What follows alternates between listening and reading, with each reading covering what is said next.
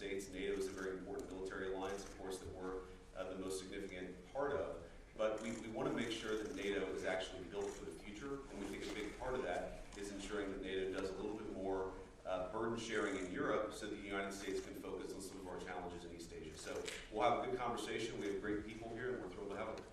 Thank you. Thank you so much, Mr. Vice President. And it's a pleasure to see you again. And I want to thank you for the American people for everything you are doing to keep the whole world safe, basically. And I know there are many theaters in the world you really have to take your attention to. So I do understand the issue of burden sharing. It is crucial. I also want to thank you personally for everything you have done over the years in engaging with Europe. It has been noted, you have been here before, and it's really important. And I look forward also from that perspective to our talks. And on Europe stepping up, European part of NATO stepping up, you are absolutely right. It has to be done. We have to grow up in that sense and spend much more.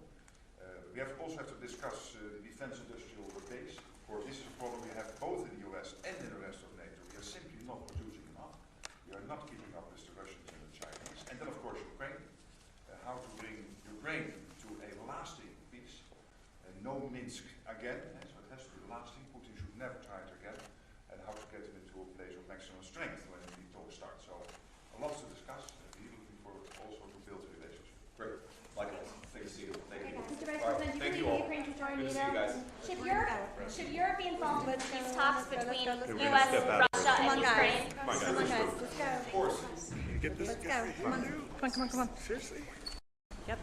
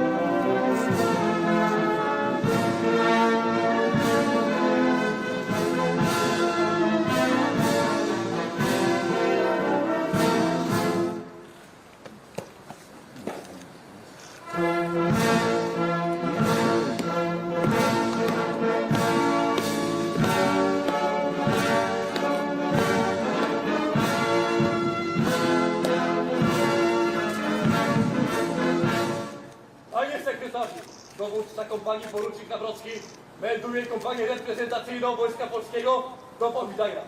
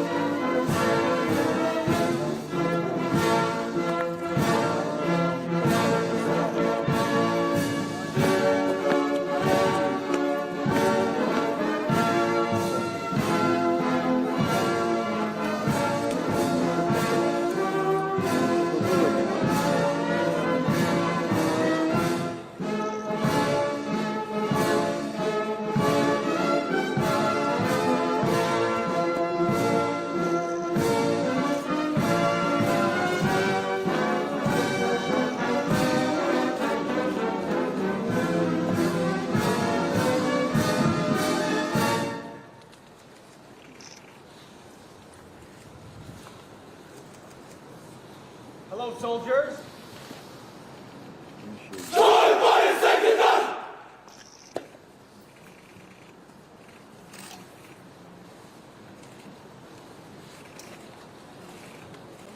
Greetings from America. Thank you for serving your country, loving your country, and standing with our country. God bless you.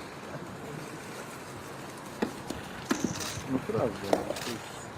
Ognia! Chodź! Na ramię! Chodź! Szurki w prawo! Zwrot! Na wprost! Marsz!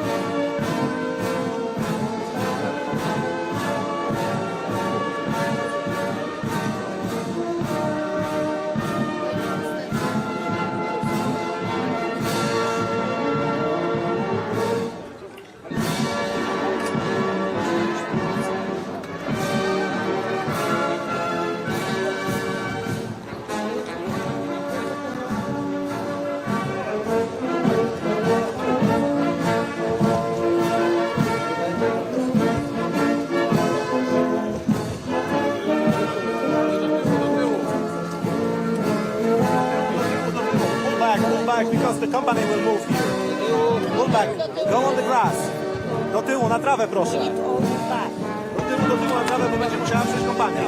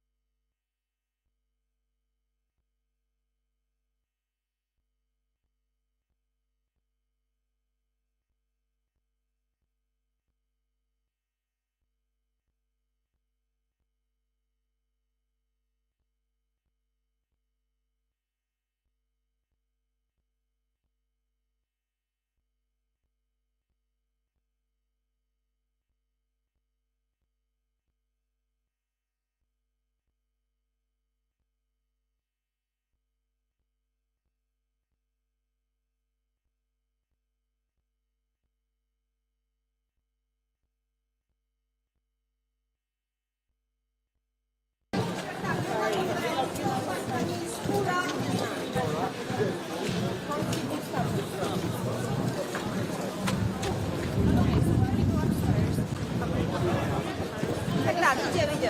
Całkiem? Chce pan całkiem wyjść?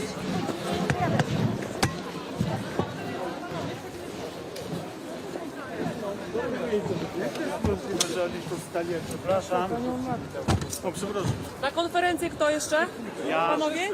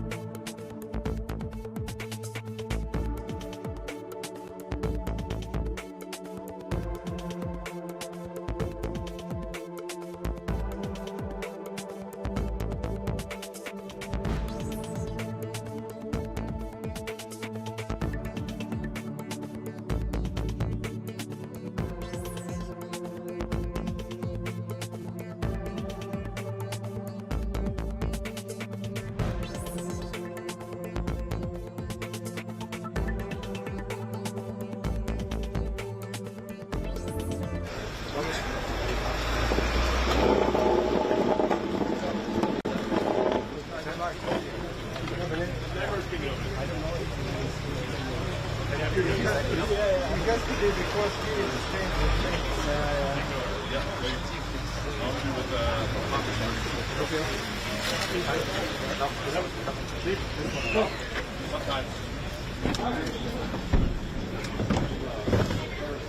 Sie müssen weiterfahren. Ich fahre gleich weiter. Sie müssen weiterfahren. Eu estou no consulado há 5 minutos. Ok, obrigado. Your badge, please.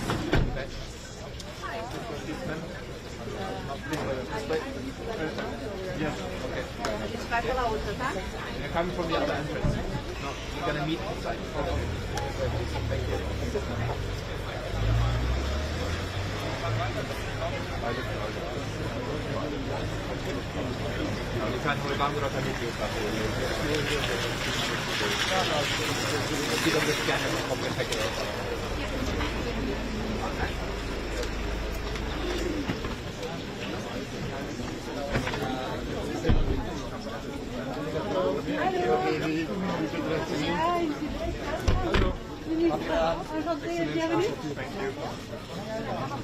Enchanté.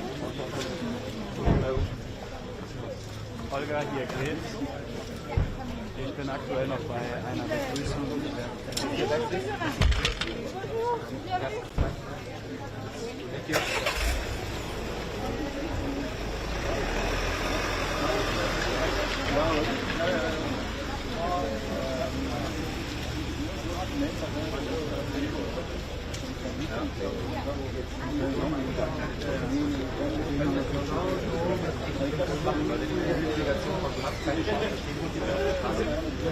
Morning. Thank you.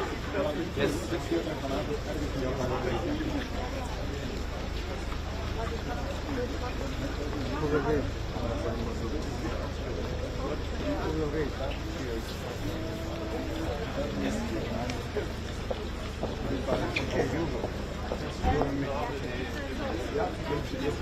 Sorry, sonst komme ich zu spät.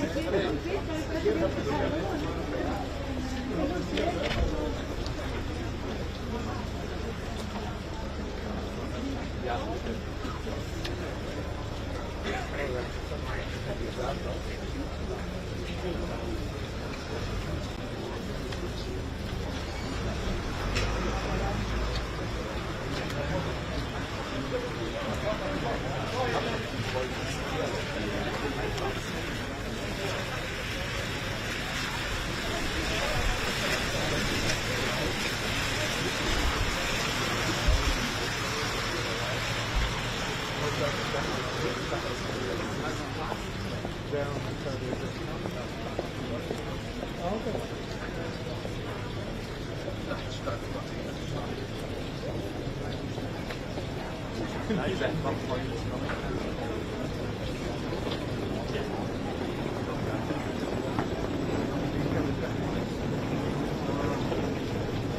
Also wenn dann ist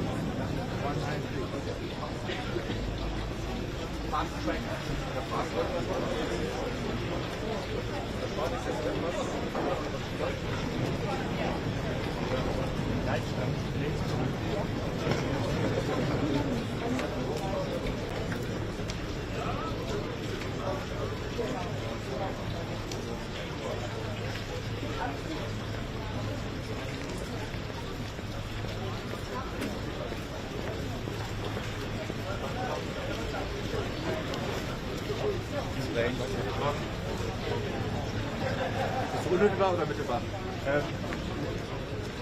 Aber ich muss da wird ihm das total weg.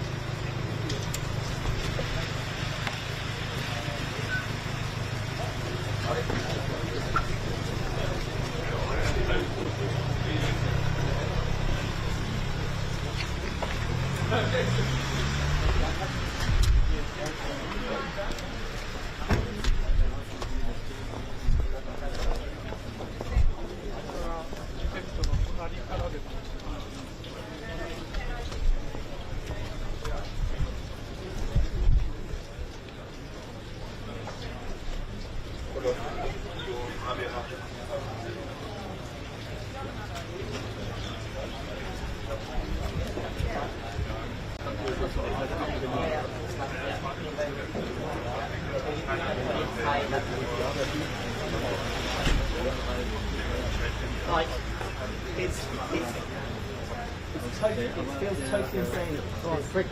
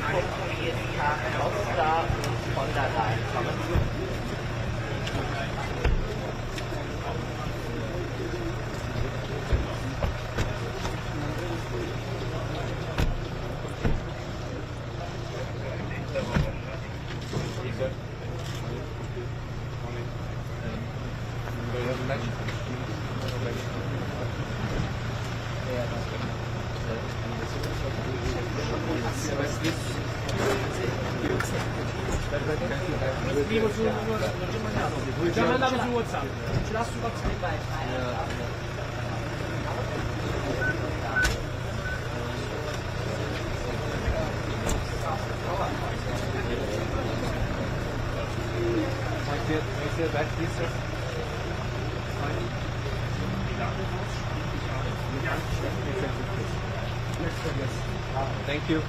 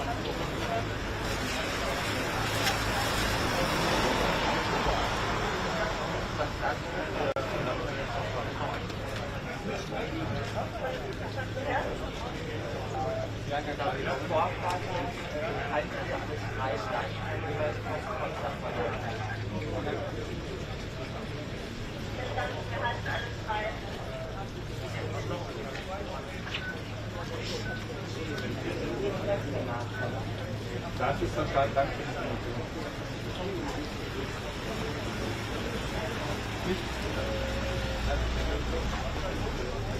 Ganz vorne nach von der Leistung. So verstanden, was da von der Leistung. Niklas Lemar, kommen.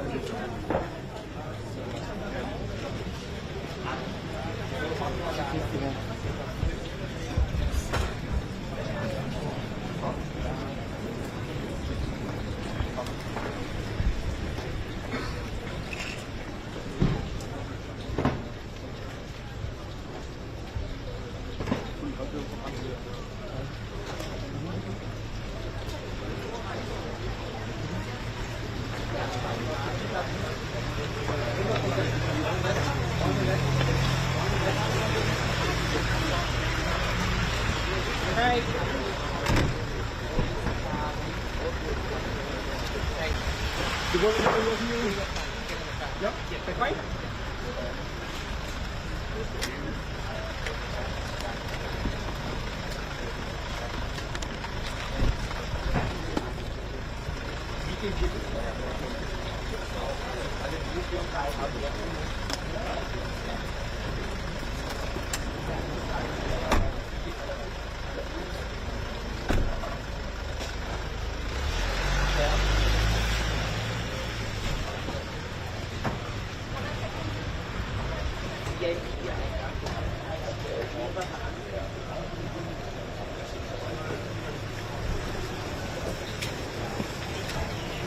weiß ich nicht. Ich kenne die 8 Stunden Arbeit. Genau das werde ich herausfinden persönlich. Weil dieses wir brauchen das nur so viel noch nicht im Auto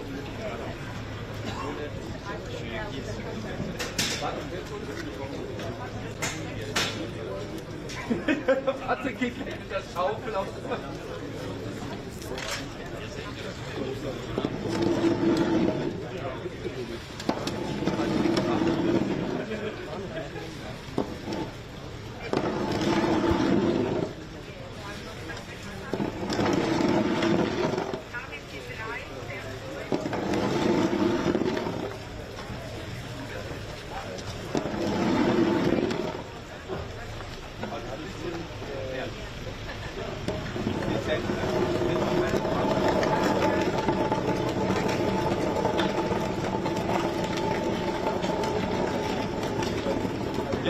morning. Good morning. Good morning. Good morning. Aber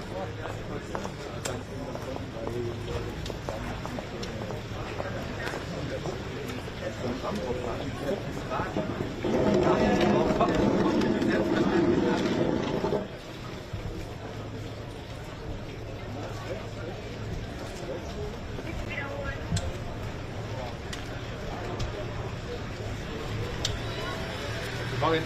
Delegation? Delegation? Delegation, okay. Okay.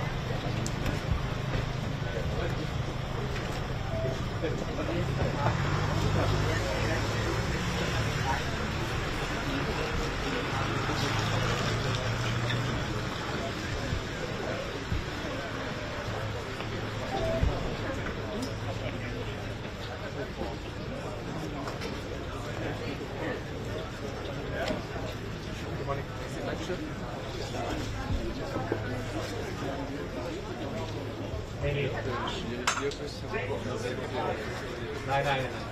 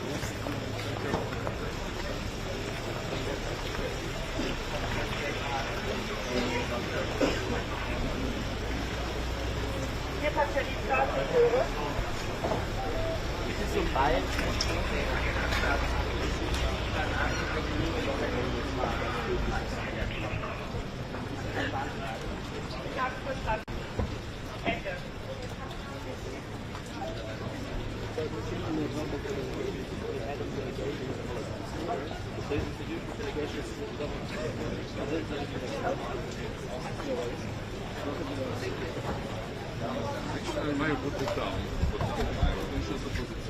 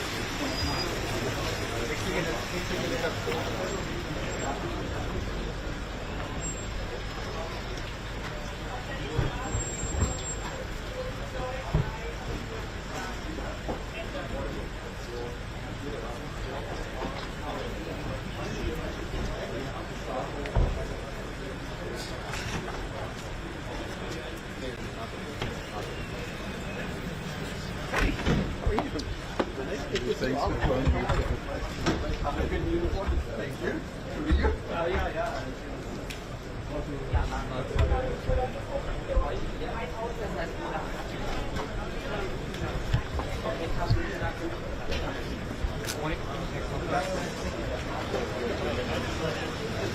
Nur die Defence. Ja, auch bitte darüber. Nein, das ist fine. Everybody else. Thanks here.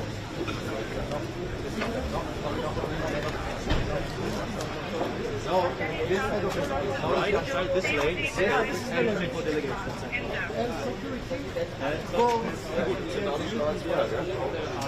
Otherwise, here, but you have to check with security personnel. Usually, much. Usually, Also ich möchte machen, den damit kurz gesagt habe, weil ich jetzt den Laptop angelegt habe, das ist wir reden jetzt von wir wollen hier eine vernünftige Lösung. Also die Vorstellung ist auch, die US-Delegation die Vorstellung ist auch, die US-Delegation kommt an, einen, der mit dem Menschen ist und der Fisch geht raus. Das funktioniert nicht für die Bubble an. Aber das ist die gelebte Theorie. Das war geil. Also, hey, na, ist fein.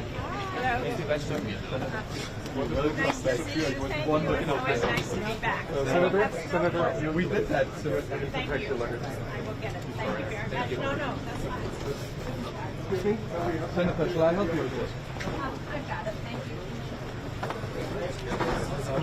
Ja. Unser Tarif wollte gerade rein. Wir haben jetzt eurer Sicherheit gemacht haben, aber es gibt irgendwann nicht das richtige Batch haben. Alle. Ich auch. Ich fand den Lösungsweg auch viel geiler. Delegation geht geschlossen rein. Ja, und der Ausgang ist da. Delegationsgepäck wird einzeln gescannt. Das wäre sinnvoll. Ich habe Fotos von mir von früher. Geile Snowman.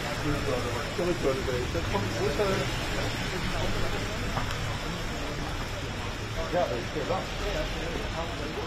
Und dann ist gut. Wir müssen den Eingang. Oder lassen wir den so im Leben bleiben?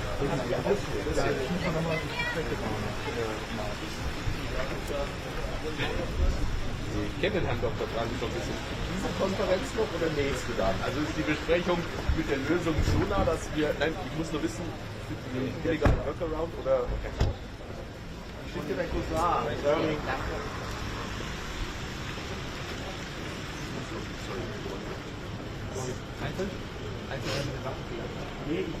Also, achso, der wird einfach sagen. Ja.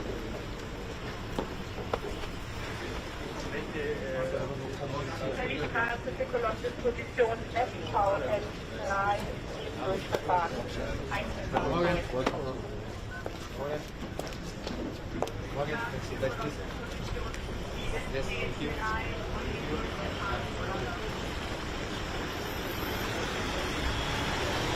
Ja, der ist nur der da ist.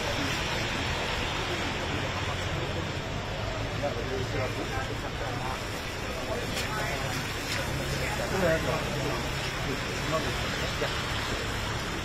Die Akten drauf. Entschuldigung.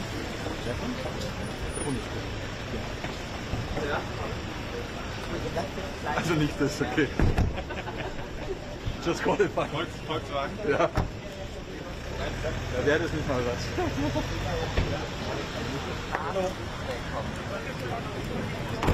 Verkehrskoordinator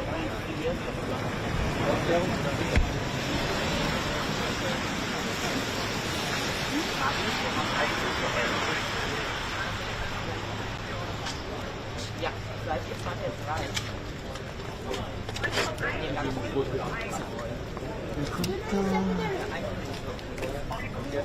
Happy birthday. Thank you so much, this is so great. This is so great. Grüß Gott. Hallo.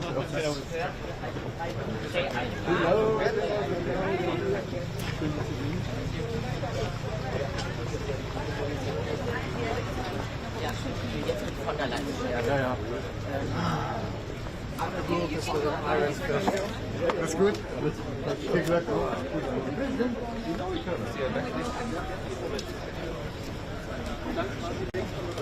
Hello. Good to see you.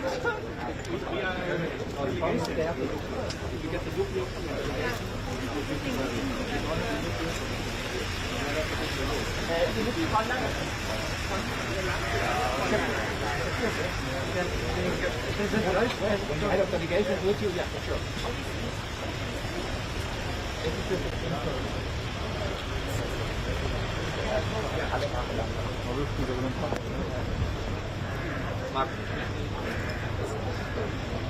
das ist das nächste Problem. Straße. Wir schicken sie teilweise schon in dem Eingang aus der Offizier. Also vielleicht mal so ein After-Action-Report machen.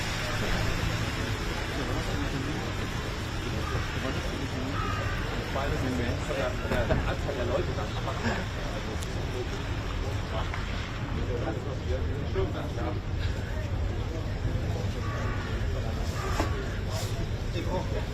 Von der Leyen.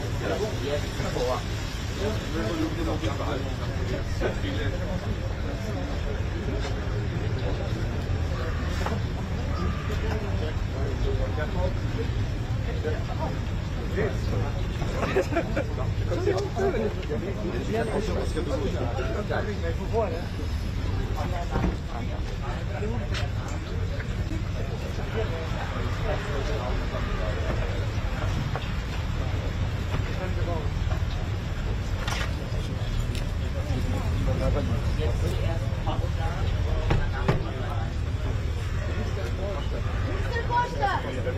Couple of words about the position of the EU.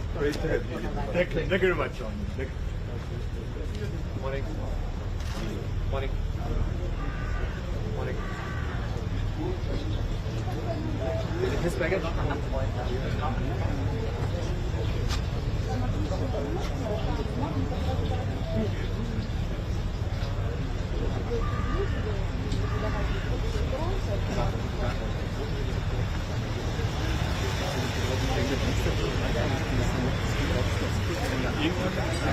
Aber normalerweise finde ich so, dass die so einen Rekord fahren.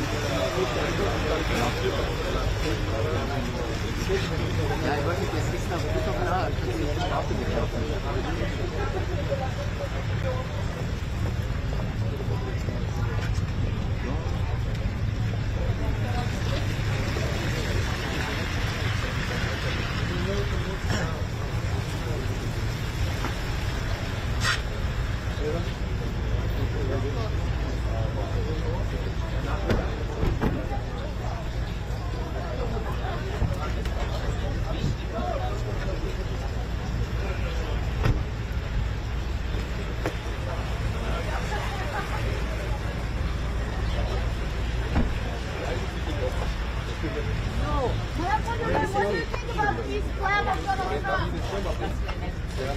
Nimmt den einer von euch mit oder soll ich ihn hier bunkern? Oder ins Auto?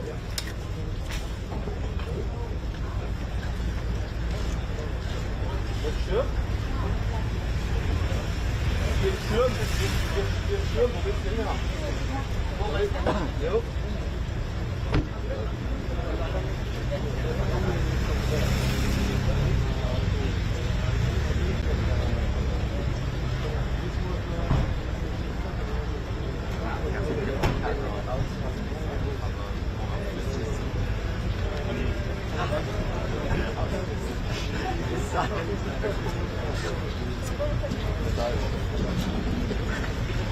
Bringen wir einfach da rein.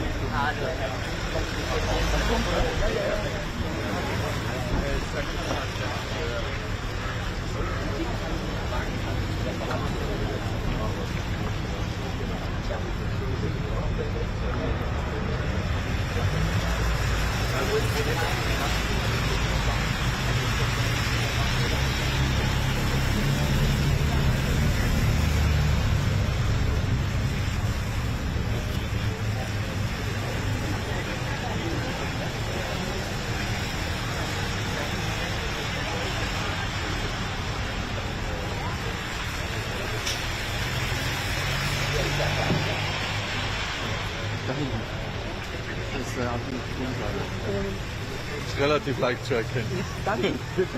Haben wir extra für euch da drauf gestellt.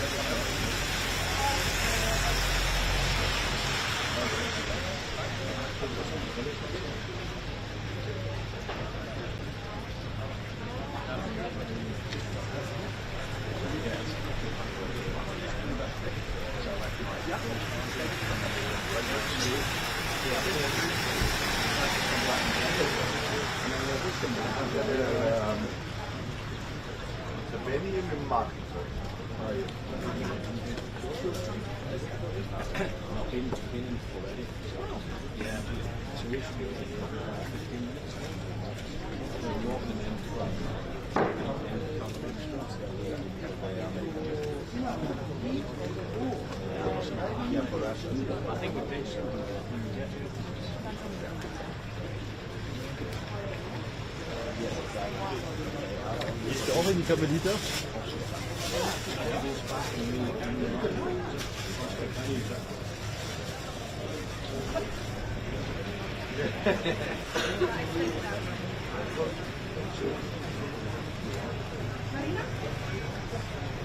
Riegel.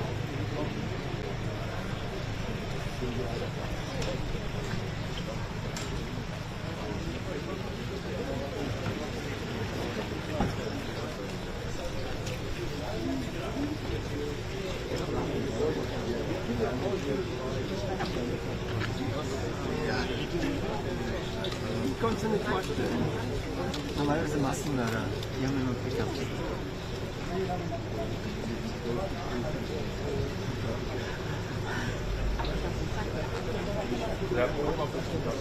Perfekt, danke, das hilft. Viel Spaß, ne? Bis später.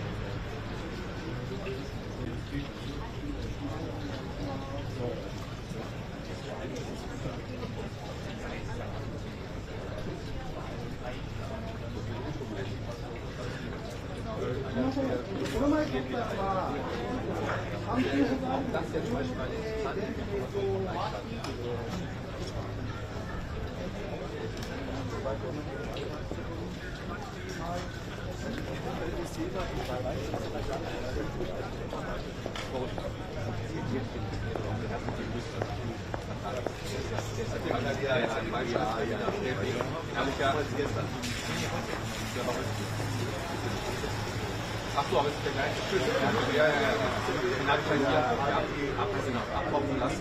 Ja. Und das ist da eingefallen. Egal, von welchen Chancen. Ja, nein, der kennt alles schon 10 Jahre. Miete von als unser Freund. Ach so. Kann er nicht mehr kommen da rein.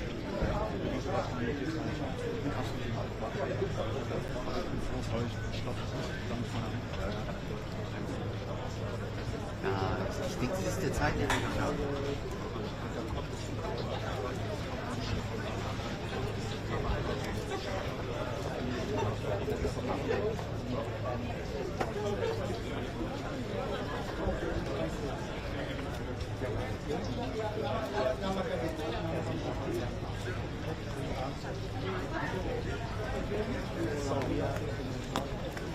Wenn wir innen reingehen, das ist der Eingang bis nächstes Jahr. Da ist der da hinten. Nein, eigentlich direkt der Raum. Da sind wir noch nicht drum gekümmert, weil die reingehen und nach hinten raus.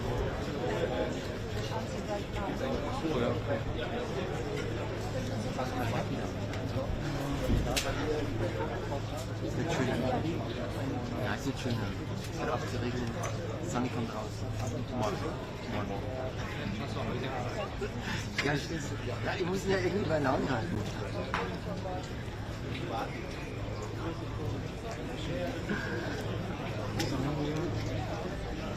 Ja, nein, bei mir nicht. Ich kenne es ja nicht. Also, die gehen auch weg. Weiter nach Hause fahren. Er darf nicht hier durch.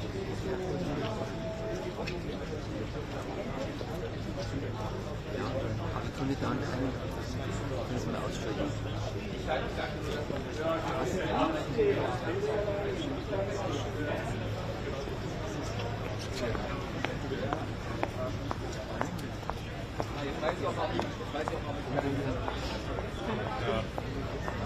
Das Mikro.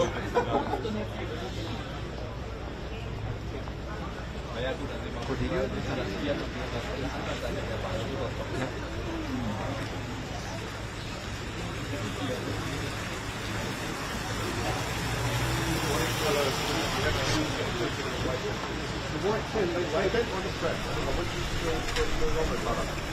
Yellow, but you have a full bench, so it's white. Why not? Aber er wird auch Sound drinnen. Aber das ist ein Wort, da gibt es auch 17 verschiedene Meinungen. Es muss in das Presse It's also price. I'm so sorry.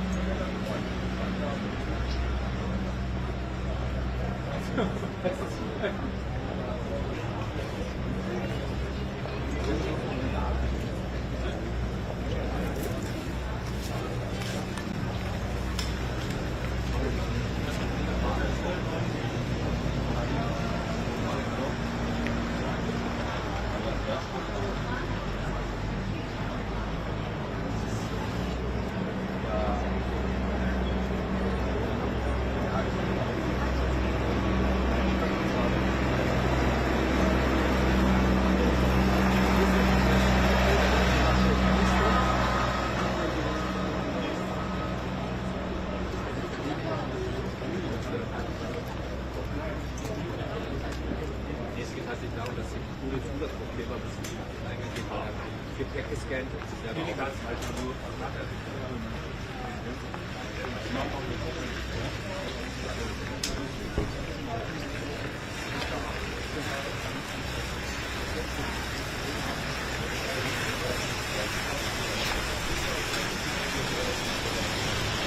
Ja, falls ihr das hören, gilt Bescheid. Kommt gut angekommen?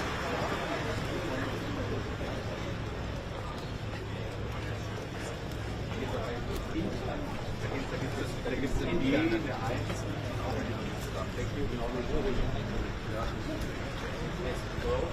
Hier baut es jetzt auch.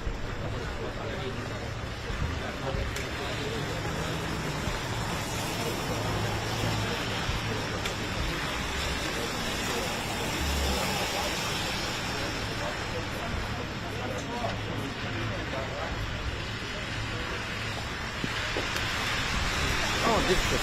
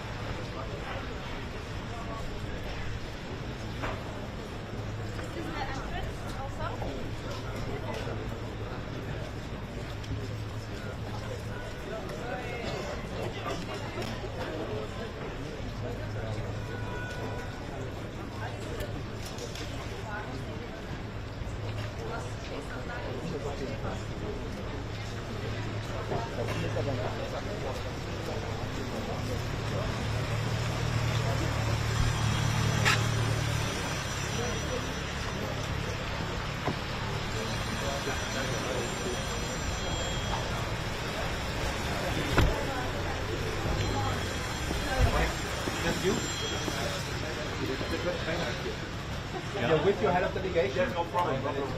Thanks. Ja, mein Nass, ne? Ja.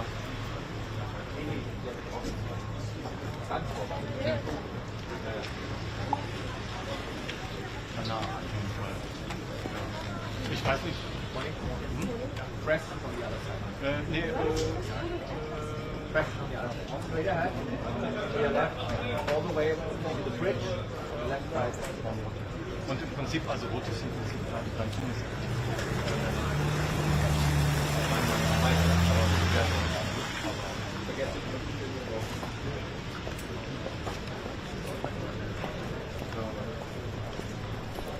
Ja, ja, und diese amerikanische Delegation natürlich auch.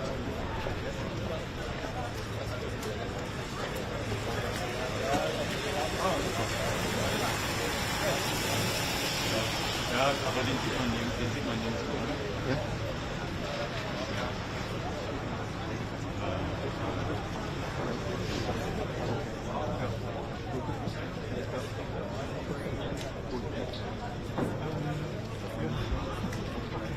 Bis später, ne?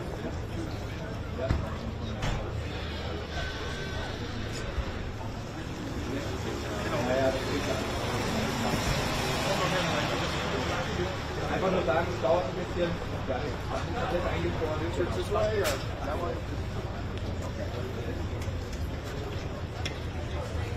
I'll see you on the other side.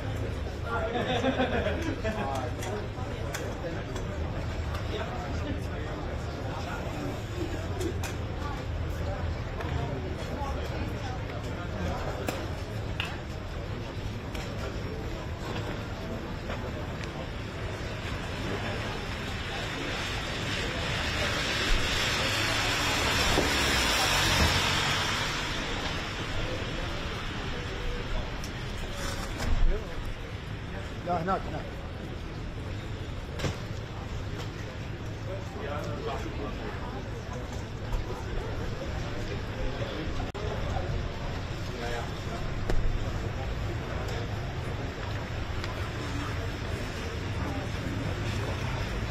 Yes, sir. Thank you.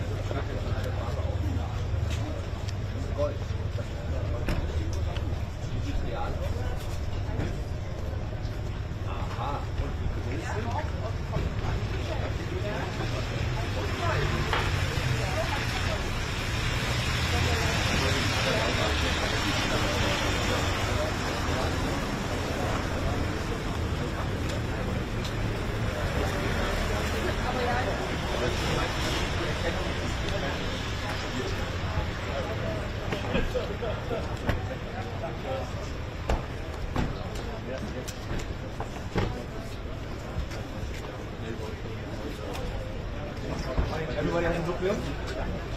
Yeah. Perfect, thank you. Morning. Morning. Good morning. It's the best service. Yeah, no. And red is no entrance. No. No, red. No. Red is no entrance. Where can we go? No, nowhere. It's just inside. No. Red is just outside. No. Red. Ma'am, if you need to be inside, you have to go to see over there. There's a church. The church has the identification. No. The train.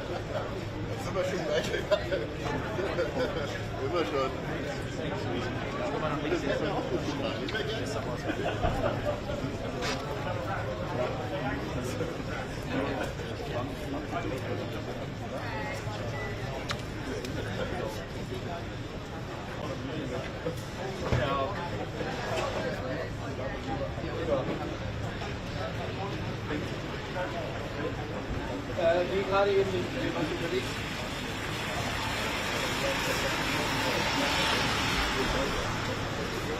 Der Rot hat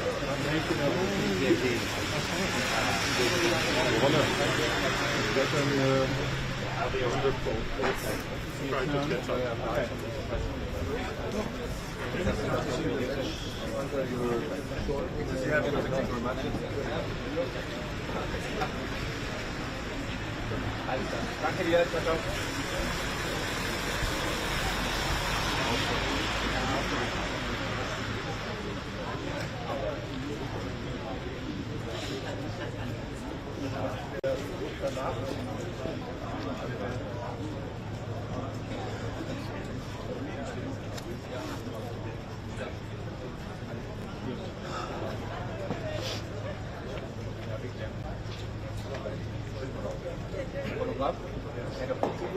kann immer hier rein und raus. Nukleus mit Head of Delegation geht hier. Nukleus alleine geht hier. Zum Beispiel ich. Und ohne geht auch da. Das geht nur offiziell.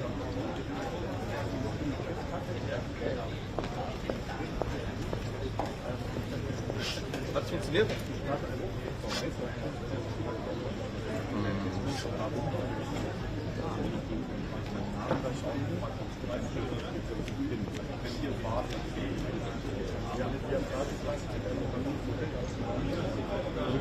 Okay, okay.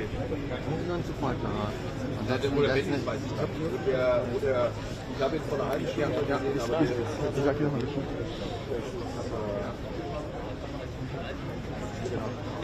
Ja.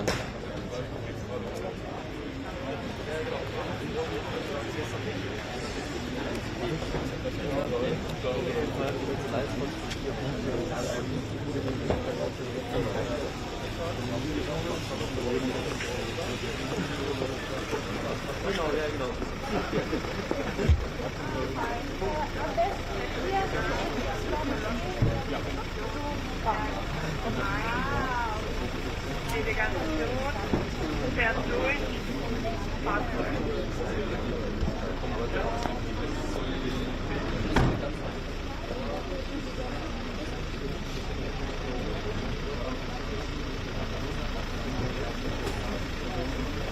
Willst du mitnehmen oder hier lassen?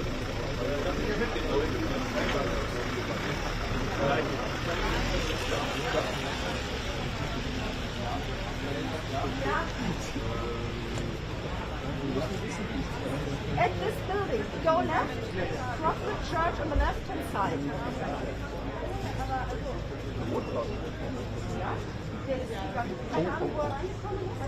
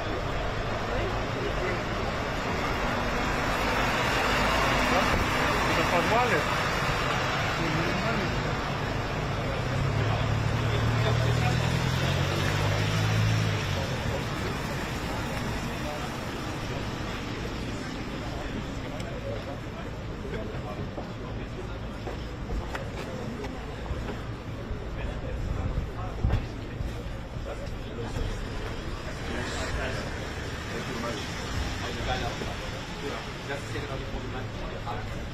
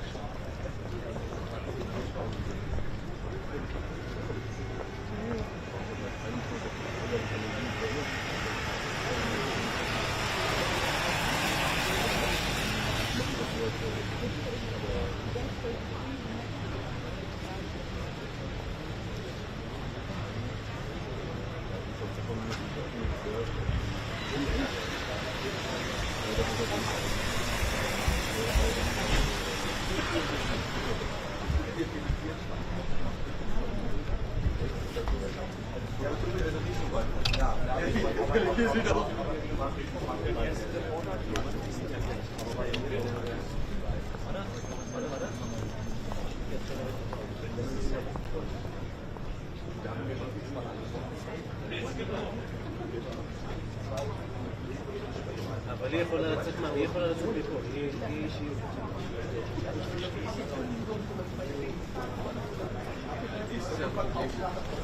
איפה אתה הולך? מסביב?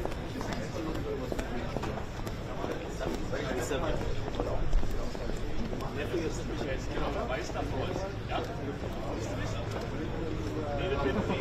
Ja, so. Das ist aber der steht nicht weiter rechts noch.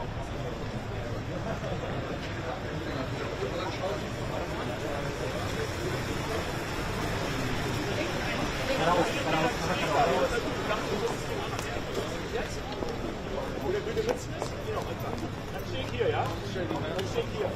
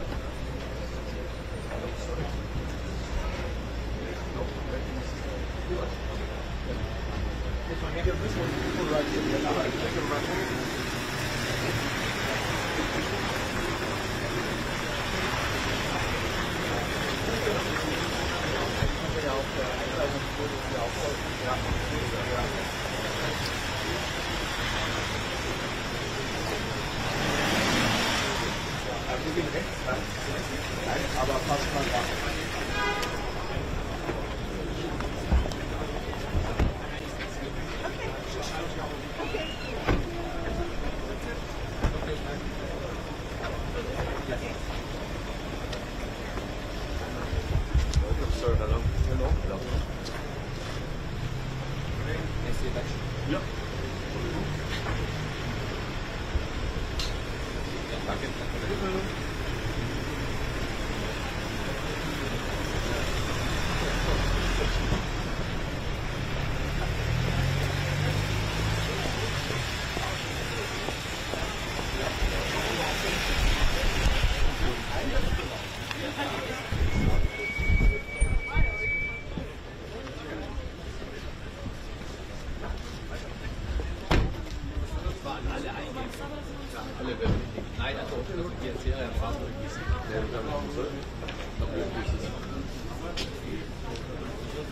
Yes, but this is only when you are with your principal.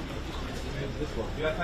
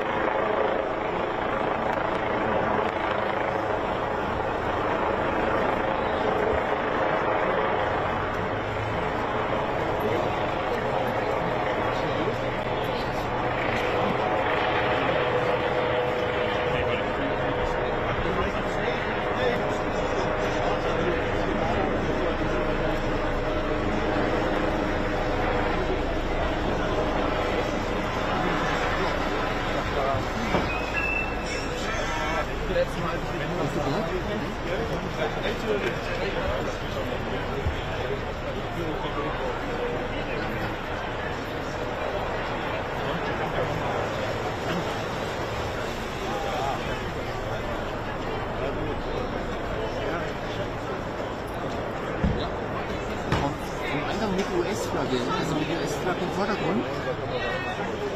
Also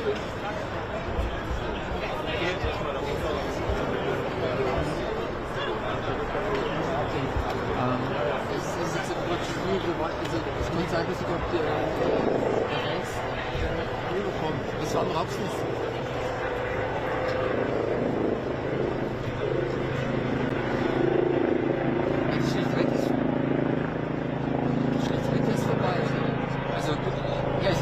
Ich habe vorher Sachen gedreht. Ja, ich habe schon eine totale gedreht, ja. Das ist von Clemens. Das habe ich abgehört, im Büro hier.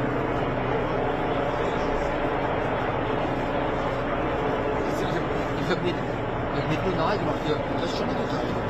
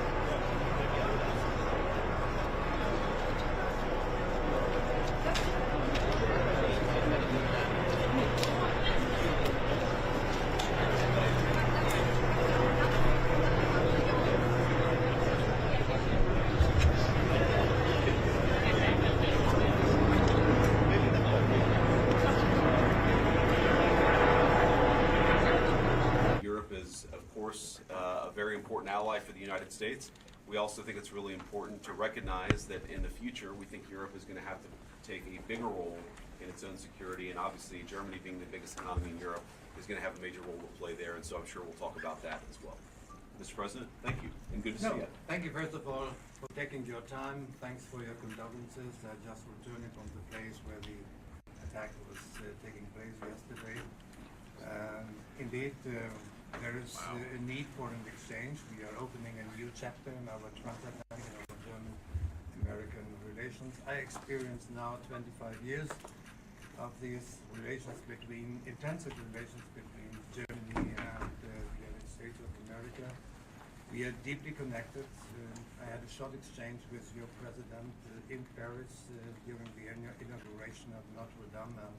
He was telling me about his deep roots in Germany, Sure. connected to his family history. So therefore, you're right.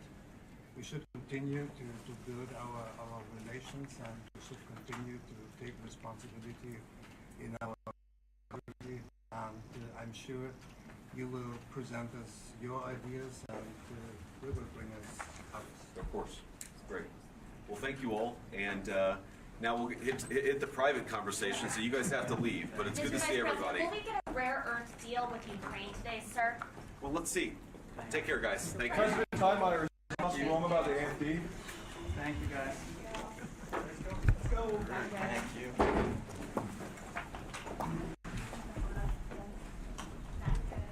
Thank you. So, are you from this part of Germany, or where? No, We gotta go. Let's go. Thank you. I'm from the part of Germany which is quite similar to your home.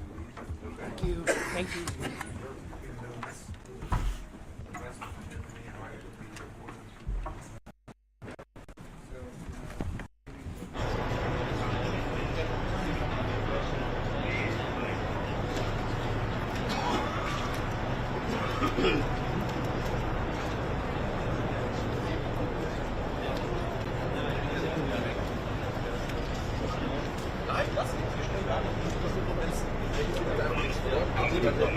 Alles gut. Wenn es 5 sind, sind es 5. Wenn die MSC, alles cool.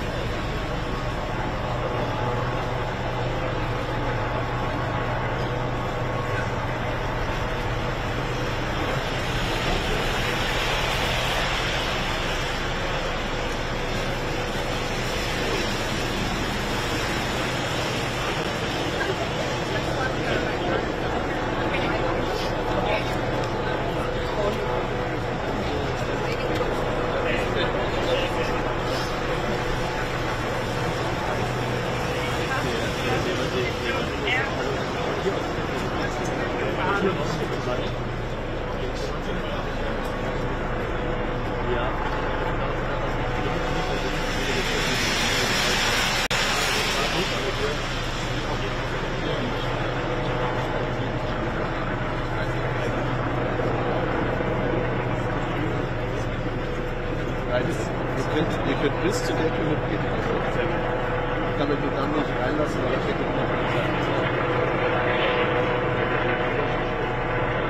meine Wickel ist ja stehen, wie da? Bitte.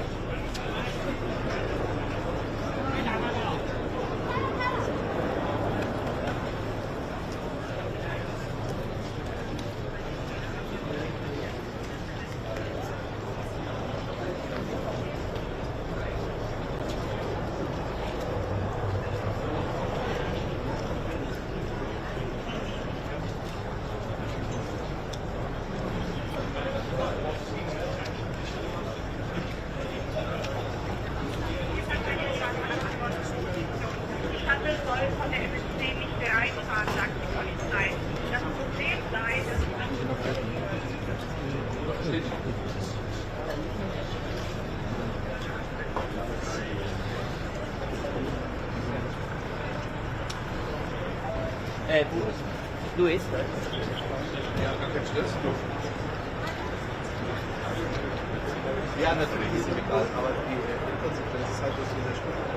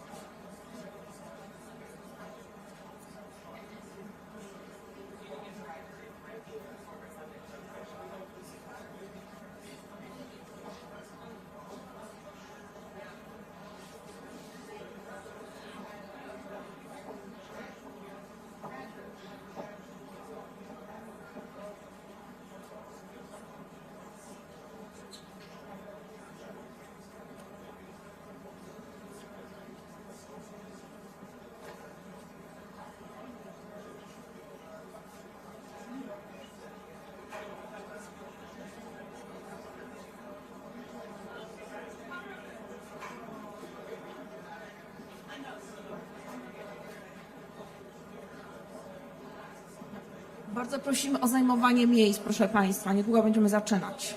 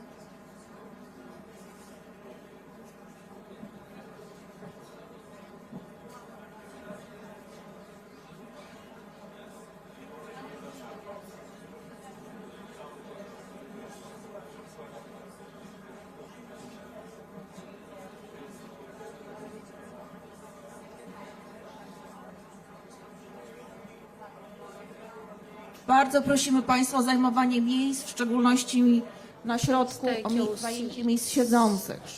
And take your chairs.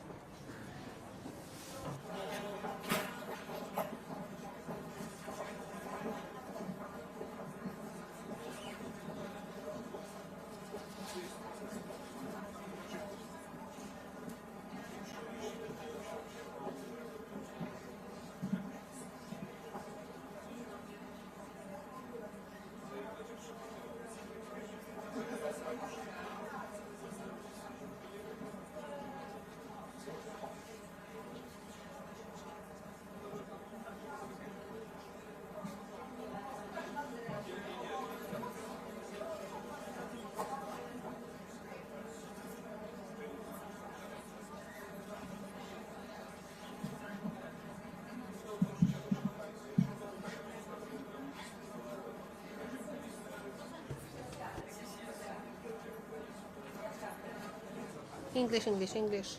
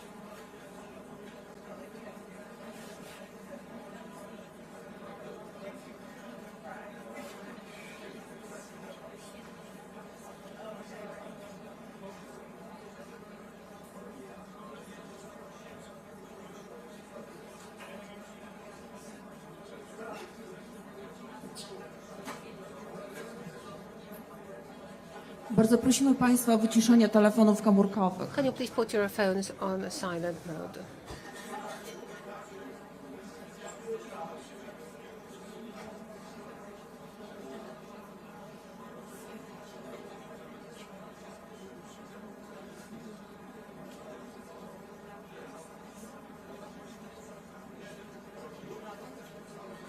Proszę Państwa, zaczynamy za chwilę. We are about to begin.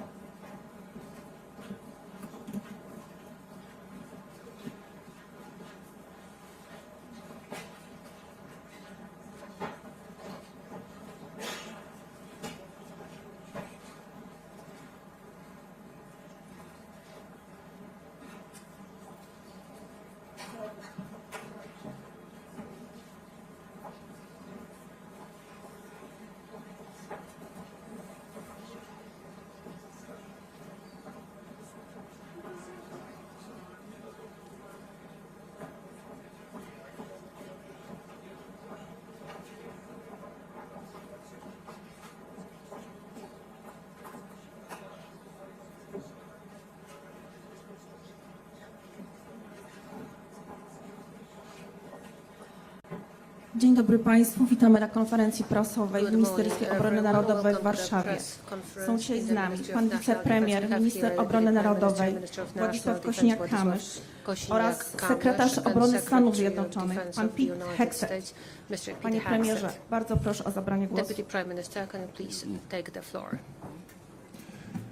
Dzień dobry, szanowni państwo. Wielki moment. Wielki moment dla mnie, dla mojej żony, z którą wspólnie gościmy sekretarza obrony Stanów Zjednoczonych wraz z jego małżonką. Witamy Was bardzo serdecznie. Bardzo dziękujemy, że jako pierwsze miejsce swojej oficjalnej, bilateralnej wizyty pan sekretarz wybrał właśnie Polskę. To jest wyraz naszego partnerstwa. Wyraz naszej wspólnej przyjaźni, wspólnej strategii bezpieczeństwa dla Stanów Zjednoczonych, dla Polski, dla Europy i dla całego świata. To jest nasz wielki obowiązek, to jest wielki honor dla mnie gościć dzisiaj pana sekretarza Pete'a Hegzetha w Polsce i rozmawiać na temat najważniejszych wyzwań związanych z bezpieczeństwem Polski, Stanów Zjednoczonych, Europy i świata. Dziękuję za tą bardzo dobrą dyskusję. Mieliśmy okazję w 4 oczy i później w naszych zespołach prowadzić rozmowy dotyczące naszego sojuszu i Sojuszu Północnoatlantyckiego. Sojusz polsko-amerykański nigdy nie był tak silny jak teraz. I jesteśmy w stanie zrobić wszystko, żeby go z dnia na dzień jeszcze bardziej rozwijać. I na to się umówiliśmy, na wspólne inwestycje, na wspólne gwarancje bezpieczeństwa, na podnoszenie swoich zdolności. Polska jest krajem, który rozumie zagrożenie. Widzi, czuje, bo ma swoją historię, gdzie te zagrożenia często powodowały, że na naszym terenie, w naszej ukochanej ojczyźnie trwały działania wojenne, była po prostu wojna. Nie mieliśmy też swojej niepodległości, nie mieliśmy też możliwości przez wiele lat samostanowienia. Gdy to odzyskaliśmy, wiemy, jak ważne jest bezpieczeństwo, jak ważny jest pokój, jak ważna jest wolność. Te wartości, które nas łączą, potrzebują siły. Wolność potrzebuje siły, pokój potrzebuje siły, bezpieczeństwo potrzebuje siły. I nie ma tej siły bez wydatków, bez pieniędzy, które musimy wydawać na nasze bezpieczeństwo, bez podnoszenia naszych zdolności, bez inwestycji w naszą armię, sojusz i w społeczeństwie. Wiemy o tym dobrze i to jest coś, co wspólnie nas łączy. Bardzo za to dziękuję. Polska jest przykładem. Pan sekretarz dawał ten przykład publicznie w Brukseli. Polska jest przykładem, jak należy in dbać public o in swoje Brussels, that i Poland is sojusznicze actually bezpieczeństwo. an example Bo how wszystkie to działania, które care for prowadzimy, our own security and ochrona the allied granic, security, because whatever we do, 5% the wydatków protection na of our zbrojenie, borders, 5% modernizacja i of transformacja defense polskiej spendings, armii, modernization and transformation of the zakupy Polish armed najlepszego forces, sprzętu the u acquisition of naszego the state-of-the-art strategicznego equipment from a w dziedzinie strategic obronności, czyli partner in Stanach the area of Zjednoczonych, defense, which to is jest the United absolutny States. priorytet. And this is an absolute Wszyscy priority Polacy for our są country. pod tym Everyone in jednoznacznie Poland podpisani. Dziękuję naszym podatnikom, dzięki którym możemy realizować ten wielki plan transformacji polskiej armii. Bez nich by to się nie udało. To dzięki nim możemy to robić, bo oni się na to składają i rozumieją. I Polska jest tym krajem, który rozumie, że większe wydatki na zbrojenia są czymś absolutnie koniecznym. Europa musi więcej wydawać. Z tym przesłaniem przyjechał sekretarz obrony na spotkania ministrów państw NATO. Musi więcej wydawać po to, żeby lepiej chronić swoje terytorium. I Stany Zjednoczone chcą współdziałać. Będą robić wszystko, żeby być razem, żeby sojusz był coraz silniejszy. Ale Europa musi też pokazać swój wkład. I my to bardzo dobrze rozumiemy i z tego się wywiązujemy. Polska wywiązuje się ze swoich sojuszniczych obowiązków. Byliśmy razem w Iraku, w Afganistanie, na misjach, w których walczyliśmy z terroryzmem. Po zamachach w Stanach Zjednoczonych byliśmy pierwsi gotowi do wspierania i jesteśmy na to.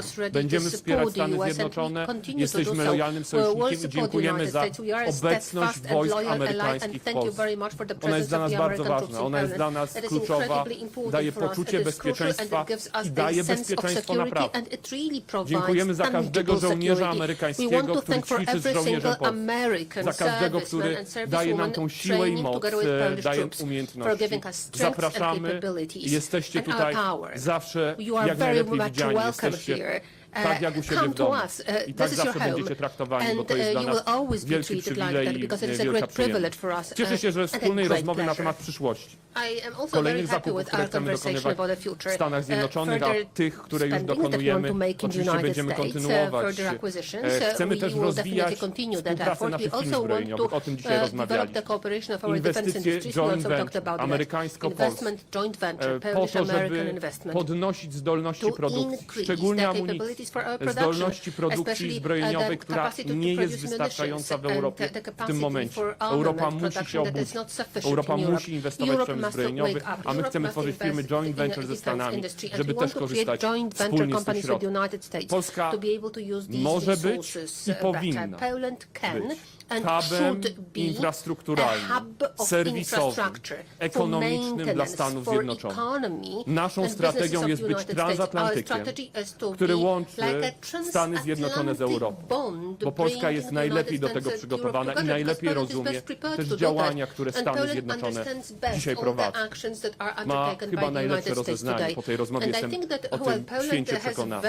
Chcemy, żeby tutaj było centrum serwisowe dla sprzętu amerykańskiego, z którego korzystają nasi sojusznicy na wschodniej flance NATO. Rozmawialiśmy o ochronie polskiej granicy, też o nielegalnej migracji, którą zatrzymujemy na granicy polsko-białoruskiej, o wyzwaniach, które mają Stany Zjednoczone w tym względzie. I bardzo dobra też informacja. Wiecie, Szanowni Państwo, że trwa przegląd różnych wydatków w Stanach Zjednoczonych. Różnego rodzaju zarządzenia wydał pan prezydent Trump, zmierzające do tego, żeby przeglądnąć zasadność tych wydatków. Ale jest coś takiego jak Foreign Military Financing, fundusz na rzecz właśnie na przykład Polski, modernizacji polskiej armii, z którego korzystamy w wielu miliardach dolarów. I te zarządzenia prezydenta Trumpa o wstrzymaniu finansowania różnego rodzaju programów wsparcia, modernizacji, transformacji nie obejmują Polski. Bardzo dziękuję panie sekretarzu obrony za decyzję w tej sprawie, za taką jasne postawienie sprawy. To jest przykład. Jesteśmy żelaznymi partnerami, jesteśmy przyjaciółmi na dobre i na trudne czasy. Jesteśmy razem ze sobą. Polska i Stany Zjednoczone, Stany Zjednoczone i Polska to prawdziwi przyjaciele, a nasza współpraca będzie jeszcze na wyższym poziomie. Bardzo dziękuję, panie premierze. Bardzo proszę o zabranie głosu pana Petera Hegzetha, sekretarza obrony Stanów Zjednoczonych. Mr. Deputy Prime Minister, thank you for your incredibly strong words. which I echo and concur completely. Our friendship, our bond is ironclad, and we came here specifically to reinforce that. I also want to thank your wife for being a part of this as well today, and your entire delegation. The warmth of the Polish people is very, very clear. It is a privilege to be here, and I do want to emphasize that it's quite intentional that our first European bilateral is right here in Poland. The symbolism is not lost. In fact, it is intentional. We see Poland as the model ally on the continent, willing to invest not just in their defense, but in our shared defense and the defense of the continent. Our relationship is strong and growing stronger every day. Poland, a strategic frontline partner on NATO's eastern flank. Poland, a staunch U.S. ally. Poland, as I said, model ally. Not only in words are cheap, but in deed and in actions. Poland leads by example on a lot of things, including defense spending, building up Polish military readiness. Yesterday in Brussels, we both talked a lot about spending and the need for hard power. Diplomacy is important, talk is important, negotiations are important, but ultimately, beans and bullets and tanks and helicopters and hard power still matters. Poland understands that, and so do we. They're exceeding NATO burden-sharing commitments, and we're looking for even more ways to partner. You mentioned joint ventures, strategic partnerships. We are open and look forward to further solidifying how we can work together on as it pertains to our defense industrial bases. We want to achieve peace through strength together. Deterrence, that defense industrial base, that's Apaches, F-35s, HIMARS, Patriots, you name it. The more you have, the stronger we are. The more we can cooperate with those systems, the more interoperable our capabilities are, the better.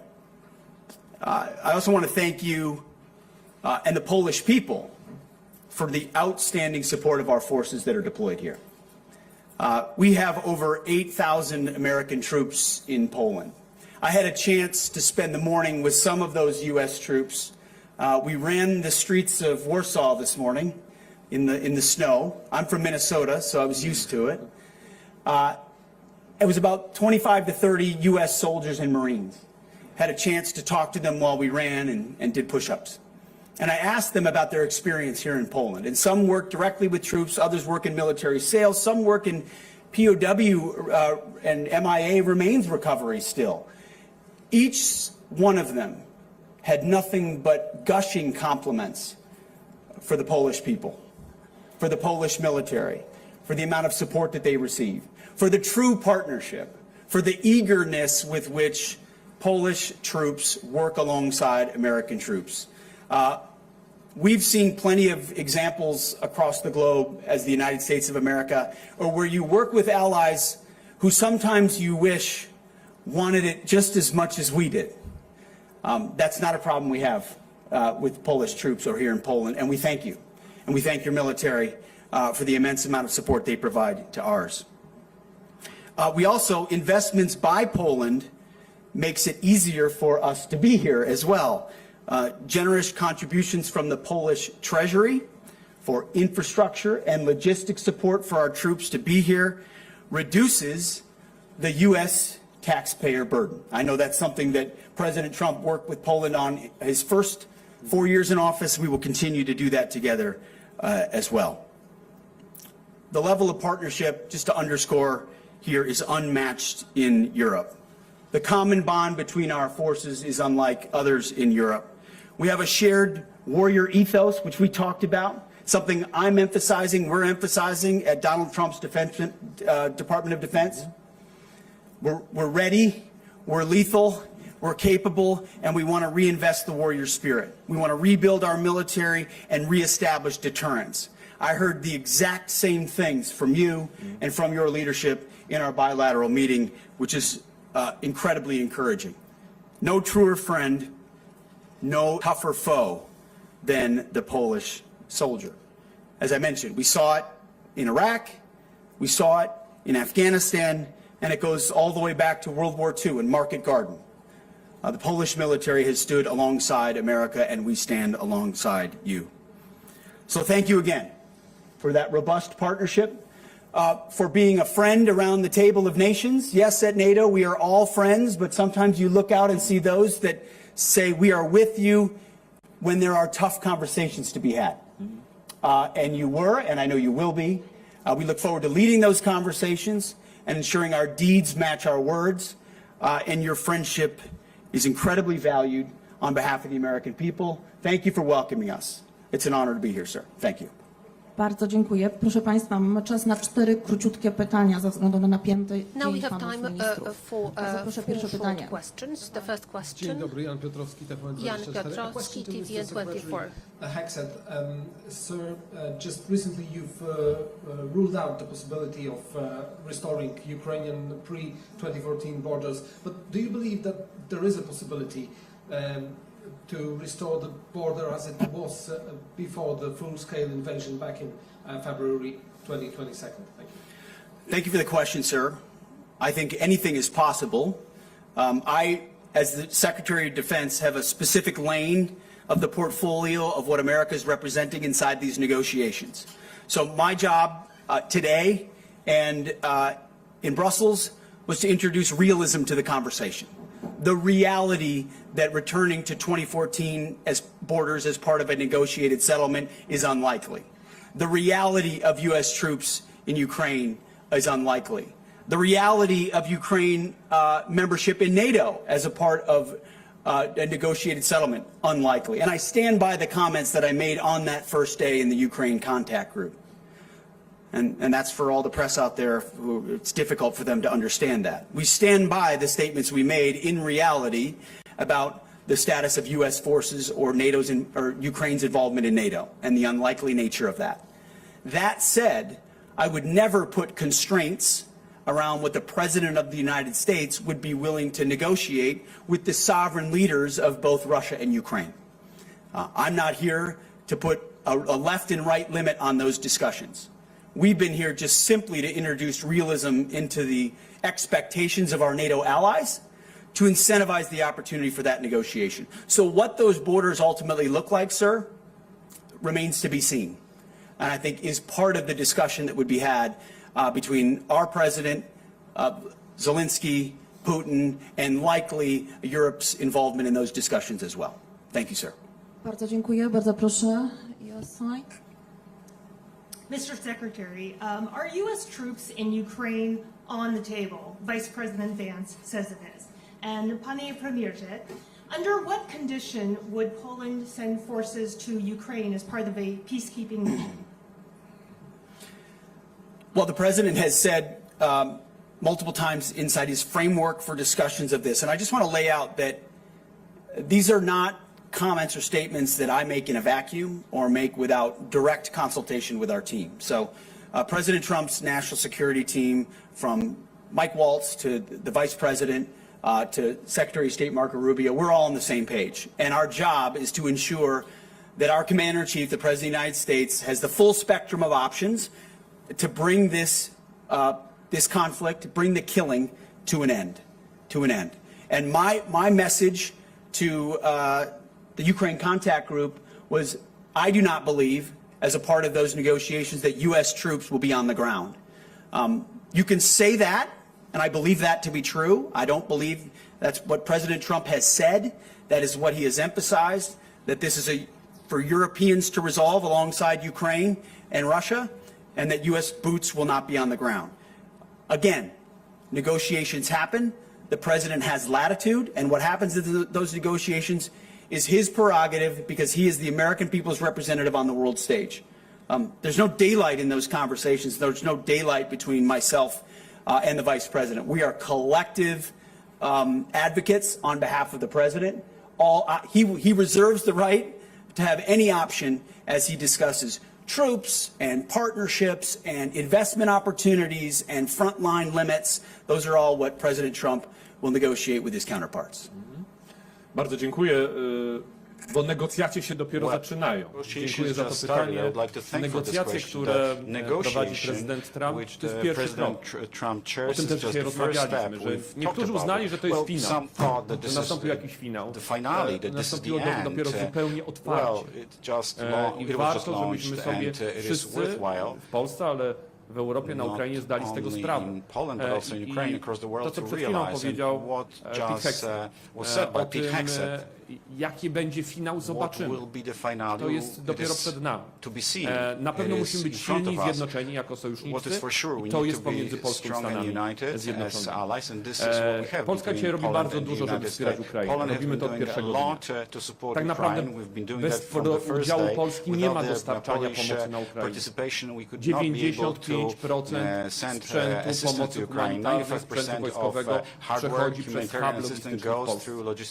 I to się dzieje od 3 lat. My to zabezpieczamy, mamy zaangażowane w to swoje siły, które chronią ten proces. Dziękujemy sojusznikom ze Stanów Zjednoczonych, z innych państw, że wspierają ten proces ochrony też tych donacji, które od 3 lat płyną na Ukrainę. I to jest rola dla Polski, moim zdaniem. Tą rolę trzeba robić. Logistycznego zabezpieczenia w wielu kwestiach na przyszłość, a nie wysyłania swoich wojsk na Ukrainę. To, co możemy na pewno zrobić, i myślę, że to zrobimy bardzo szybko wspólnie, to wysłać swoje firmy joint venture w formule joint venture ze Stanami Zjednoczonymi na Ukrainę. Firmy inwestujące w przemysł zbrojeniowy, korzystające również z różnego rodzaju możliwości podnoszenia bezpieczeństwa Ukrainy i wschodniej flanki NATO, budowania tych możliwości. Jeżeli zainwestujemy na Ukrainie, Stany Zjednoczone, Polska, Europa, to jest wielka gwarancja bezpieczeństwa. I myślę, że to też jest w strategii, którą dzisiaj Stany Zjednoczone szeroko prezentują i to też będzie przedmiotem dyskusji. Więc nasza rola jako logistycznego zabezpieczenia, którą dzisiaj realizujemy, jest po prostu bardzo ważna i bez niej nie ma wsparcia dla walczącej Ukrainy i dla pokoju w Ukrainie. Bardzo dziękuję. Kolejne pytanie. Thank you very much. Next question. There will be 2 more questions. Reuters.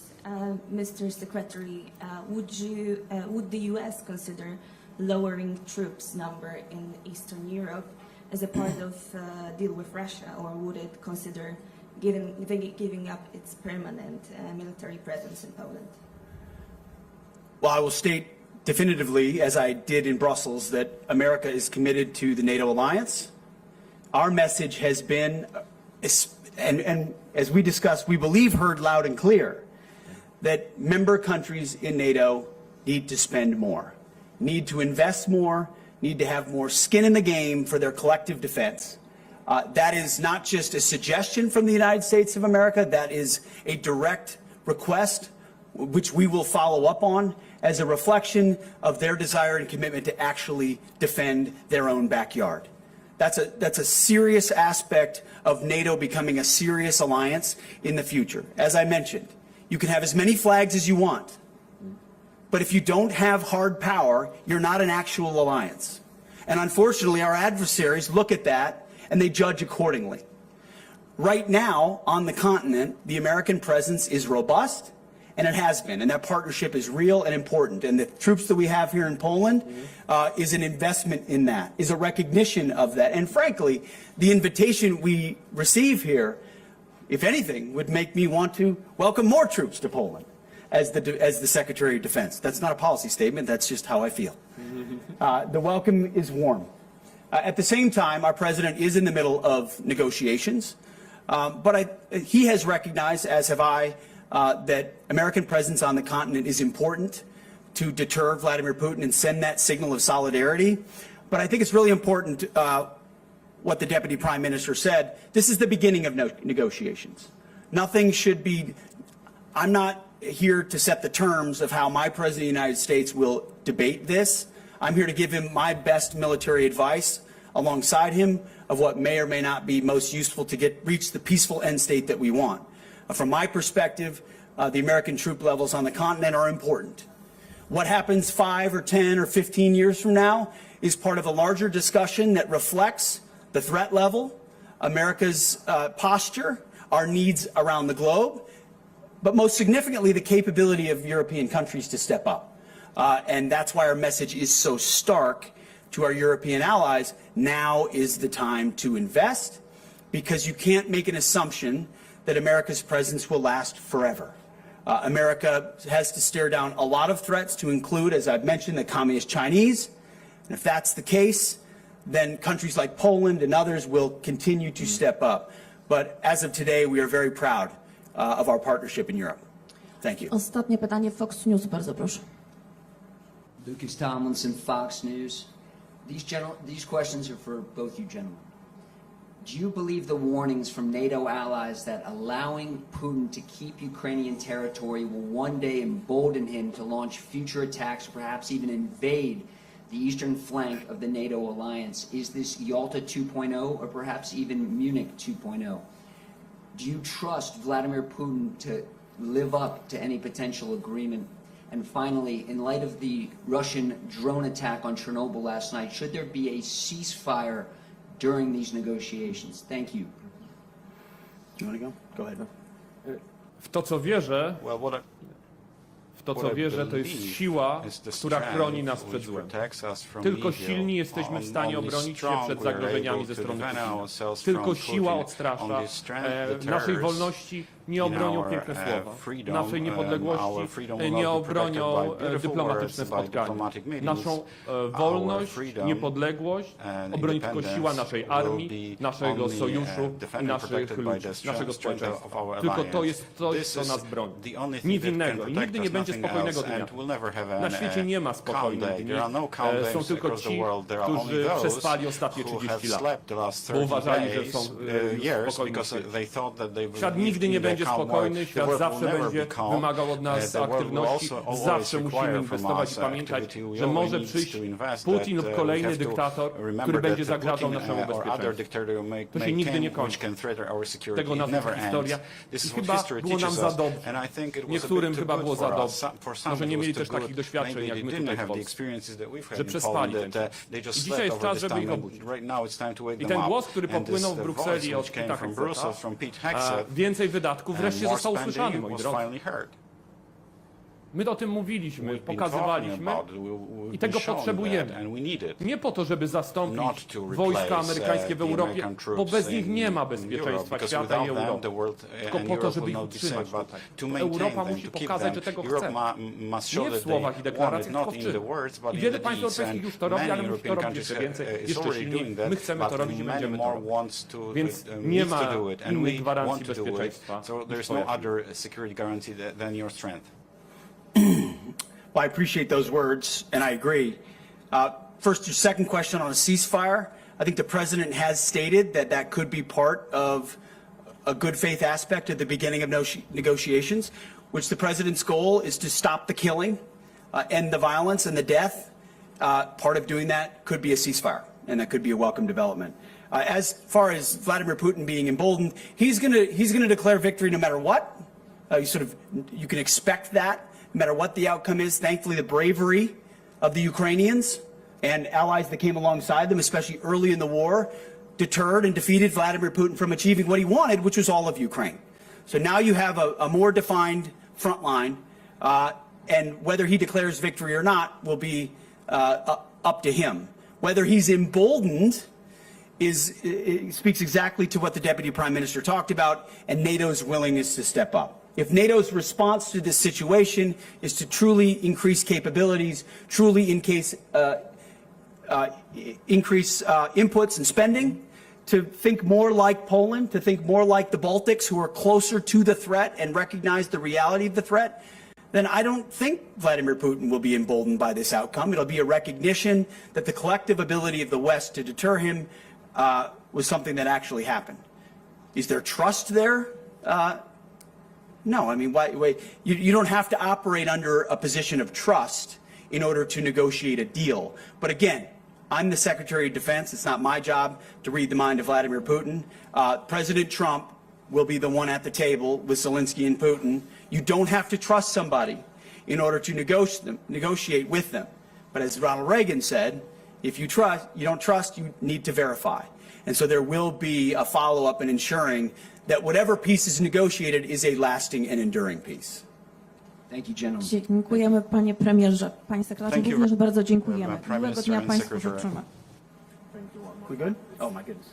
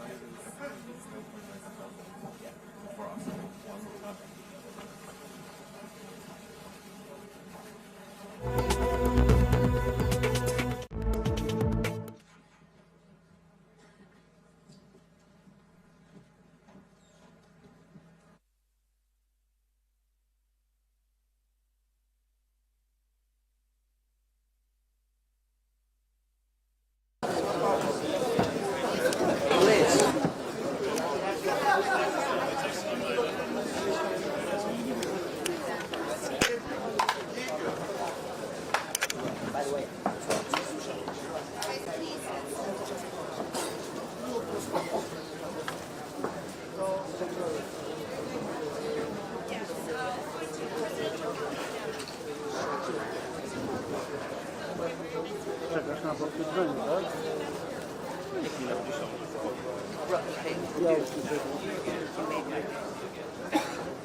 Nie, to tak jak wiadomo,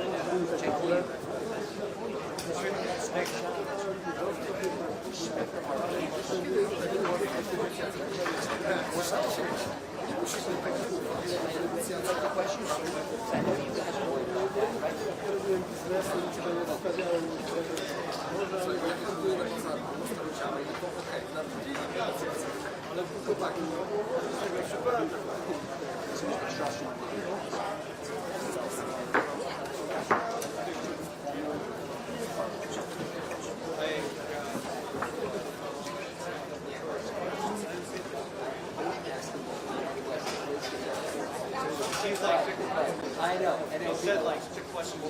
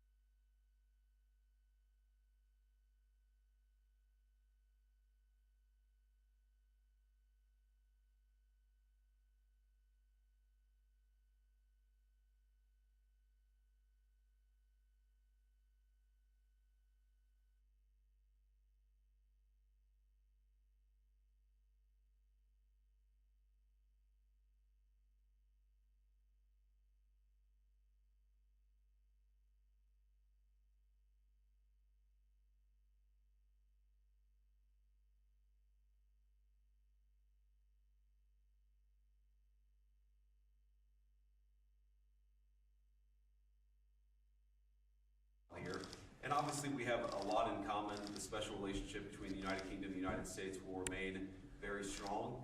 We're going to talk about something that he and I spoke about a couple of years ago when we met, which is our shared belief that Europe really should take a bigger role in its own security. And I'm glad the Foreign Secretary agrees with me on that. I think there are a lot of other issues of common agreement. I'm sure we'll talk about Russia, Ukraine as well.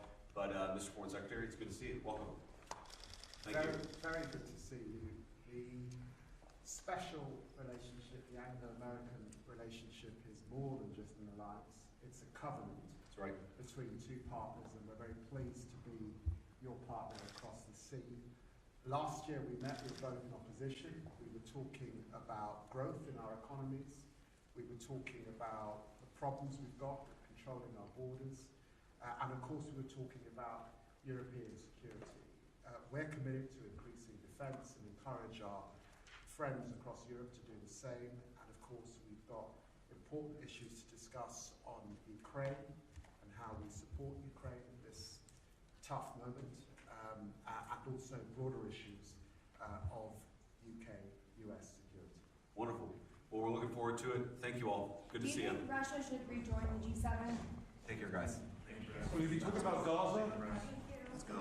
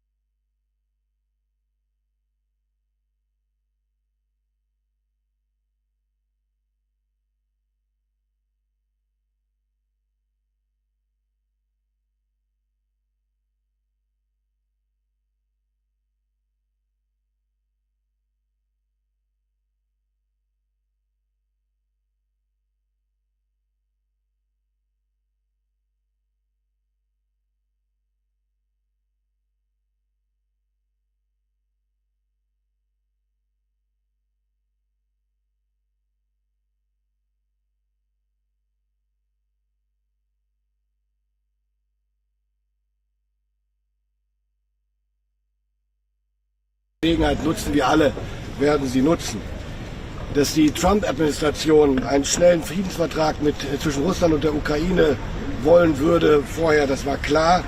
Dass der Anruf stattgefunden hat, ist gut. Ich habe in Brüssel aber schon klar gemacht, dass wir nun ein paar Dinge klären müssen. Wer sitzt mit am Verhandlungstisch? Wer sichert einen dann hoffentlich zustande kommenden Frieden ab? Und hier gibt es zumindest im ersten Punkt schon mal etwas Bewegung. Der US-Präsident hat nach Presseinformationen nun gesagt, dass, was eigentlich selbstverständlich ist, dass auch die Ukraine mit verhandeln sollen. Das ist gut, aber das wird nicht reichen. Ich habe im direkten Gespräch mit meinem neuen Amtskollegen Pete Hegseth auch gesagt, im weiteren Gesprächsrunde in Brüssel, es geht um den Frieden in Europa, es geht um eine Friedensordnung, wenn es denn eine geben sollte, für Europa mit einem aggressiven Nachbarn Russland. Es geht um unsere Nachbarschaft und deswegen müssen wir Europäer mitverhandeln. Und diese Frage ist natürlich in der Kürze der Zeit noch nicht geklärt worden. Ebenso wenig ist geklärt, und das schließt sich dann in der zeitlichen Abfolge an, wie ein möglicher Frieden denn dann abgesichert werden kann und soll und von wem. Also ob Bodentruppen die Sicherheit in der Ukraine schützen werden und welche Länder beteiligt sein werden. Und spätestens an der Stelle, meine Damen und Herren, wird deutlich, ohne eine Beteiligung Europas, in welcher Form auch immer, an den Verhandlungen, ist schwer vorstellbar, dass die Europäer hinterher ohne an den Verhandlungen, an dem Zustandekommen des Friedens beteiligt gewesen zu sein, dann diesen Frieden absichern sollen. Das versteht sich, glaube ich, von selbst.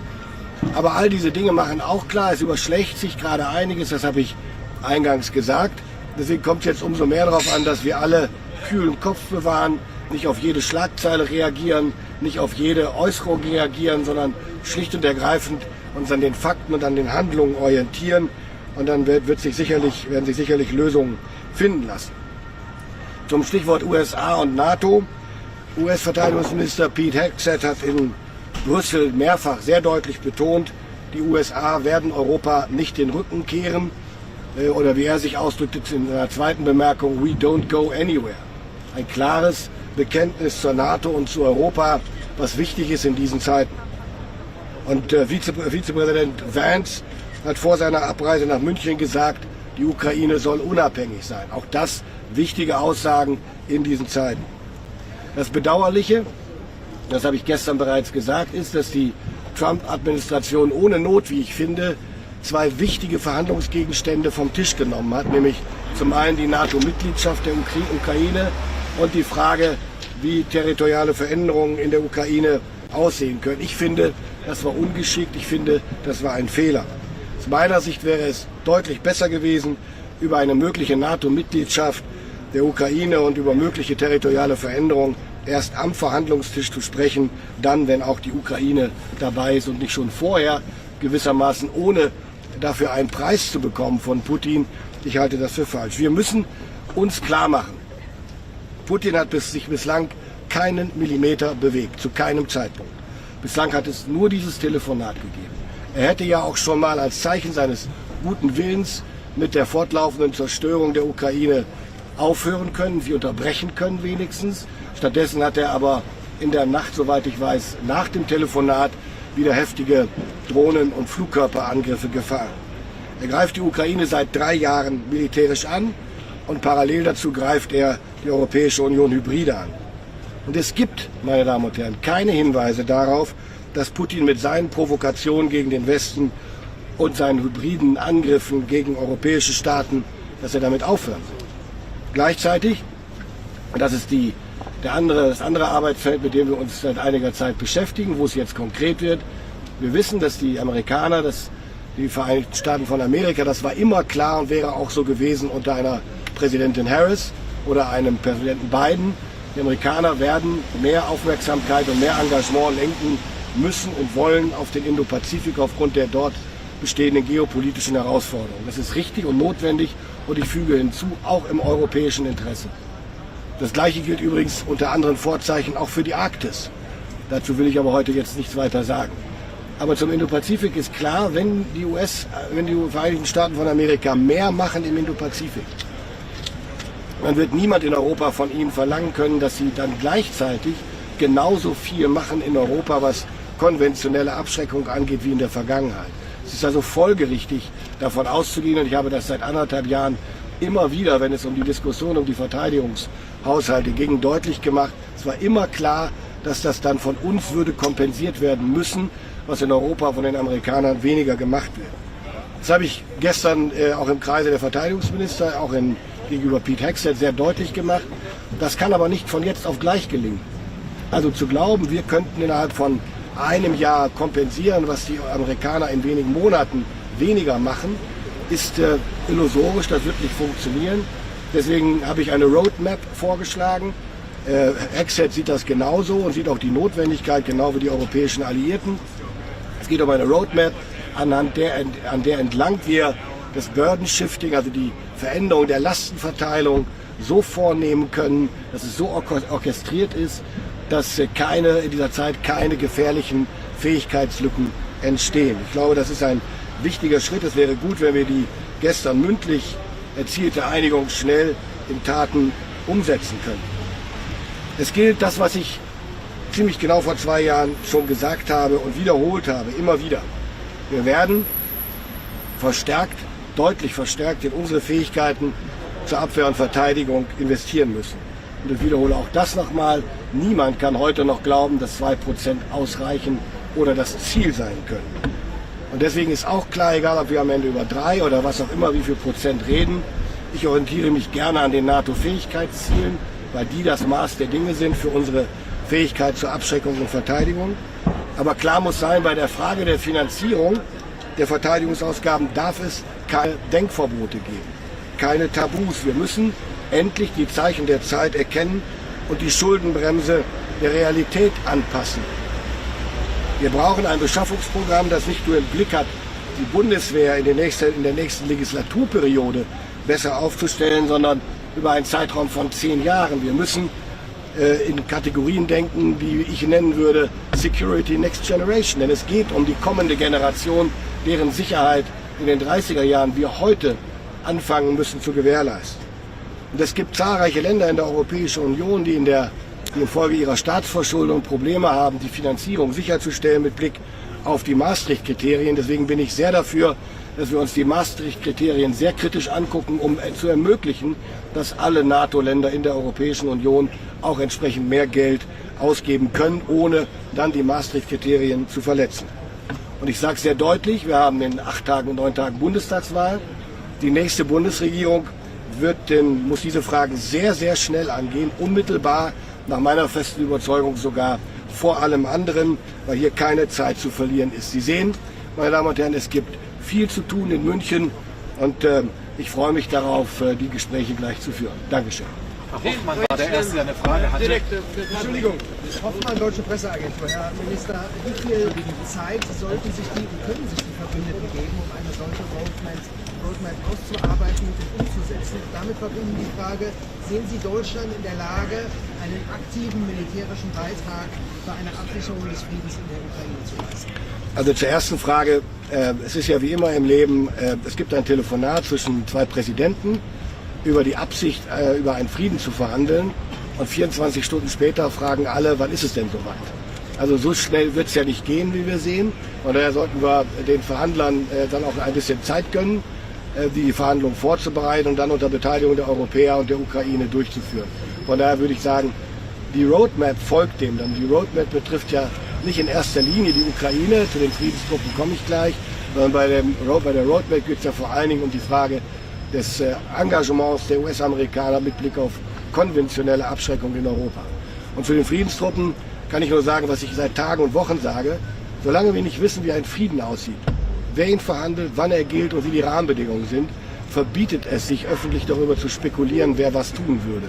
Klar ist, und das habe ich deutlich gemacht, auch öffentlich schon gestern Abend, wir sind nicht in der Lage als Europäer zusätzlich zu unseren NATO-Aufgaben in Europa, in den nächsten Jahren jedenfalls nicht, eine wirksame Abschreckung in der Ukraine zu gewährleisten, zumindest für die nächsten Jahre, ohne Unterstützung in welcher Form auch immer der US-Amerikaner. Das muss allen klar sein und das sind im Grunde genommen die Ausgangsvoraussetzungen, auf denen wir aufbauen. Auf der rechten Seite eine Frage von Al Jazeera. Und Tag, das ist mein Name, Herr Dessert. Ich bin von Al Jazeera und zwar ist ein NATO-Mitglied für die Ukraine unter der amerikanischen Regierung immer noch möglich? Sagen wir es mal so, sie ist vom Tisch der Verhandlungen. Was immer das bedeutet, kann ich schwer abschätzen, aber es wird schwer, das Thema wieder auf den Tisch zu bringen.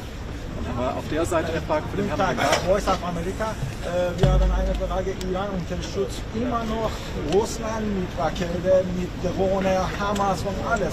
Haben Sie mit Amerikanern etwas dagegen machen? Darüber wird in den nächsten Wochen und Monaten zu sprechen sein. Das stand jetzt gestern nicht im Fokus. Vielen Dank. Die da oben im Funk. Viele junge Menschen, hat es in der letzten Jugendstudie gezeigt, haben Angst vor Krieg in Europa. Haben Sie konkrete Schritte, um diese jungen Menschen diese Angst zu nehmen und sie zu unterstützen? Angst vor Krieg kann man haben, dann, wenn es jemanden gibt, der uns bedroht. Das haben wir leider mit Russland. Und Angst vor Krieg muss man haben oder kann man haben, wenn man sich darauf nicht vorbereitet, wenn man die Gefahr, die sich stellt, ignoriert, weil man glaubt, es wird schon nichts passieren. Je stärker wir sind als NATO, als Bundeswehr insgesamt, je besser ausgestattet wir sind und je besser vorbereitet wir sind, desto weniger Angst muss man vor einem Krieg haben. Der Bayerische Rundfunk. Herr Minister, der US-Sondergesandte für die Ukraine, der ist nicht in dem Verhandlungsteam für die Friedensverhandlungen drin. Sie haben den Verteidigungsminister kennengelernt. Mit wie vielen Stimmen spricht die amerikanische Administration? Das ist eine gute Frage, stellen Sie die nächste. Nein, also ich treffe Mr. Kellogg heute auch noch. Es ist leider gerade tatsächlich so, wie ich anfangs sagte, die Ereignisse und die Aussagen überschlagen sich. Und deswegen neige ich auch von meinem Temperament her dazu, das erstmal zu sortieren und durchzuatmen und dann sich das in Ruhe anzuschauen. Dann der Herr mit der blauen Mütze geradeaus. Wie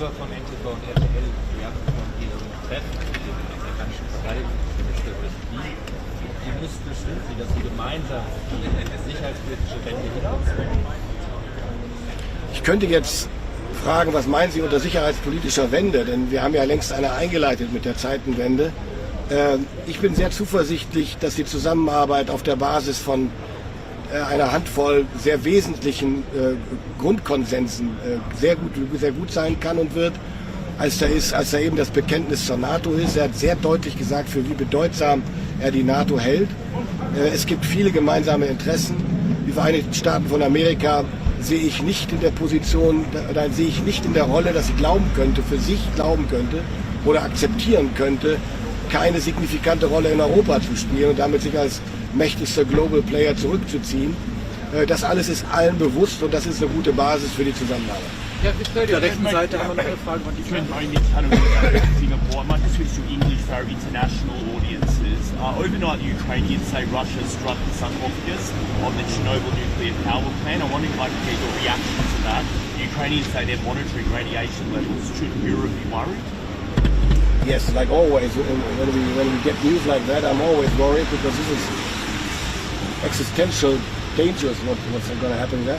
But what we see at the same time is just a couple of hours after a phone call between President Trump and President Putin, we see actions like that. So that must make us more aware than ever before.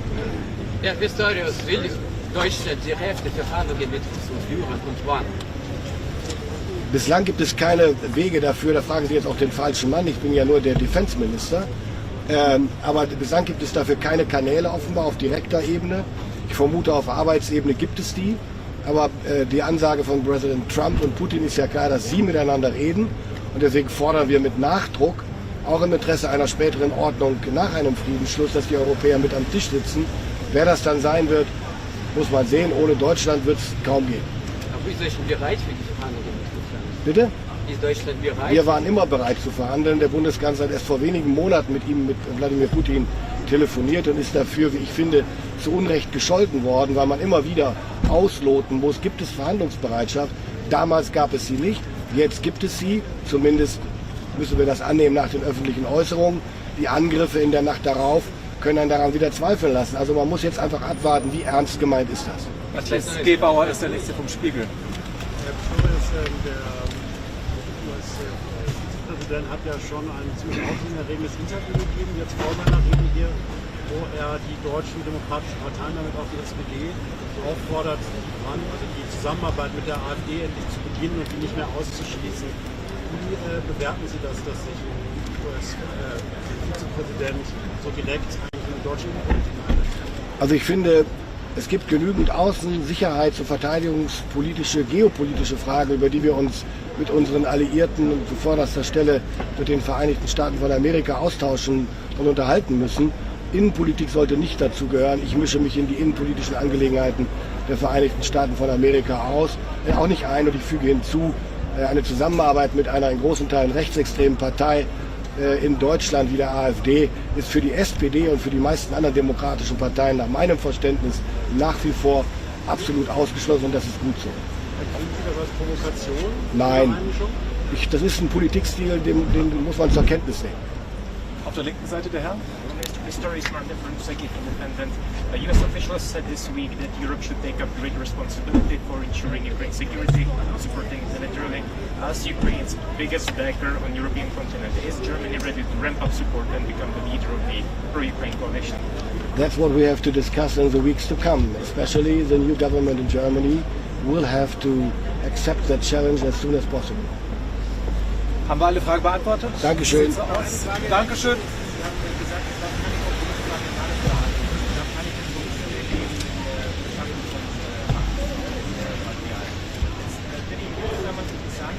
Warum ist das zum Beispiel bis heute im Weltdebatte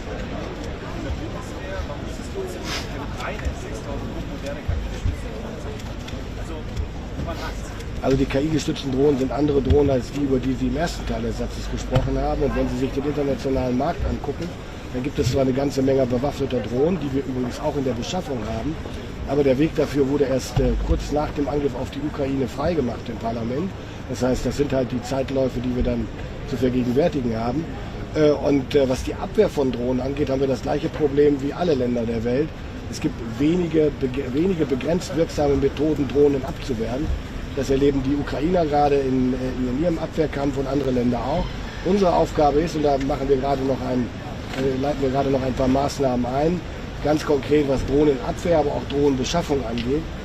Und wir müssen wegkommen von den großen, teuren Lösungen, die über Jahre Entwicklung brauchen, Jahre an Produktion und die dann veraltet sind, wenn sie auf den Markt kommen. Wir müssen schneller werden, mehr State of the Art, mehr Up to Date, damit wir wirklich die Mengen auch haben und die Schlagkraft, die wir brauchen. Auf der rechten Seite ist eine Frage.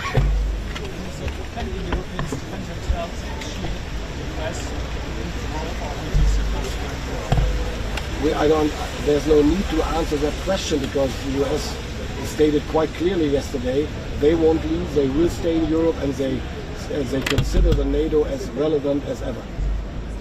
Weitere It's a hypothetical question. Fehlt Deutschland und die EU ihre Vorstellung vor einem Friedenplan in die Ukraine mit der Amerikaner nochmal besprechen? Davon gehe ich fest aus, aber jetzt stellen Sie wirklich Fragen 24 Stunden nach dem Telefonat oder 48, die, glaube ich, noch niemand beantworten kann. Dann herzlichen Dank und viel Spaß auf der MSC. Tschüss.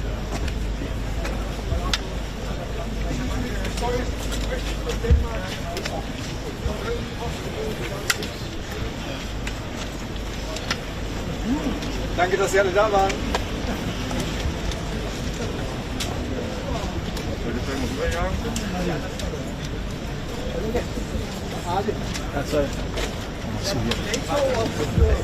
Komm.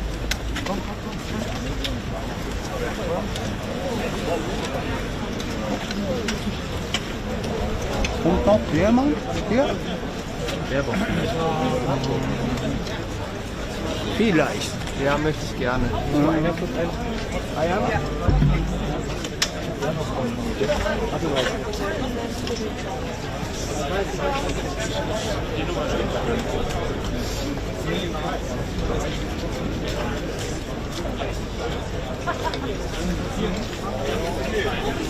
Ja.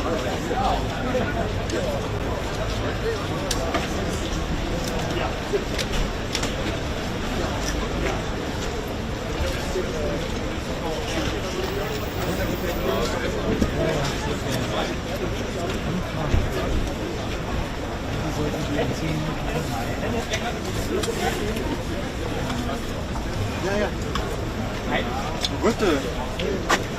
Rutte macht klären, wo der ist.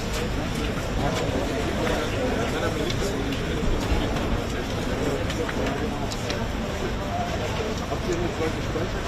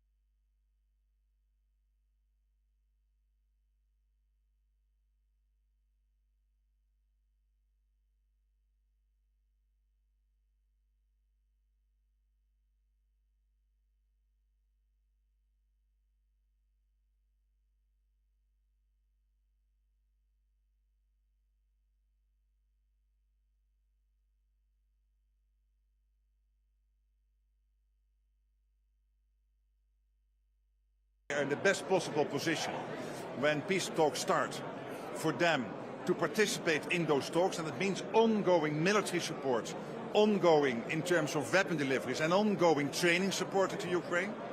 But also there is large-scale agreement that whenever a deal is done, that deal is durable, is lasting, that Putin will never again try to catch a square mile of Ukraine. And that means for the European NATO allies that I know they're thinking about is what they can do now to make sure that the training and the military support is continuing, but also post a deal, what the Europeans can do together with others to make sure that that deal is indeed sustained. Second big issue, of course, is industry production. We need to produce much more all over NATO, from the US up to and including the whole of NATO here in the European side of NATO, and of course in Canada. And the third is spending. We have to spend more. The European part of NATO has to spend more. We do not spend enough. We have to bring it up to, as I said before, probably north of 3%. I cannot commit to a number now, but we will do it based on facts and figures, based on the capability targeting process. But it is absolutely clear, if we stick with the current numbers, we will not get there. We will not be safe in 4 or 5 years. So we not only have to do this because it is fair towards the Americans, who want us to do more, to take a bigger share of the burden, but also because we have to make sure that we can protect ourselves collectively. So thank you. General, James Bays from Al Jazeera. Only 8 months ago, you had a summit in Washington, D.C. All 32 allies agreed, and I know you know these words, but I'll read them to you. We will continue to support Ukraine on its irreversible path to full Euro-Atlantic integration, including NATO membership. Does NATO still stand by those words? Where in those lines it says that it should be part of a peace deal now? Where did you see that? I'm asking you whether you stand, whether NATO stands by that word. That's a conclusion by 32 leaders, but what we are talking about here is the debate, what is the best possible way to make sure that a peace deal is lasting, that a peace deal is enduring. And there are many ways to do that. But it has never been said before, and not even in that Washington summit statement, that when a peace deal would be done on Ukraine, that in that peace deal it should be NATO full stop. That's not the case. Do you agree with that commitment that one day there will be full... I was not in that summit. It was a summit by the 32 leaders.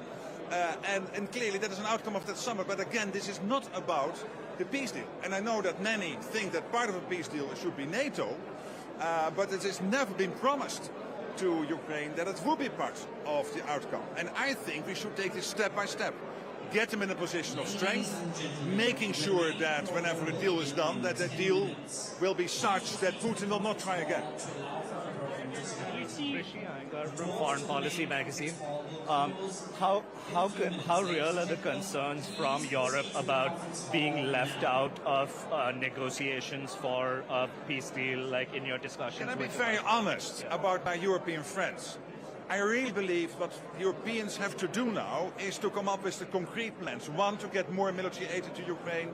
Secondly, to get more training into Ukraine. I know that many initiatives are being thought through, are really already brought on board, but also to think through that whenever a peace deal is done, how European countries, probably together with others, but how the European countries can help there. So create the facts on the ground, create the facts in terms of the plans you are making, and that is the best way to get your part at a table. So I would say do this, that's positive, much better than to think, okay, where are we? Is 5% a realistic goal for NATO allies to meet on defense spending, or do you just see that as a Trump negotiating position? What we are doing within NATO is establishing where we are at the moment, where we should be to keep ourselves safe. That is the so-called, sorry for the lingo, the capability targeting process, from which we will see the gaps in how can we defend ourselves or not, country by country. That will deliver a sort of overall ballpark of a number, and my guess is that it will be at least over 3%. Is there a timeline?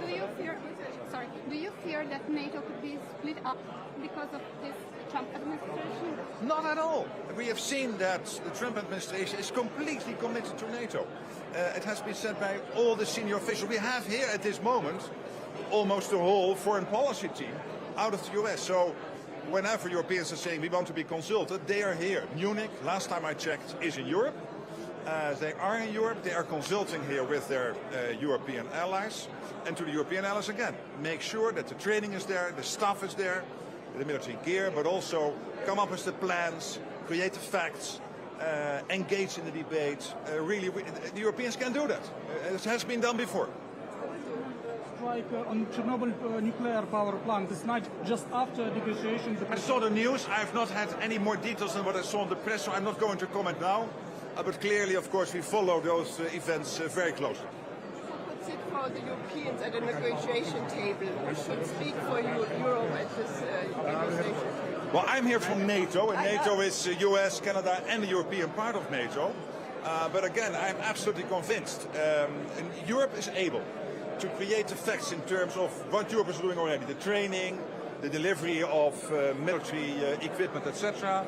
But at the same time, now that the talks could start sooner than later on peace in Ukraine, make sure as Europeans that it's clear what the European side could offer in terms of making sure that a peace deal is lasting. And then you create the facts, and by creating the facts, you will be part of the conversation, no doubt. So on NATO, the 3% plus or even the 5% target, is there any sort of ballpark timeline that you have in mind to meet those targets in terms of what's Two things. Obviously, towards the Hague summit in June, it will be very good to get to conclusions on this, because the whole internal process on the capability targets process will be done by then. And obviously, when you commit to a new number, you have to have a timeline. We cannot have a repeat of 2014, where we said 2%, and then nothing happened till Trump became president, and then all of a sudden we saw Europeans and Canadians spending more. So we really have now to commit to a strong timetable. Thank you so much. We'll see each other. History made this weekend. Again? History made this weekend regarding Ukraine. What do you say? This is a good weekend, because we have the whole of the US foreign policy team here engaging with the Europeans, and that's good. And to the Europeans I would say, continue the training in Ukraine, continue delivering military stuff, but also start the process of thinking what the role of European nations could be in Ukraine post the peace deal. Thank you. Go this way.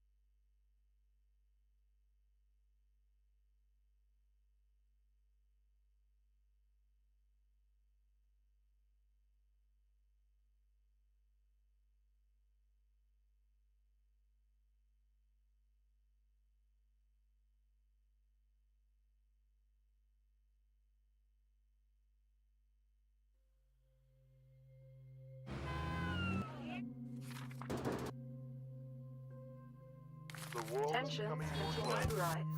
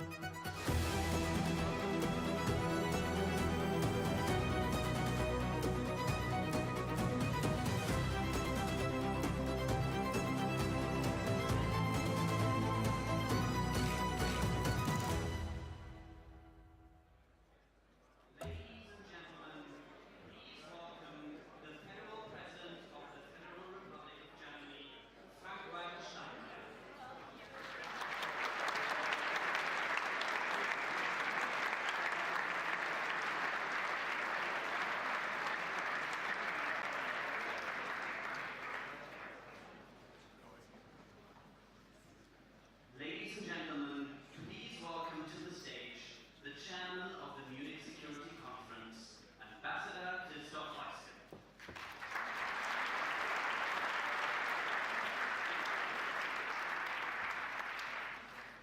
Herr Bundespräsident, Excellencies, ladies and gentlemen, dear friend. Herr Bundespräsident, Exzellenzen, meine Damen und Herren, willkommen zur diesjährigen Münchner Sicherheitskonferenz. Bevor wir anfangen, möchte ich gerne, dass wir alle eine Schweigeminute begehen für die Opfer des schrecklichen Anschlags gestern in München. Sie wissen ja, dass die Münchner Sicherheitskonferenz eine starke Bindung zur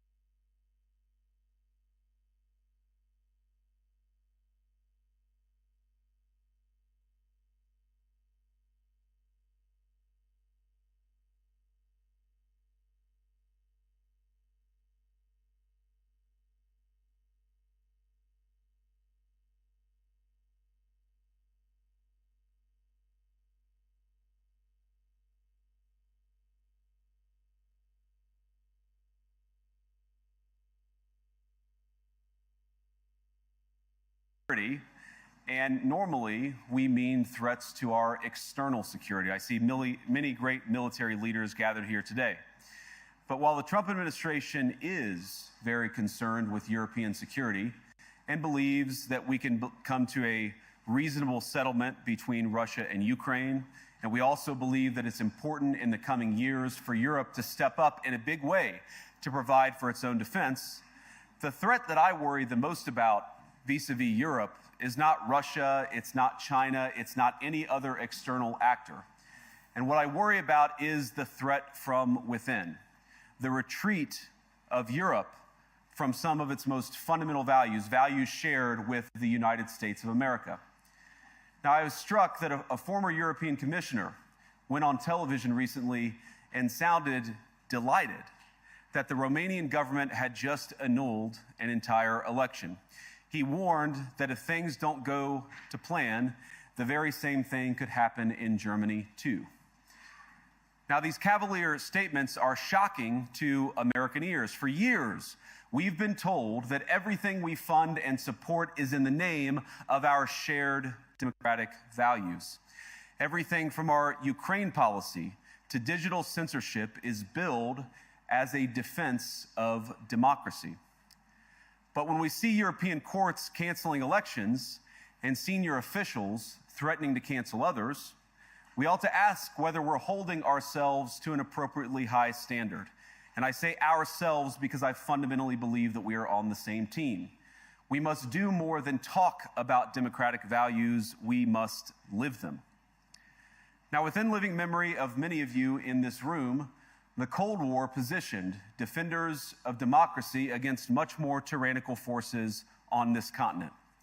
And consider the side in that fight that censored dissidents, that closed churches, that canceled elections.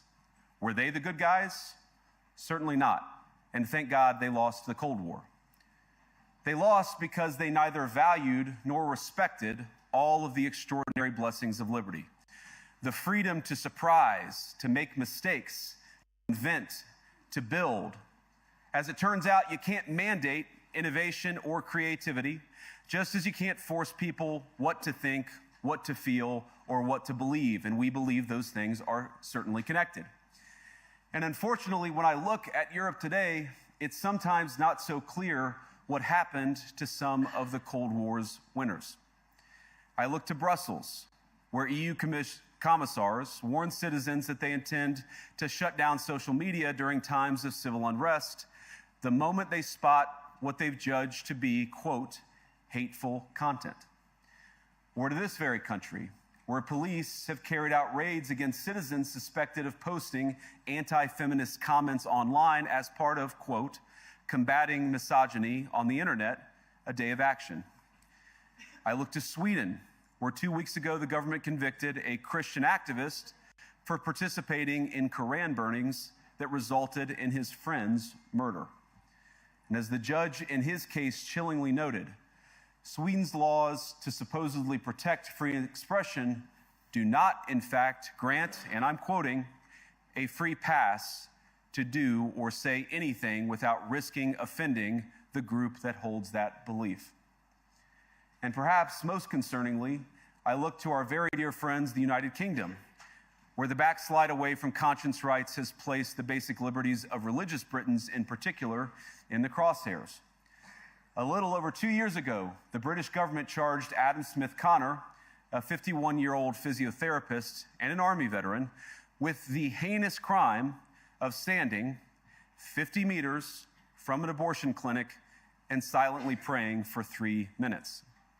Not obstructing anyone, not interacting with anyone, just silently praying on his own.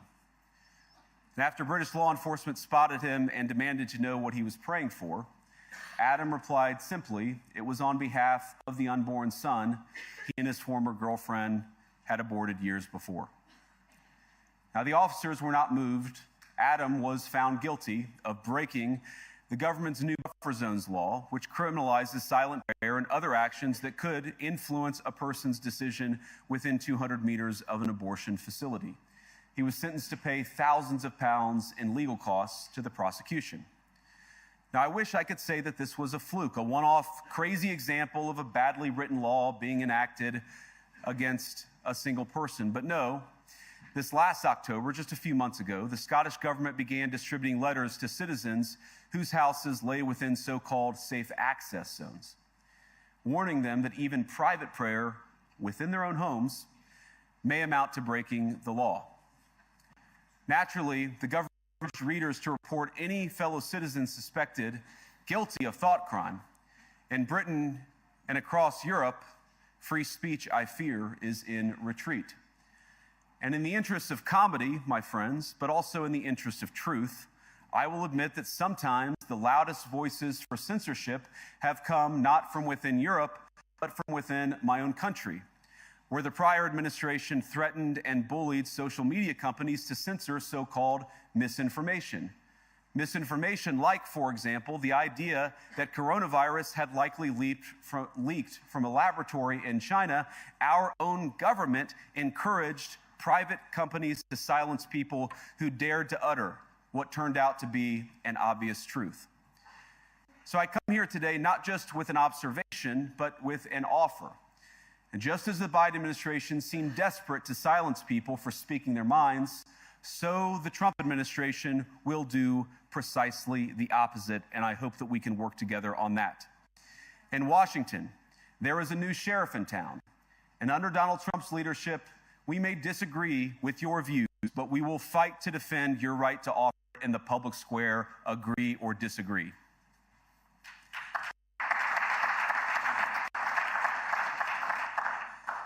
Now, we're at the point, of course, that the situation has gotten so bad that this December, Romania straight up canceled the results of a presidential election based on the flimsy suspicions of an intelligence agency and enormous pressure from its continental neighbors. Now, as I understand it, the argument was that Russian disinformation had infected the Romanian elections.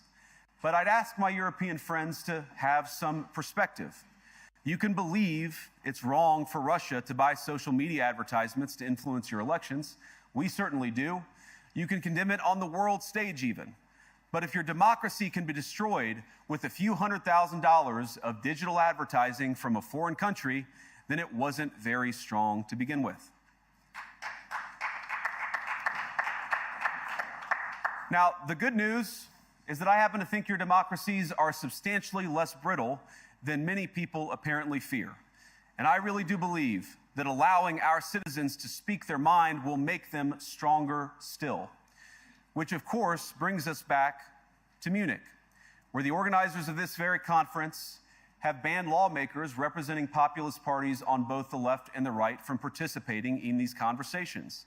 Now, again, we don't have to agree with everything or anything that people say.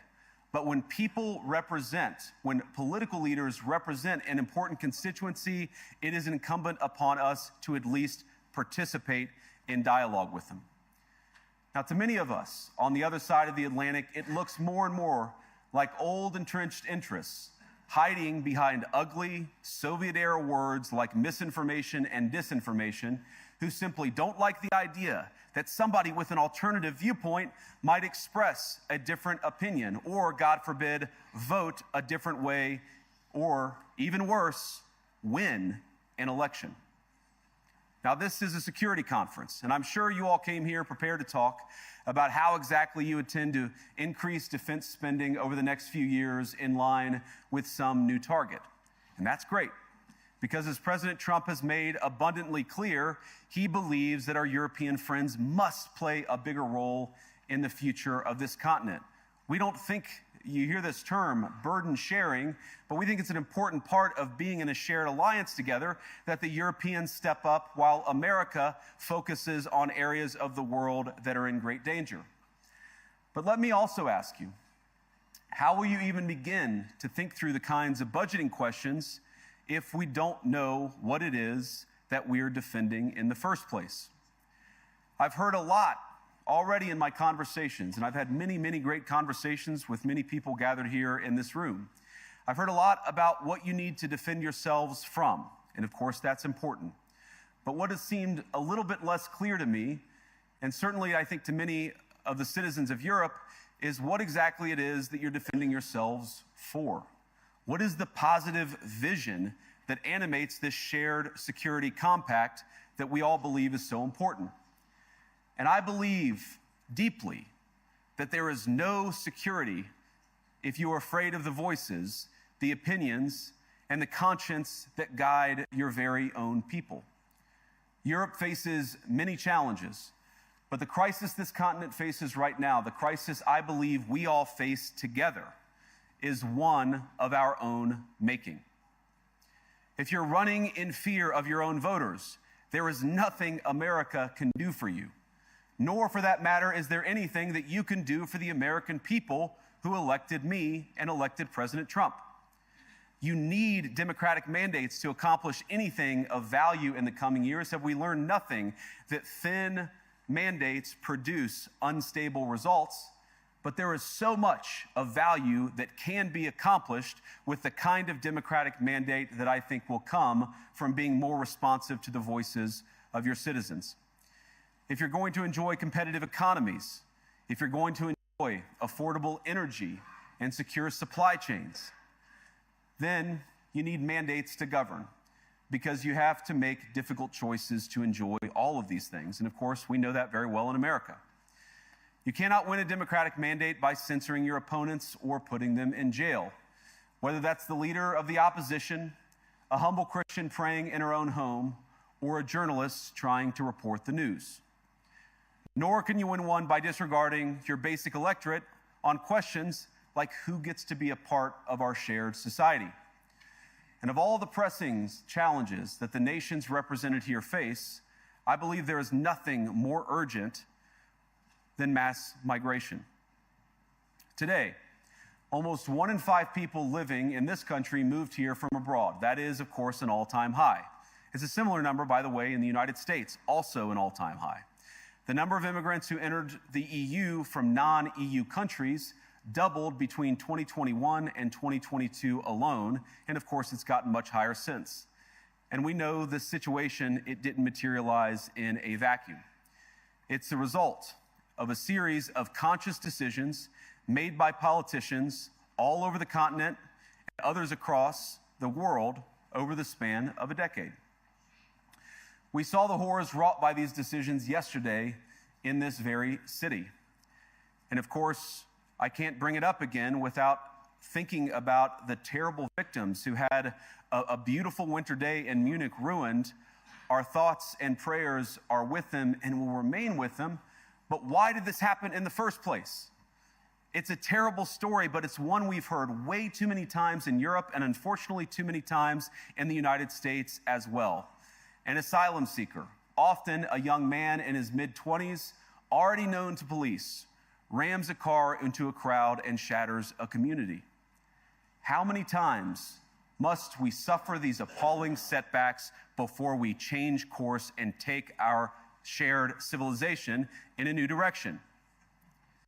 No voter on this continent went to the ballot box to open the floodgates to millions of unvetted immigrants. But you know what they did vote for? In England, they voted for Brexit, and agree or disagree, they voted for it. And more all over Europe, they're voting for political leaders who promise to put an end to out-of-control migration. Now, I happen to agree with a lot of these concerns, but you don't have to agree with me. I just think that people care about their homes, they care about their dreams, they care about their safety and their capacity to provide for themselves and their children. And they're smart. I think this is one of the most important things I've learned in my brief time in politics. Contrary to what you might hear a couple mountains over in Davos, the citizens of all of our nations don't generally think of themselves as educated animals or as interchangeable cogs of a global economy. And it's hardly surprising that they don't want to be shuffled about or relentlessly ignored by their leaders. And it is the business of democracy to adjudicate these big questions at the ballot box. I believe that dismissing people, dismissing their concerns, or worse yet, shutting down media, shutting down elections, or shutting people out of the political process protects nothing. In fact, it is the most surefire way to destroy democracy. And speaking up and expressing opinions isn't election interference. Even when people express views outside your own country, and even when those people are very influential. And trust me, I say this with all humor, if American democracy can survive 10 years of Greta Thunberg scolding, you guys can survive a few months of Elon Musk. But what no democracy, American, German, or European, will survive is telling millions of voters that their thoughts and concerns, their aspirations, their pleas for relief are invalid or unworthy of even being considered. Democracy rests on the sacred principle that the voice of the people matters. There's no room for firewalls. You either uphold the principle or you don't. Europeans, the people, have a voice. European leaders have a choice. And my strong belief is that we do not need to be afraid of the future.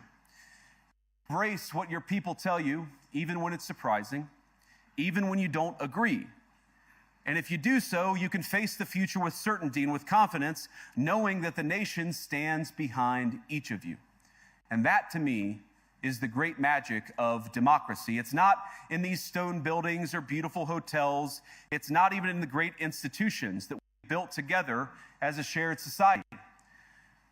To believe in democracy is to understand that each of our citizens has wisdom and has a voice. And if we refuse to listen to that voice, even our most successful fights will secure very little. As Pope John Paul II, in my view, one of the most extraordinary champions of democracy on this continent or any other, once said, "Do not be afraid." We shouldn't be afraid of our people, even when they express views that disagree with their leadership. Thank you all. Good luck to all of you. God bless you.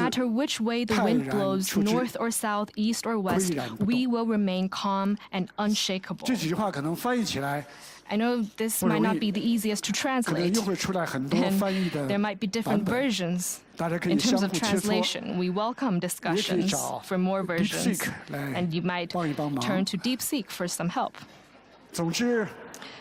All in all, we are fully confident about the prospects of the world, and we are fully confident about the future of China-U.S. relations. China, the U.S. have one direction to work for, and that is, as I mentioned repeatedly, mutual respect, peaceful coexistence, and win-win cooperation. And this is the greatest expectation of the international community as well. Thank you. Well,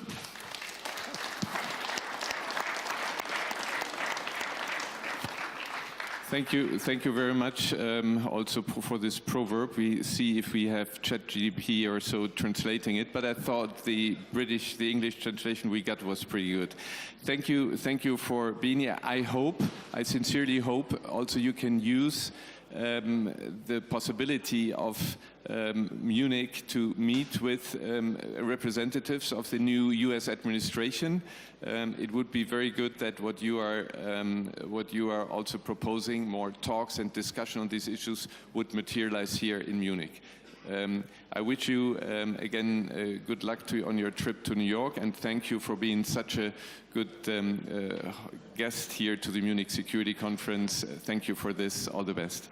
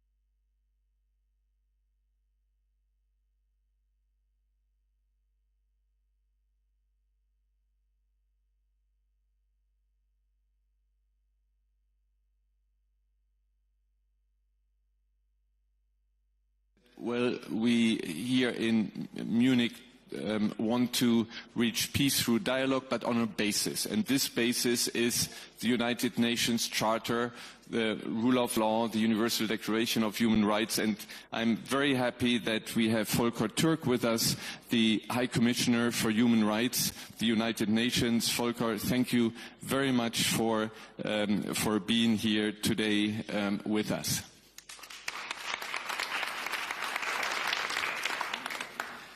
Now, one of the problems of the United Nations is that we have not been, while we have the Charter, we have had difficulties over time to reform the Charter, and in particular...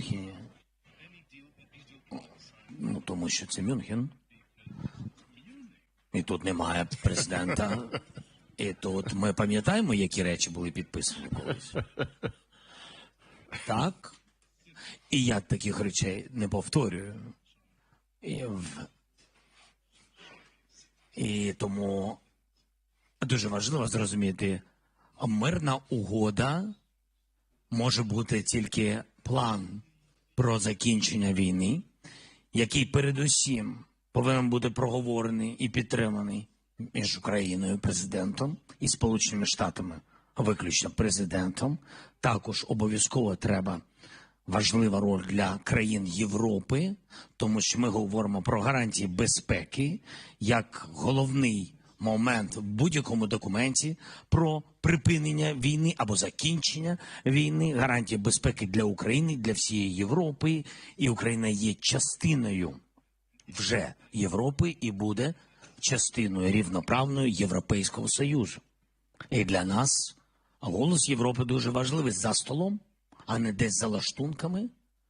Вони рівноправні партнери. Це можна подивитись через той вклад грошовий і військовий, гуманітарний, різний, фінансовий, який Європа вкладала разом з нашими друзями Сполучених Штатів Америки. Сьогодні у нас була велика бесіда, довга бесіда. Я подякував двопартійній підтримці, дякуємо сенаторам, конгресменам, людям Сполучених Штатів Америки. І я дуже вдячний людям Європи за те, що всі ці люди, суспільство передусім, підтримали життя українського суспільства. Ось про що йдеться. Що стосується моєї зустрічі з американськими колегами, у нас багато зустрічей, я цьому дуже радий. У нас була хороша розмова з президентом Трампом, і ми отримали пропозицію щодо інвестування в critical minerals України, і ми про це багато говорили. Я говорив, що треба захищати Україну, наші ресурси. Чому їх треба захищати? А якщо ми говоримо прагматично, а не тільки про безпеку Європи, хоча я вважаю, що безпека Європи передусім, і люди – це пріоритет, але говорити можна і фінансово, прагматично. Коли ми говоримо про захист наших ресурсів, щоб вони не попали в руки повністю окупаційній Росії і також їх союзникам, треба все це захищати. А якщо країни їх це захищають, це дуже важливо, коротше треба. I'll be short. Okay, it's difficult to be short, sorry. Не просто бути коротко казати, бо це дуже важливо пояснити всі ці деталі. Таким чином, ці мінерали, ці країни, ми вдячні за підтримку цієї країни, які будуть це нам допомагати захищати. Вони мають пріоритети для того, щоб інвестувати в це. Нам треба робочі місця створювати, і щоб це було також вигідно. Це було дуже важливо, і треба зберегти і не віддавати ні Північній Кореї, ні Китаю, ні знаю з ким Росія після окупації, після дезокупації, кому вони це передадуть. Це мій меседж. Я дуже щаслив, що американські це підтримали, і що міністр фінансів США приїхав до Києва, це його місія, був дуже вдячний йому, і він привіз документи, той документ був на моїй столі, я доручив моїм юристам вивчити і дати їх консультації щодо можливих змін. І таким це документ, що не щодо безпеки, а щодо інвестицій меморандуму між двома сторонами. І я знаю, що буду також зустрічатися з віце-президентом. Не знаю, чи сьогодні, може вечором, але я тут до завтра, таким чином можемо вечір або завтра. Як президент Трамп сказав, можете куди хочеш, я завжди в Вашингтоні, приїжджай куди хочеш. Я віце-президент, також можу сказати, також я тут, можемо зустрітися, коли ви хочете. Я кажу віце-президенту Америки. Це задоволений, я готовий зустрічатися. Не всі готові підписати, але зустрічати. They will sign right memo how to save critical minerals and etc. If it will be if it will be ready, I hope it will be ready. That's all. President, does the conversation between Vladimir Putin and President Trump risk embolden Putin? Right. So how do you view this specifically? Are there risks and dangers for the U.S.? Risk? What is it? Vladimir Putin and Donald Trump have spoken on the phone. You were briefed on the conversation. Is this a risk for yourself, of course, but also the U.S.? Phone calls between Putin and Trump would risk for United States? I think not risk for United States. I think for Trump, because he's stronger than Putin, I think so. I think risks for all the world. Because the priorities, we have much more risks than risks for the United States, with all respect, for all of us, with all the big guys. And I think it's very necessary. As I said at the very beginning, I had good conversation with the President Trump. We had some phone calls, and he had phone call with Putin, and he said to me, I think that Putin, that he wants to stop the war. I said to him that he is a liar, and you can count on it. I hope that you will pressure him, because I don't trust him. We had such conversations with Putin, direct conversation about ceasefire. So just ceasefire, we don't need just ceasefire. This is global problem. So we had ceasefire. It was my direct decision.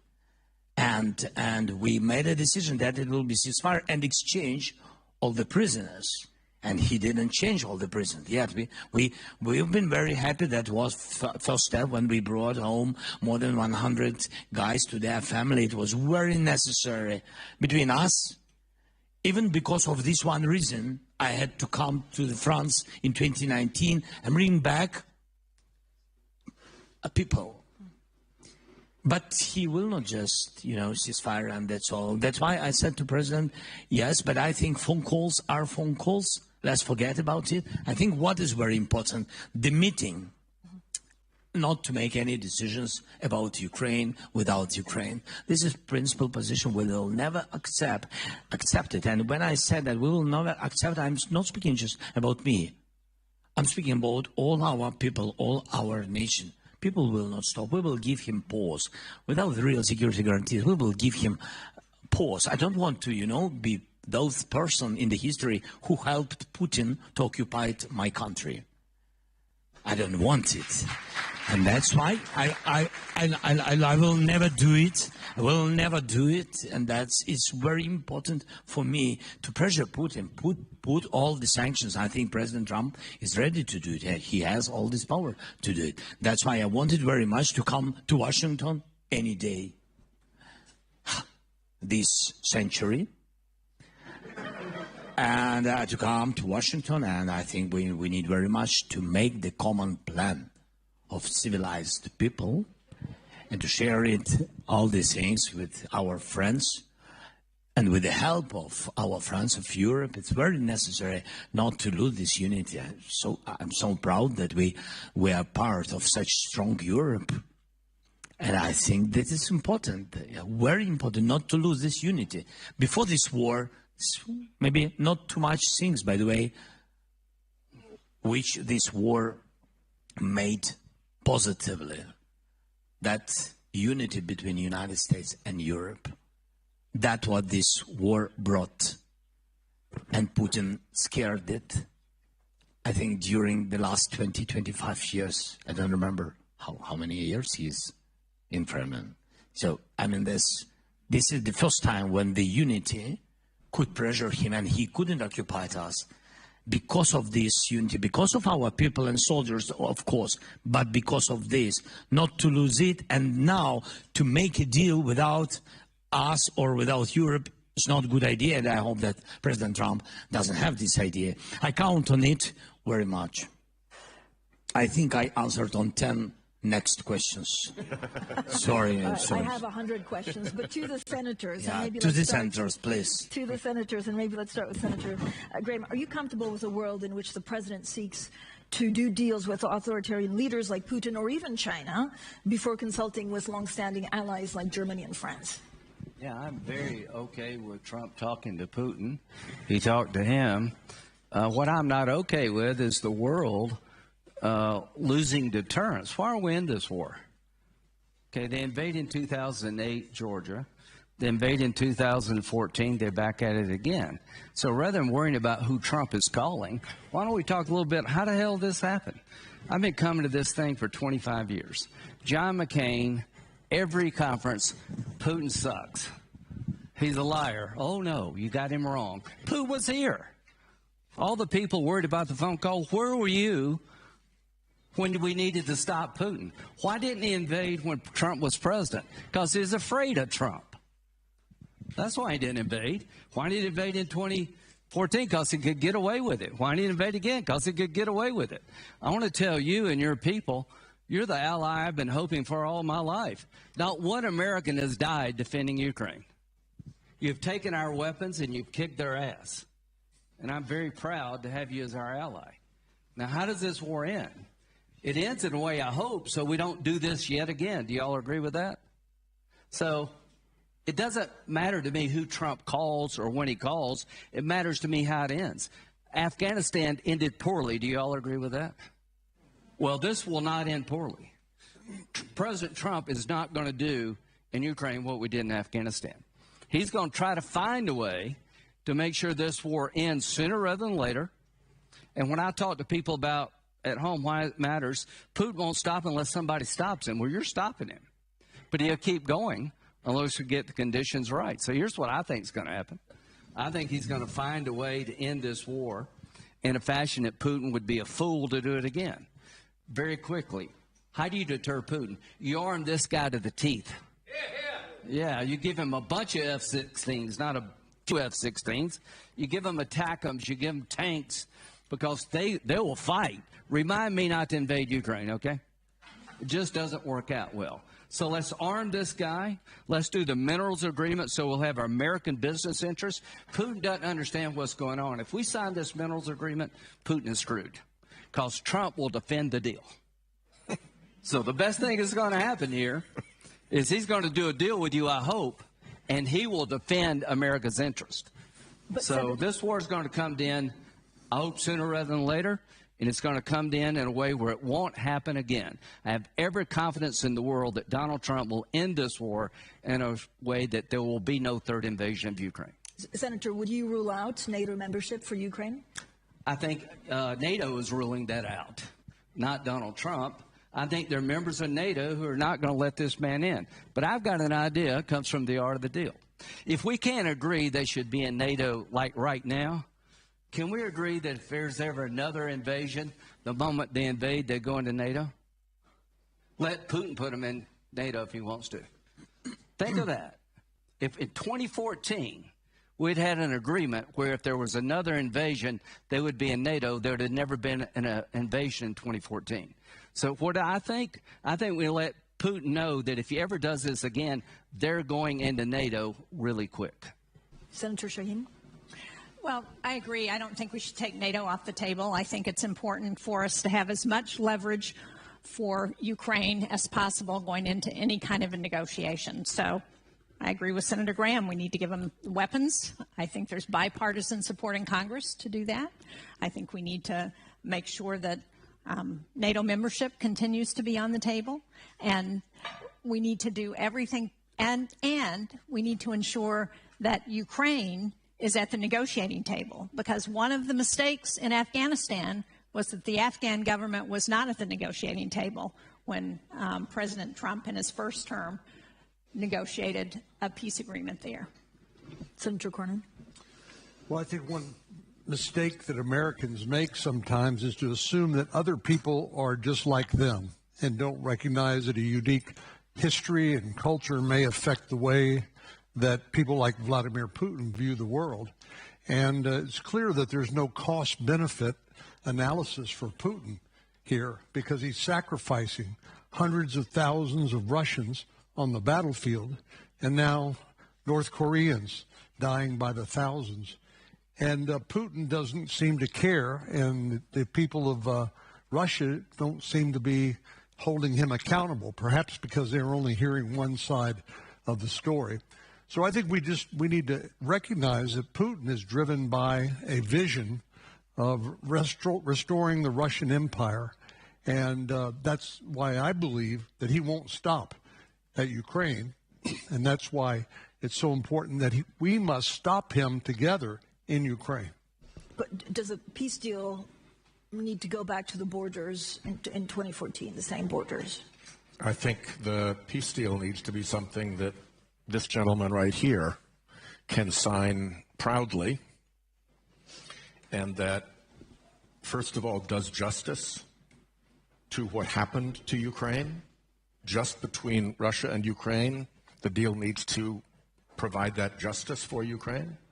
Second, it needs to be structured in such a way that it sends a message that there is no next Ukraine, that Russia does not just move on to another country to play the same script.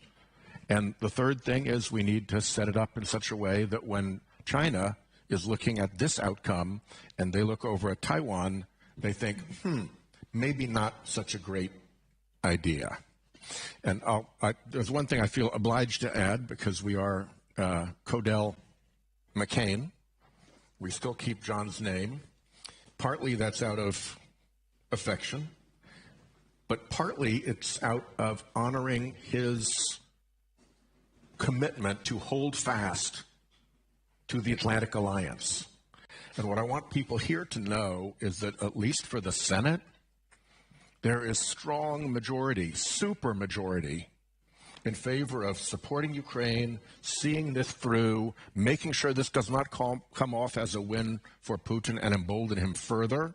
And while you will hear, obviously, other voices, there is a strong, strong, big core of people like Dick Blumenthal, who's been in 6 times to Kiev to, battle for this.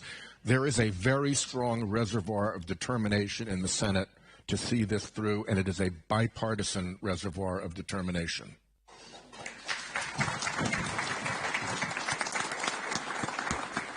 Can I add something? Yeah. Because I think one of the things we haven't talked about, we've talked about the U.S. role, but Europe also has a role. The sanctions that we've put on Russia are a lot stronger if Europe is fully engaged in those sanctions. And Europe has also contributed to ensuring that Ukraine can defend itself. So we've got to remember that it's important for us to act together. Yeah, and what did we get wrong in 2014? What did we get wrong in 2014? Well, we didn't give Ukraine much weapons at all. We gave you a lot of blankets. So we didn't have the policy of giving you what you need to defend yourself, right? We didn't mention anything about the consequences of another invasion. We didn't seize the moment to integrate our economies by doing mineral deals. Everything we didn't do in 2014, we better do now. Including going after that shadow fleet that is keeping his money flowing in. That shadow fleet has gotten away with way too much. But President Zelenskyy, what we understood from President Trump is that there'll be no NATO, no U.S. troops, and Trump is happy to carve up land. So again, a reaction to what we've heard this week, and how would you sell it back home? What's been the reaction in Ukraine?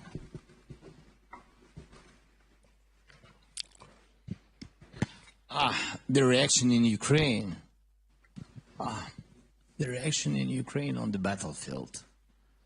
That's what we have to do, or in all our cities when people just try to do business, and not bad, really, and then helps our soldiers. That's the reaction on everything. And of course, when we hear, some not positive messages, of course it has big influence. The worst thing when you have big influence on moral of the people, because, you know, today I think only such things, love to Ukraine, believing and trusting that we will have just peace and will that we will defend our country, and we are right, and it's fair, absolutely. And I think that's things which really hold us. But about the NATO, I mean that I heard so many times from American side. By the way, Biden's administration and now from President Trump, I heard a lot of messages from them by phone. My first phone call with the President Biden, and my first question, will we be in NATO? He said no. And I said, we will see. And then we had more meetings, more questions, but be very honest, United States, they never saw us in NATO. They just spoke about it. But they really didn't want us in NATO. It's true. I'm not about people, and there are a lot of congressmen, yes, senators. It's true, who've been always in participation with our NATO will, but really on the level of leader of the country, on the level of president, never I heard it, but during my term, I never heard that we will be in NATO. Never. So it's not the question to Trump, to President Trump, with all respect to everybody. That's the question to the policy of the United States or of the White House. This is the policy that Ukraine is not in NATO. But it doesn't mean that we can't change this, because now we see that NATO in Europe consists of strong soldiers, mostly in Ukraine. We are not in NATO, but we really have strong army, which can really make stronger NATO everywhere. And I think this is in both interests, to have Ukraine in NATO, and both interests, in interest of Ukraine and in interest of NATO. And that's why when we speak, and we spoke with the President Biden, and we spoke with the President Trump, and especially now with the President Trump, I asked, so, okay, if it's not NATO for today, if it's not NATO, we will ask tomorrow, it doesn't matter. But if we're speaking about today, what alternatives? What you know, the alternatives? I don't know. What I see, if we don't have NATO, real NATO, we will make NATO in Ukraine. It means that we need to increase our soldiers, our army, twice. We have 110 brigades. Russia has 220 brigades, real brigades. So they are 2 times bigger than we for today. Yes, but they're increasing mobilization and training, what they're doing now. NATO, this real brigades in Europe, what can I say? The real brigades in Europe, it's about 82. Today I spoke with senators, 82 brigades, and we have 110. Even together, we are not comparable with Russian army.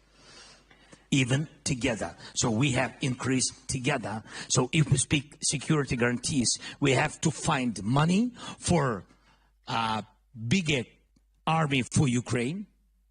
And also we have to find possibility how to increase production and increase army in Europe. Who knows? Maybe it's common forces. I don't know. We are ready to speak about it. We have a lot of questions from the floor. I just have one last question for Senator Graham. There's been discussion that China could or even should actually play a role in the Ukraine peace process, even as a guarantor of Russia's good faith or helping out with reconstruction. Is that scenario one that you can envision and that would serve U.S. interests? Well, if China wanted to help get Russia to end this war, that would be great. How many people would like to see China help Russia end this war? I don't know if they will or not, but I've got a bill called pre-invasion sanctions that if China invades Taiwan, we're going to have sanctions from hell and tell them what comes their way. Senator Blumenthal and I had a pre-invasion sanctions bill if Russia invaded Ukraine. Nobody wants to be provocative. If we put Ukraine in NATO, it will make Putin mad. Well, I think he's mad already. So it's not about you. He wants to take the place because you got $7 trillion. Quit worrying about making him mad. Make him scared. Quit worried about offending China. Make them think twice about what they're going to do. If you invade Taiwan, we're going to crush your economy. We're going to put tariffs on you. We're going to put sanctions on you. We won't treat you as a normal country because you're not a normal country. What kind of deal am I looking for? One that not only will deter Putin, will deter Xi and anybody else. It's not working being nice to these people and being afraid of these people. We have a question here, and then a second question over there, and then third. Oleksiy Goncharenko, member of the Parliament of Ukraine. And my question is to American colleagues. Very striking speech of Vice President Vance right now. He was very critical towards Europe, not so much towards Russia. He almost didn't mention Russia and Russian war against Ukraine. So my question is, today is a happy Valentine's Day. Happy Valentine's Day to everybody. Love and marriage between, and alliance between America and Europe made both sides of Atlantic Ocean great. You now want to make America great again. But is it right way at the beginning to make America single again? Thank you very much. Senator Shane. Look, that's why I said it's important for the United States and Europe to work together on Russia. The Transatlantic Alliance has been one of the longest relationships of allies, certainly in the U.S. history, and I think it's important to continue that. And I think Vice President Vance missed a good opportunity to point out the past relationship and why we have been successful when we've acted together. President Zelenskyy spoke. No, that's an applause line. Go for it. It's a ridiculous thing to applaud because he said yesterday, if Ukraine is not an independent sovereign nation, we'll sanction the hell out of Russia and maybe use the military. You must have missed that. But he needs to repeat it. It was in an interview, so maybe today would have been the right. Got another time to say it. With respect to President Zelenskyy's comment about his need for resources and Senator Sheen's comment about the need for the U.S. and Europe to work together, one very easy way to tie all that together would be to seize Russia's frozen sovereign assets. Amen. Or, if that's too frightening, collateralize them against a massive loan to Ukraine that they then backstop if Russia doesn't make good out of reparations afterwards, and get that money flowing. I think that the bankers are frightened about it. People are frightened about what it means for the currency. But I endorse Lindsay's view that this is what do they call it? A nettle that is worth grasping. Another question. I'm from the Baltics. In the beginning, nobody wanted Baltics in NATO. And nobody had even defense plans. We had no troops. Now we have it all. And it was legendary Senator McCain who started that campaign. So Senator Graham, if you represent that group, you know, we have many Lithuanians, many Ukrainians, many Poles. We have Central and Eastern European coalition, 25 million American citizens of our descent. We will vote for you. Do it what you did for us. Make Ukraine NATO member. Well, yeah.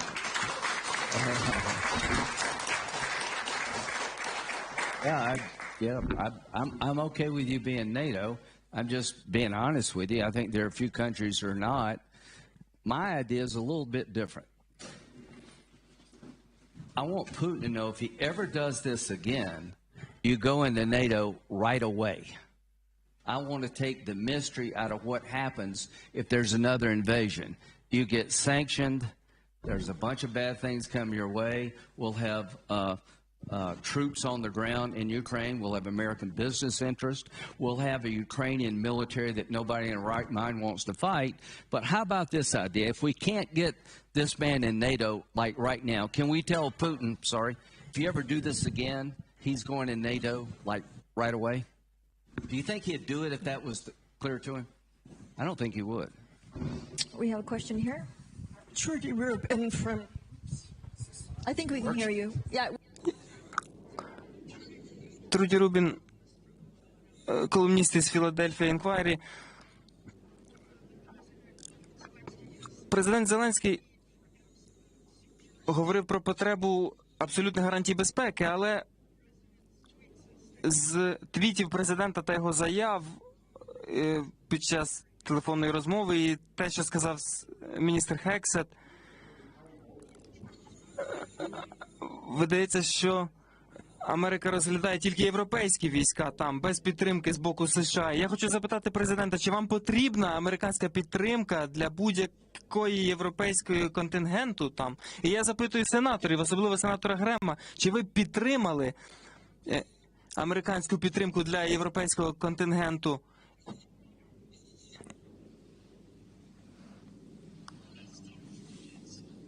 Давайте почнемо з Лінсі.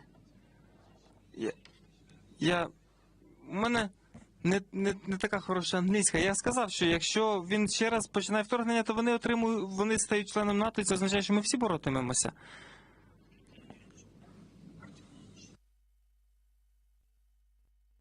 Окей, ми говорили про контингенти дуже багато разів, починаючи з цієї пропозиції від європейських партнерів, від Еммануеля. Ми говорили про це з Еммануелем, зі Стармером.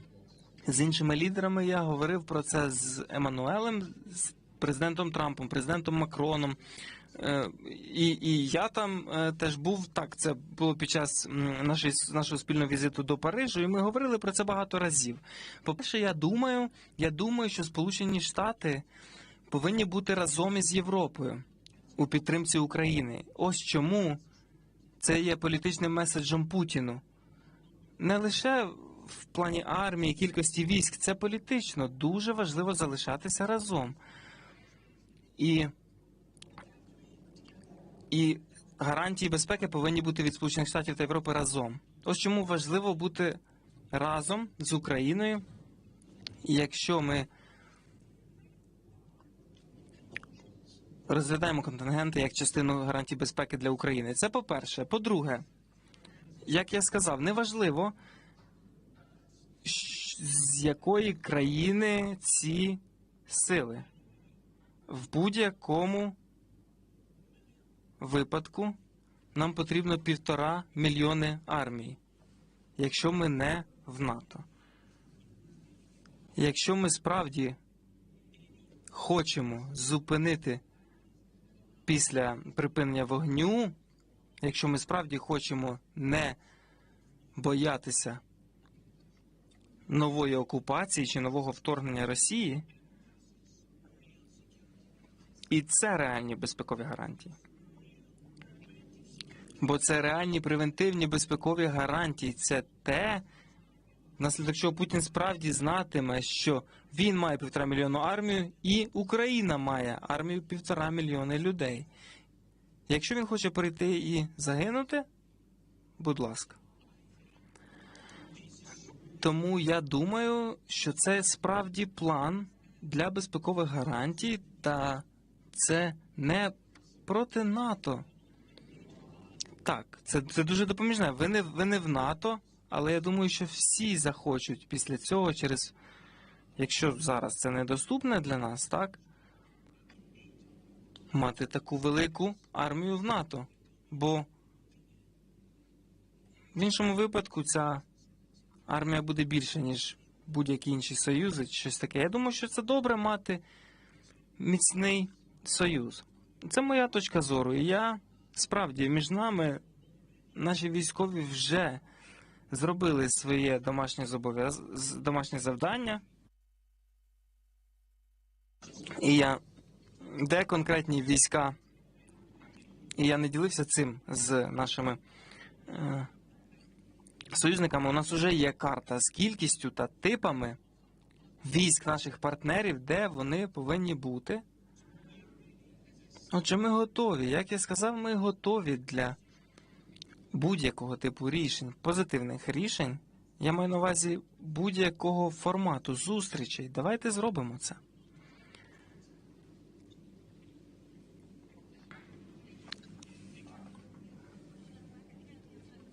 Мені здається, у мене є можливість тільки для 2 запитань. Одне тут і одне від пана там. Я думаю... Так, два запитання до вас, пане президенте Зеленський. Я з Axios. У вас був дзвінок з президентом Трампом, і навіть він вам дав свій особистий номер телефону наприкінці дзвінка. Це було хорошим жестом, але чи ви відчули, чи ви... А ви йому свій не дали, так? Чи ви відчуваєте, що окрім цього жесту... Чи ви відчуваєте, що президент Трамп справді відданий, як в такому ж плані, як і відданий сенатор Грем Україні? Чи ви турбуєтеся, що в певний момент він може змінити курс і залишити вас самих? І друге питання. Президент Трамп вчора сказав, що будуть розмови в Саудівській Аравії наступного тижня між високопосадовцями з Росії, США та України. Чи можете роз'яснити, чи це відбудеться? Так, дякую вам. Я ніколи не бачив вашого обличчя. Я завжди чув про Axios, що ви завжди після телефонних дзвінків моїх з іншими лідерами, що ви знаєте, що відбулося під час телефонних дзвінків. Звідки ви берете інформацію? Звідки ви берете інформацію? Він працює з радником з питань нацбезпеки. Та я дякую. У нас була чудова розмова. Він дав номер телефону, але я думаю, що це було кумедно. Я думаю, що президент Трамп не буде проти того. Я відкрито скажу. Я сказав йому, що ця ідея з датою приїхати до вас, я сказав йому це без дати. Я сказав йому, я думаю, що це геніально.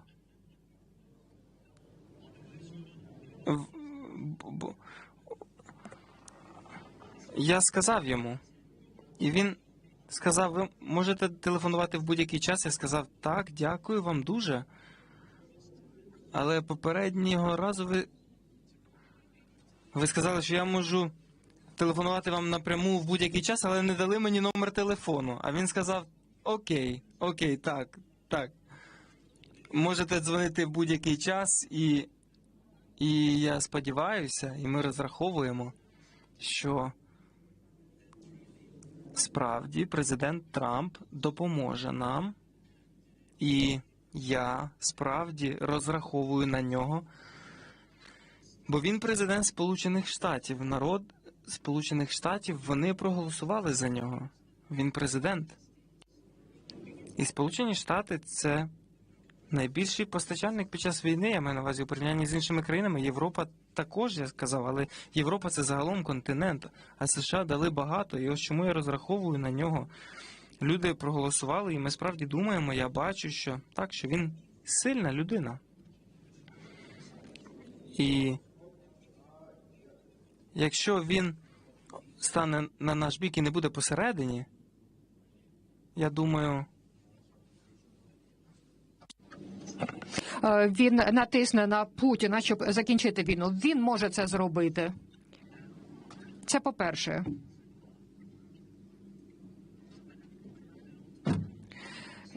Тут багато меседжів навколо нього, багато інформації, так само, як і навколо саудитів.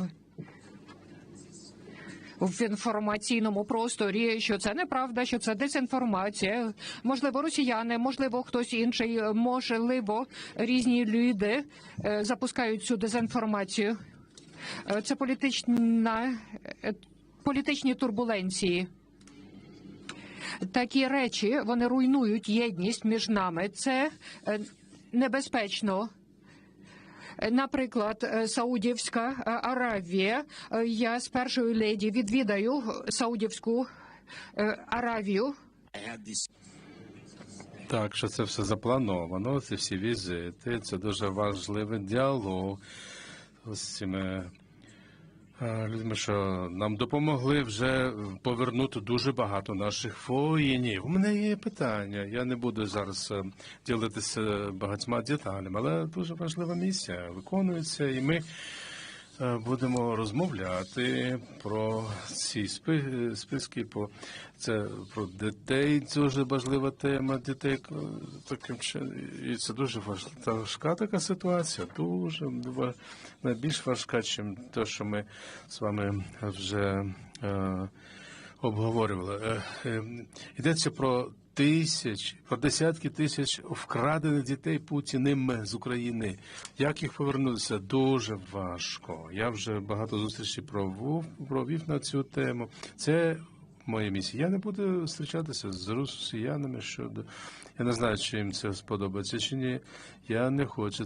Я не планую. Я буду зустрічатися тільки з одним русським, це з Путіним. Тільки після того, як ми підготовимо загальний план з Трампом, щоб Путін закінчив війну. Тільки в цьому випадку, в цій мові, я буду з ним зустрічатися. Не буде ніяких інших платформ з компромісами. Дякую президенту Зеленському, дякую сенаторів за участь в нашій панелі.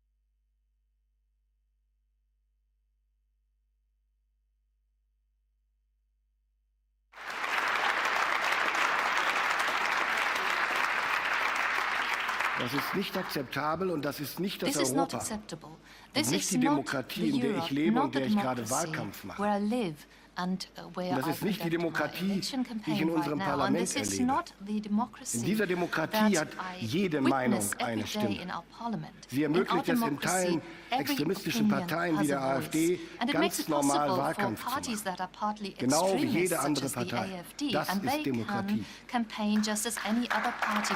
This is democracy. Und hätte der Vizepräsident And if the gestern Vice Gelegenheit gehabt, bei President Ankunft den had the Fernseher opportunity to einzuschalten, switch on his TV hätte er eine set when he Spitzenkandidatin arrived dieser last, Partei zur yesterday, Primetime im deutschen Fernsehen would gesehen. have seen one of In those unseren Pressekonferenzen candidates at werden übrigens auch primetime Medien TV. zugelassen, die russische Propaganda By the way, verbreiten. we even Und die Vertreter der admit Bundesregierung media that spread müssen ihnen Russian Rede und propaganda, Antwort stehen. and the Ausgeschlossen wird niemand, nur weil er unser representatives Wording of the nicht federal teilt. government answer their questions. Nobody is Demokratie excluded. Demokratie bedeutet aber nicht, But democracy dass die does laute not Minderheit mean automatisch Recht hat a und die vociferous Wahrheit minority bestimmt. will automatically be Und Demokratie right, muss sich wehren and können they cannot gegen die decide what Extremisten, die sie truth zerstören is. wollen.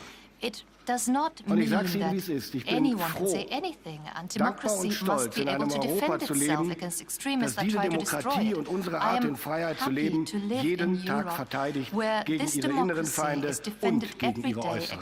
against its internal and external enemies. Und deswegen trete ich dem Eindruck, And den therefore, Vizepräsident Vance erweckt I hat, would like energisch to entgegen, explicitly dass in unserer contradict and Demokratie oppose Minderheiten the unterdrückt impression that oder Vice zum President Schweigen Vance gebracht werden. suggested here Wir that our wissen nicht nur, democracies gegen oppress wen wir unser Land and silence verteidigen, minorities. sondern auch wofür. We not only Für die know Demokratie, against whom für we die defend our countries, Meinungsfreiheit, but also what we für den defend it for. Rechtsstaat It's for democracy, for für die freedom of Würde opinion, jedes Einzelnen, for the meine rule Damen of und law, and the dignity of each and every one, ladies and gentlemen. Ladies and gentlemen, but unlike the Vice President, I would also like to focus my speech on the most pressing questions of European and transatlantic security. The last days have confirmed what many had speculated for months. The United States are pushing for a quick peace settlement between Russia and Ukraine, and they expect Europe to take the lead in securing any agreement that follows. These negotiations can be a turning point for our continent and for transatlantic relations, a historic turning point that can go into very different directions. The choices we make now will determine whether we live in peace or in crisis. They will determine our future and the future of next generation in Europe, but also beyond.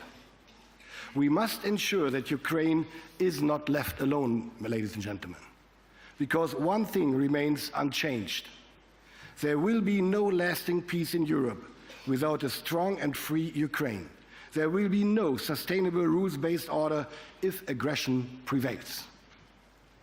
We must equally make sure that Russia does not emerge from this war as an even bigger threat than before. A fragile peace that only postpones the next war is not an option. Yesterday, there was strong consensus among NATO allies that imperialist powers will only respond to deterrence and strength, be it in Europe or in the Indo-Pacific. Therefore, we must and we will negotiate from a position of strength. Three things are crucial for that. First, European and Ukrainians must play an active part in the negotiations. Only united we will be able to stand strong. Only united will we negotiate a stable and long-lasting peace. Second, Ukraine needs to negotiate from a position of strength. Germany will therefore remain the largest supporter of Ukraine on this continent. And we will continue our engagement in the near future and beyond. Third, the Transatlantic Alliance must not take anything off the table before the peace talks have even started. Discussions about Ukraine's NATO membership or territorial issues must take place at the negotiating table with careful consideration and in close coordination among allies. At the same time, Secretary Hegseth made it very clear that the US will remain engaged in NATO and in Europe. But the recent statements are also a strong reminder of what has been clear for many years, if we are honest.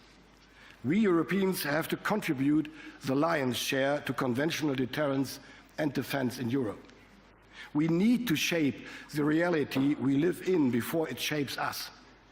Yesterday in NATO we agreed to develop a roadmap. That was my proposal, a roadmap to organize the burden shifting from the US to Europe in the years to come, and to avoid at the same time, by orchestrating it, that we run in capability gaps which are critical. It is time for fewer promises now and more action. That is why my French colleague Sébastien Lecornu and I established the Group of Five together with the United Kingdom, Poland and Italy at the end of last year, to chart a course for a strong Europe. We will use this format to develop the roadmap in the upcoming month and discuss it with our allies, especially with the United States. Ladies and gentlemen, in order to make European responsibility a reality, we are taking strong measures in all important areas of defense, with regards to money, material and operational readiness. Last year, Germany committed 2% of its GDP to defense. Within just 2 years, we nearly doubled our investments in procurement. Other European nations have made similar successful efforts. Security guarantees the future for all of us and for the next generation. We have the responsibility to invest in the future. For Germany, that means further increasing our defense spending. We need substantial financial means that cannot simply be cut out of the current budget. Excluding defense spending from our national debt limit is therefore inevitable.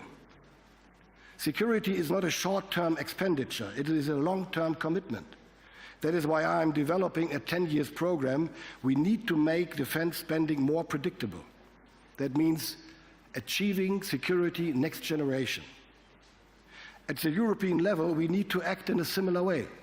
We must ensure that all countries can effectively strengthen their security. That should involve adapting the Maastricht criteria to allow nations that face tight budgetary restrictions a greater flexibility to defense investments. And it would also involve a shift towards defense in the priorities of the European Union's multi-annual financial framework, just as we heard it by Mrs. von der Leyen earlier. More cash, that's the truth, must of course translate into more capabilities. It's not about money, it's about capabilities. Germany launched a defense industry strategy to create the right political, economic and regulatory framework to quickly make our defense industry more innovative, agile and resilient. We streamlined our procurement processes, and together with industry, we are expanding our production capacities while pushing for a stronger European defense industrial base. Because one thing is certain, Europe needs a strong, more sovereign defense industry. We cannot afford excessive dependencies. This has never been clearer than today as we see the geopolitical landscape shifting.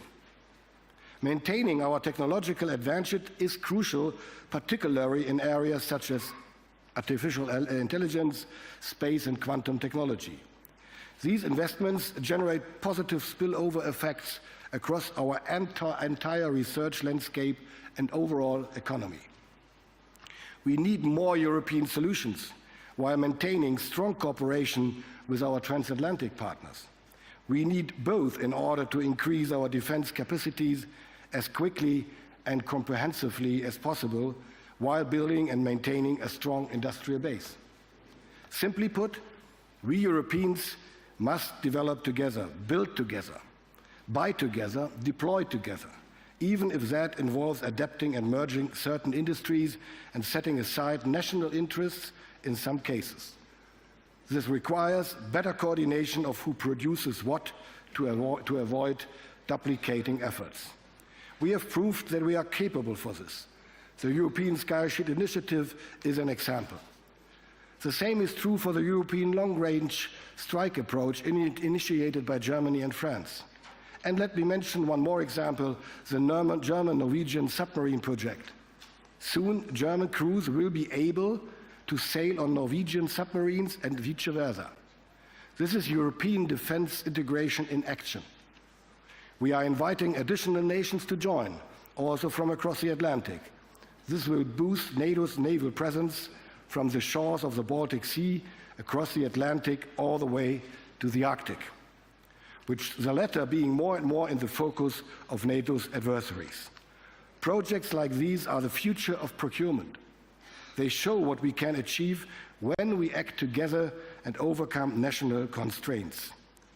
That brings me to operational readiness. After Russia's full-scale invasion of Ukraine, we have significantly scaled up our efforts to secure NATO's eastern flank. We increased our presence in the air, on land and at sea. As of this year, 35,000 personnel stand prepared at the highest readiness levels to defend NATO's territory if needed. In Lithuania, we are moving from a rotational to a permanent presence. Together with our allies, we have as many as 1,400 boots on the ground today as part of the multinational battle group Lithuania.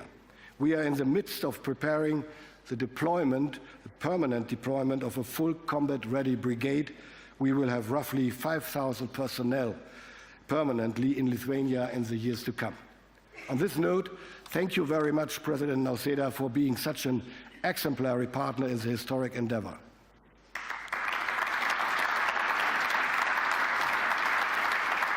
But our commitment on the eastern flank does not and will not stop in Lithuania, also and especially after a potential peace in Ukraine. We are well aware Russia will remain a threat. We are assuming more leadership responsibility in the multinational core, Northeast, to bolster deterrence and defense in the region. This is a true example of our shared commitment to security. Ladies and gentlemen, this week has a week of decision. Next week, it will be the German voters that will make a choice. A lot is at stake in this election. I trust that the German voters will send a strong message. Germany will remain a reliable ally. Germany will continue to work towards a stronger and more secure Europe. And Germany will continue to take on more responsibility and leadership in Europe. The challenges of the coming months and years will be enormous, but so is our ability to tackle them. As long as we stand together, as long as we remain committed to our security and our values of liberal democracy, I have no doubt the future is ours to shape. Thank you.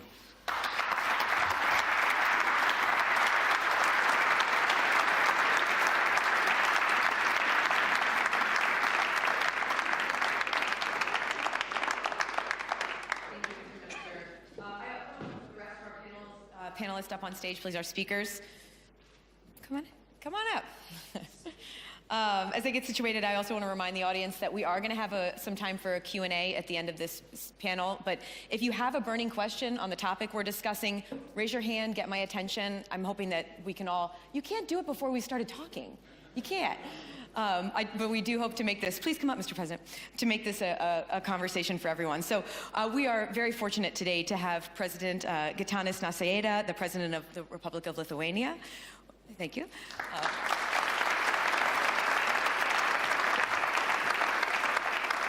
We've just heard from Minister Pistorius, of course, and then we have the Secretary of the Committee on National Defense and Armed Forces, Natalia Pozirev. Thank you for being here, ma'am. Madame. Many of you may be wondering, Minister Healy, the British Defense Minister, was actually scheduled to be here. He had a scheduling issue or transportation issue getting here, which means for me, you each get probably one or even two more questions since I don't have him up here, so any complaints about that can go right to GCHQ.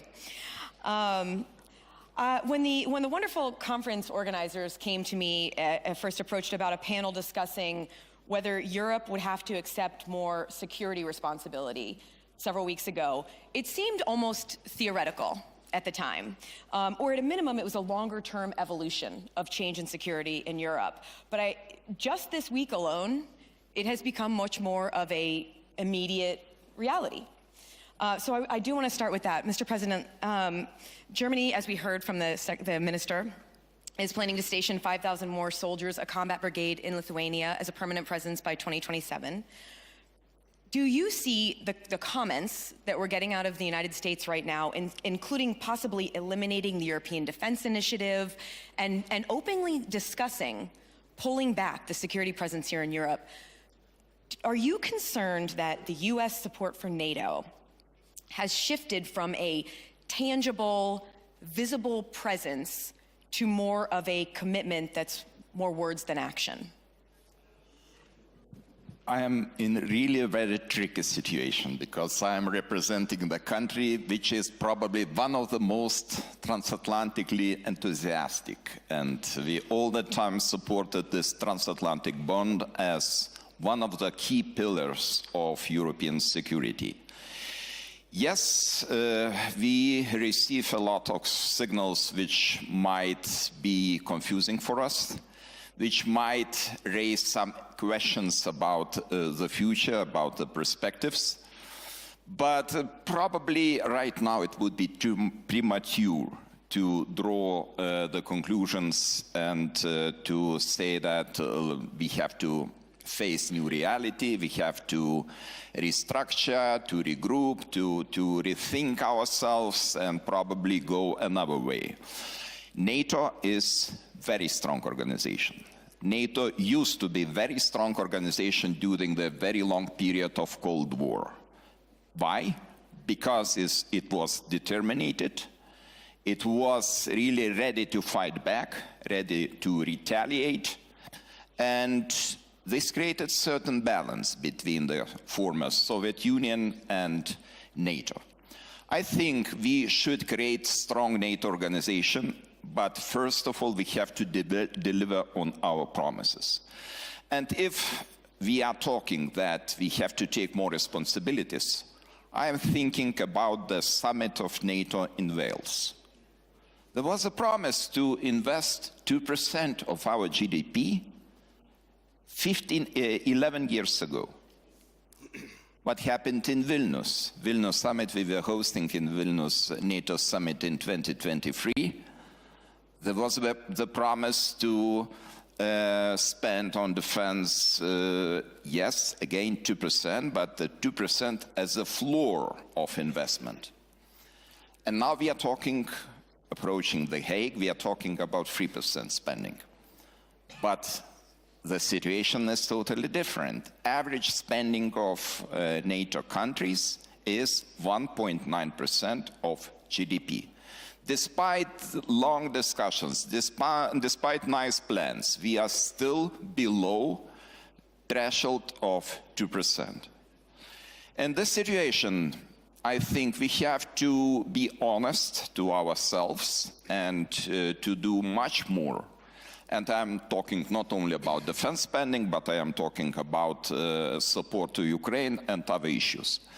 My country is ready to do what is needed, and recently we have announced that the defense spending in 2026, 2030 should reach the level of 5 to 6% of GDP. This is really pretty high figure, and we will be putting a lot of efforts in order to achieve this level. Another important element of Eastern flank countries, and especially Baltic countries, close cooperation with our friends. And I really have to say that Mr. Boris Pistorius, the Minister of Defense of Germany, is a person who was very emotionally engaged into this project. And probably you, dear Minister, were the person who was truly believing to the success of this project from the very beginning. And now this is a matter of our honor to do the rest, to deliver on our promises, to implement all the measures which are necessary for full accommodation, training of a German brigade. And we are sure that we will be able to deliver. I see the defense minister of Lithuania, and she agrees with me. So I think this is good guarantee that we will proceed. But coming back to your question, I think we have to take more responsibility. We have to deliver more. We have to require from ourselves much more than we did in the past. And we should use all the possibilities not to lose the transatlantic bond.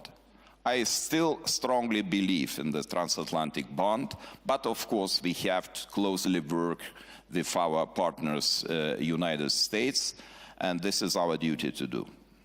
It's generally a good idea to agree with the president for job security, just so you know. Smart. Because the president brought up money, Mr. Minister, I want to ask you about that. I believe Germany reported to NATO spending about 90.6 billion euros in defense spending in 2024, but about 20 billion of that was from the special fund. That met the 2% threshold for Germany, but if I understand it correctly, the special fund may not be around for much longer. Correct me if I'm wrong. I'm a journalist. Math is not my strong suit, clearly. But is it even possible, now that this discussion of 5%, I mean, that's becoming more mainstream, or at a minimum 3%. Is it even possible for Germany to meet that? From my perspective, it's not the question whether it is possible or not or achievable. It has to be. There's no doubt about not a question of whether, but of when and how quickly. Because, I mean, we can discuss about 5%. I don't care. Sorry to say that, because my primarily focus is to achieve the NATO capability requirements which we have to face in summer. And the head of states will then conclude. This is the challenge we have to fulfill, and to do that in between the years we get for that.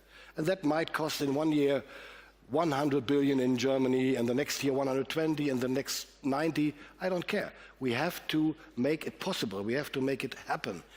And therefore, I'm quite convinced, and I mentioned it earlier, we have to understand, we need to understand in Europe and in Germany too, that security is absolutely crucial. Without security, anything else is nothing. If we don't acknowledge that investments in security is investment in our future before we can discuss anything else, then we make a serious, severe mistake for our children and grandchildren. And therefore, and I know very well it is a challenge for every society, to be honest. I mean, we are now spending, you named the number, in 2028 the special fund will be spent totally. Then we go back, if nothing happens, to 52, 53 billion euros a year, which means something about 1.3 or something like that. So the next government coming in office after the elections, Sunday 23rd, anytime, the first challenge it will have to face is to solve that issue. How do we manage the budget for 28 and follows? Because we need at least 85 to 90 billion euros in 28 for achieving 2%. To achieve 3% would mean 120 billion, 130 billion, which would mean, compared with today, with a regular budget of my ministry, more than 70 billion euros more. So it has to come from anywhere. And I don't believe it is possible to cut that out of the regular budget. Social welfare, healthy system, infrastructure. It is impossible. Then we will have a division of our societies, and the only ones who will benefit of that will be the far-right and populist parties. And that will damage our democracies. And therefore it is so crucial to acknowledge that finally we have to do more as quickly as possible. Madame, I want to ask you about the French military and support for Ukraine. They've already been training Ukrainian troops for some time now.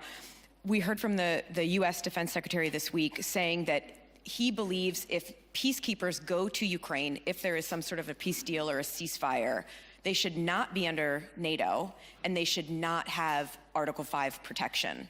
Do you believe that France should send peacekeepers if there is an agreement, a peace agreement, and should they have Article 5 protections? Yes, it's working. Thank you. First, I wanted to thank Minister Pistorius for his words, because if we have to compare the freedom of speech in Europe, I think it's better than in Russia. Yeah, much better. So coming to the question, yes, it's again a question, a matter of political will. And we often refer to the coalition of the willing and the capable, and this is part of the European Constitution Treaty. So, of course, the threat is not perceived the same way by different countries, but I think we more or less all agree that Russia is a long-lasting threat. It's even existential to some countries, like the Baltic countries. I think Russia has a plan. It will start by Moldova or Georgia, but it can, penetrate even Europe. So we are really in danger, and the manipulation of information is part of the risk we have to face, because it can jeopardize our democracies. We have seen it in Romania recently. So coming back to what the coalition of willing and capable could do, because I don't see France going on its own for sure, so we need to have partners, and there are partners I know that are well prepared. We have within the Weimar Triangle, plus, I would say, and plus the UK, plus other partners. Of course, we should get some insurances, guarantees that there's a good, say, air cover, air transportation facilities. There are some solutions that I'm not able to discuss now, but you cannot send troops, even if our military are completely professional militaries, and they will do what they are tasked for. But of course, it's not that easy. The thing is that because of the threat, we have to give security guarantees to Ukraine. And if there's a way that European can make it on a way or another, securing the border, providing more equipment, of course, we shall consider it. We have certainly, on the other hand, to ramp up our industrial capabilities. This is what we are doing in France, trying to produce more munitions, missiles, and so on. On the third point is really we have to invest in R&D, because there will be a huge transformation of the combat on the ground. I think we'll use more AI, as it was said, quantum computing, to speed up the process, so that we can have this kind of collaborative combat, using drones and everything, and it will need a lot of investment in these technologies. And this is where we have to prepare for the future. We have really to take our responsibility, because it's for the next generation.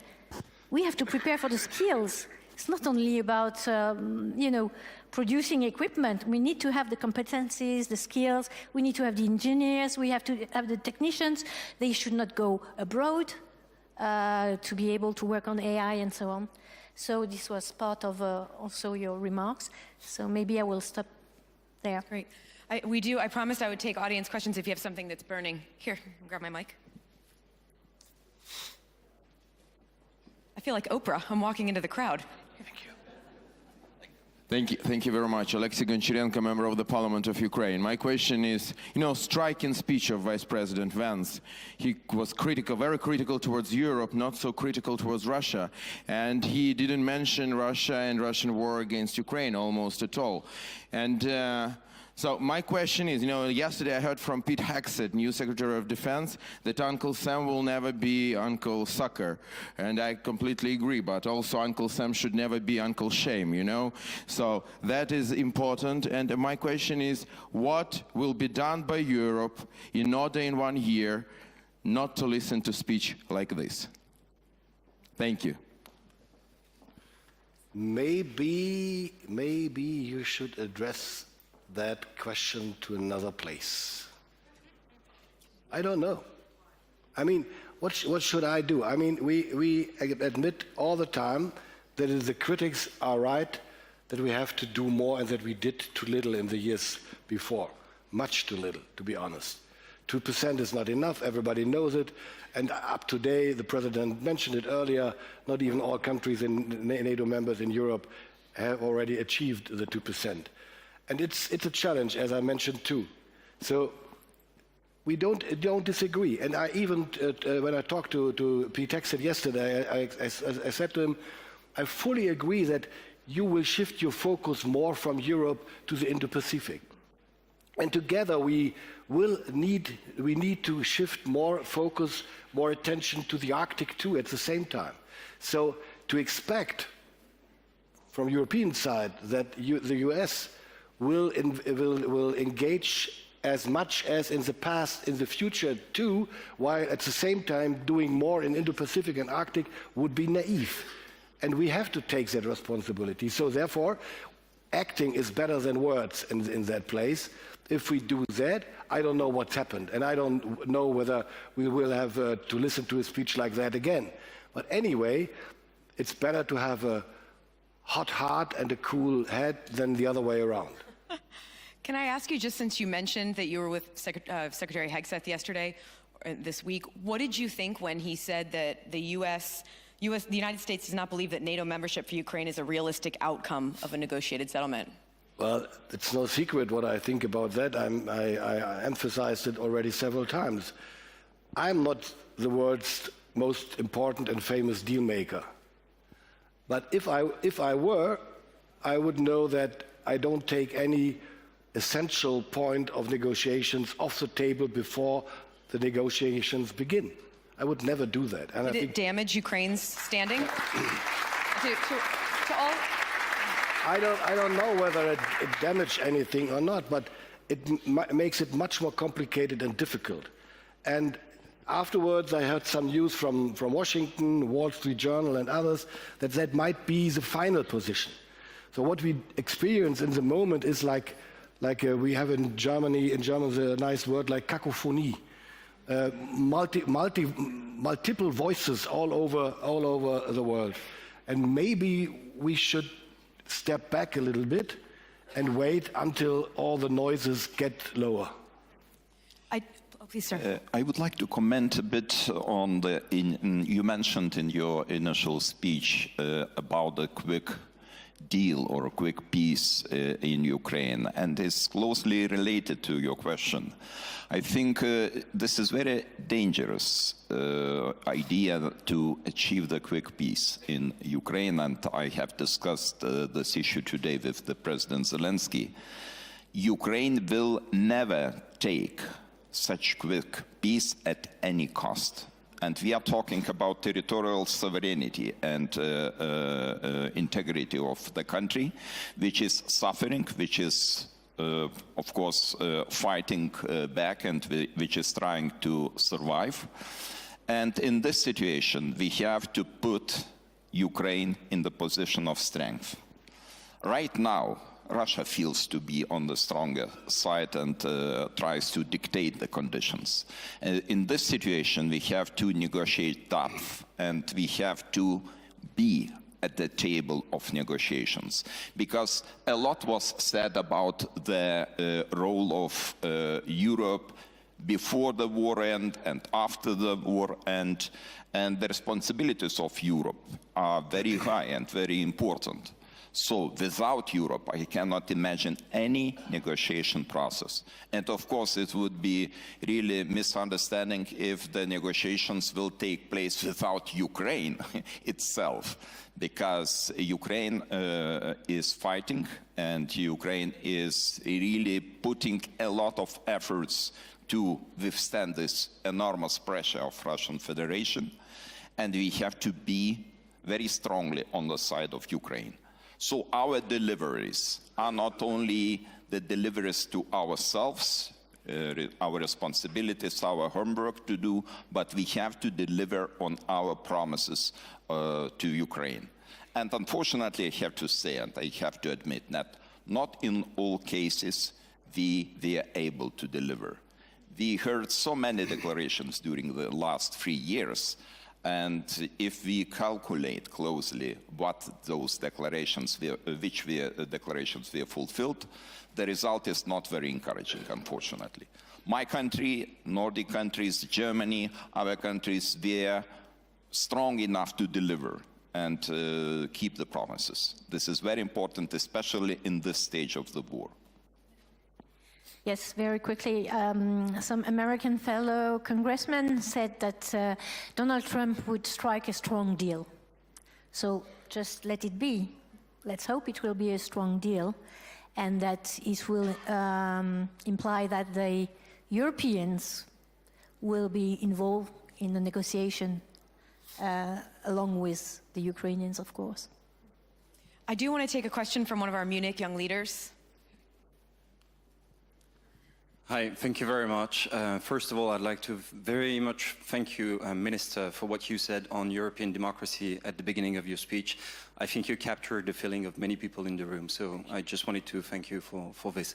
My question is the...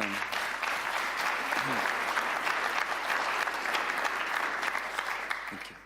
My question is the following. It's on security guarantees, because we discussed about increasing the responsibilities of Europe in defense in the midterm, but this question may come earlier. So my question is the following. How concretely can European countries play a strong role into providing such guarantees that would ensure a lasting peace in Ukraine and prevent further aggression by Russia?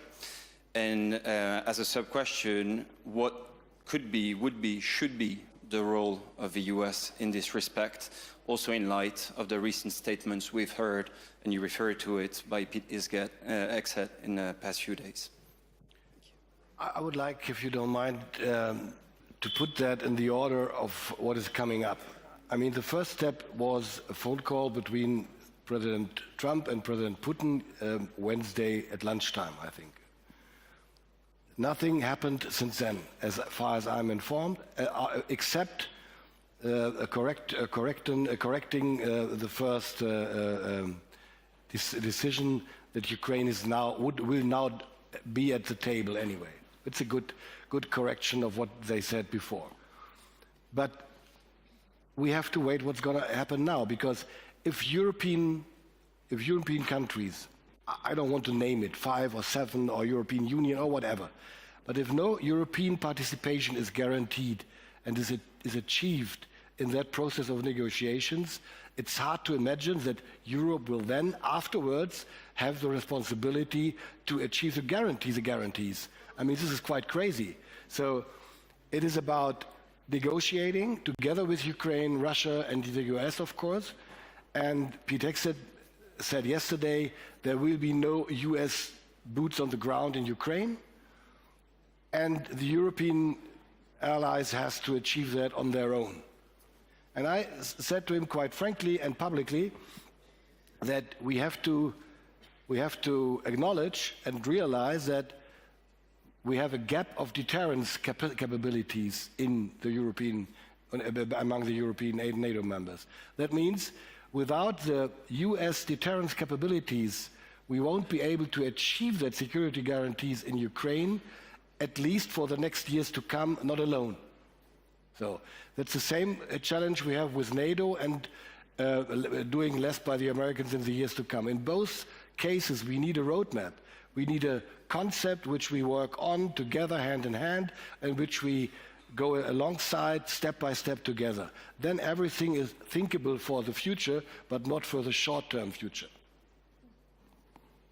Yes, I would like to come back to the fact that I said earlier that Putin has a plan.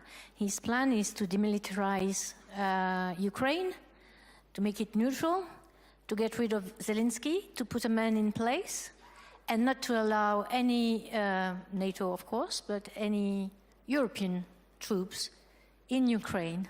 So we are far from, a negotiation that can deliver what we think it could be. But of course, we are at this defining moment of, thinking about a possible resolution, but we are far, far from it. Therefore, I'm so, cautious to speculate about what we might do in a couple of years. I don't take part in those discussions, at least not publicly. We only have about 2 minutes left, and I have 12 pages of questions left. Okay, so let's succeed. I'm going to, yes. It's my unless we have fault. 3 more hours, I'm going to do a quick lightning round with all of you. First, the speech by Vice President J.D. Vance today. Yes or no? Did you expect that he would come up here and criticize Europe for the need for more free speech and democracy? Madame, I'll start with you. Very quickly. I thought he would speak at least about Ukraine and Russia. I could not believe he would speak about the freedom of speech in Europe and point out, Germany and UK. Of course, he would not mention France because it's better not to mention France. But it's Why? not my... no, for me, it was unexpected. Mr. Minister, I think we heard your feelings, but Yes, were you? I'm fine. Yeah. I exceeded my speech, so please, Mr. President. Mr. President, did you expect to hear that from the Vice President today? First of all, I would like to expect that we come to the table, we discuss all the issues honestly, frankly, as our friends do. And even probably right now it does not look like this, but I remember 2019, London, summit of NATO. The conversations were not very polite at that time also, between Donald Trump, between former Chancellor of Germany, Angela Merkel.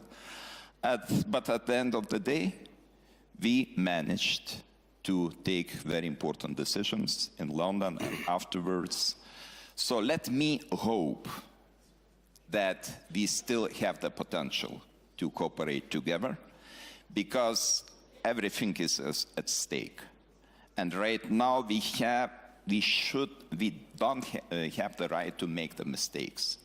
And one of the cruelest mistakes would be just to abolish our transatlantic bond with United States. I know that I am unpopular here, talking about strong transatlantic bond. No, but believe me, me, it's very important for the Baltic states, which currently host 1,000 American soldiers, a battalion on the persistent basis. We are hosting them beside German soldiers. So we rely heavily on our friends, all our friends, not trying to emphasize one of them. You are not unpopular at all with that statement, not at all. No one's ever going to say you're unpopular when you're on stage, Okay, we're totally out of time, but I'm going to ask really a yes or no question for all of you. President Trump has talked about having closer relations with Vladimir Putin. Yes or no, does that concern you going forward? Just a yes or no? Well, it's a concern, for sure. And it's the first step to normalization of Putin that has happened, already taken place. I mean, the experience we made in Europe with Vladimir Putin is quite clear. We could never trust him, and we won't be ever able to trust him. So we have to be very careful what we do. And still, it's of course better to talk and to negotiate than to do not. I fully agree with Minister, because you cannot trust Vladimir Putin. We have so long experience in communicating and having the relations with Russian Federation, and you cannot trust. But switching back to your question, I think this is very important to understand that, yes, as a first stage, these discussions are okay, but in the second stage, we need the involvement of Europe, involvement of Ukraine, most importantly. Ukraine is a critical part of these negotiations, because otherwise I cannot understand what is going on. Thank you all so much. We have to leave it there. It was a fascinating discussion. Thank you to the Munich Security Conference as well.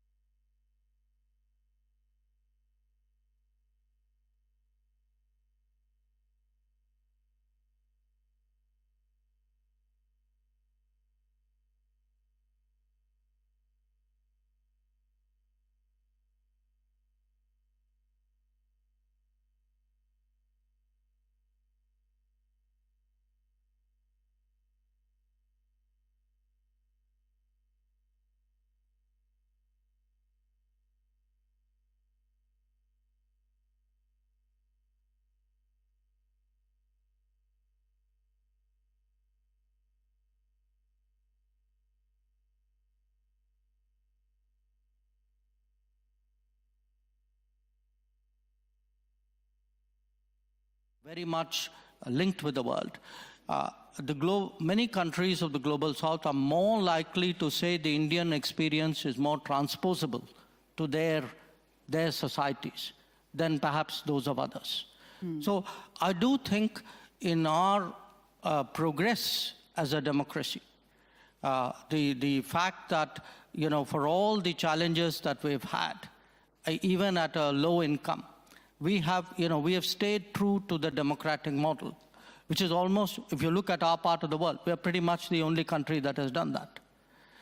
So I think it's something the West should look at, because if you do want democracy eventually to prevail, it's important the West also embraces successful models outside the West. Are there any questions in the hall at the moment? Yes, the lady in the front. Trudy Rubin, a columnist from the Philadelphia Inquirer. When Vice President Vance spoke today, he seemed to be arguing that democracy requires almost illiberal values. I would be curious to hear about how you all on the stage took his remarks. Did you see it as an outspoken attack on European democracy, a sort of declaration of war? And when you look at the United States now, as the foreign minister said, sometimes we used to assume that our model was the only one. But when you look at the US model now, does it have anything anymore to offer the rest of the world as a model? Do you want to take that one? Well, I can tell you just one thing, that we in Poland have an experience with different models, because, I grew up under communism. So, I don't have to be, and the society in Poland doesn't have to be really convinced about the merits of democracy, because we know what it means to live under an illiberal regime. Our problem is, and I think that this is the gist of our discussion, is that it is sometimes very difficult to explain to the people what democracy really means, because it's so abstract. And, when people use the word like, the judiciary, the rule of law, and so on and so forth, people are lost. As the Prime Minister was saying, people think about the economy, they think about the security, and so on and so forth. So it is the most difficult task for us is to explain that when someone is proposing an illiberal regime, that would actually mean taking our basic freedoms away from us.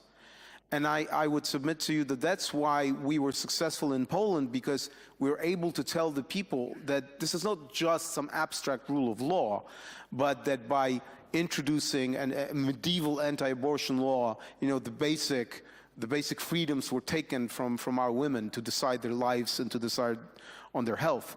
That by introducing indoctrination in schools, we were coming back to the communist system, where we would want to have a school which teaches us skills, not indoctrinates our children.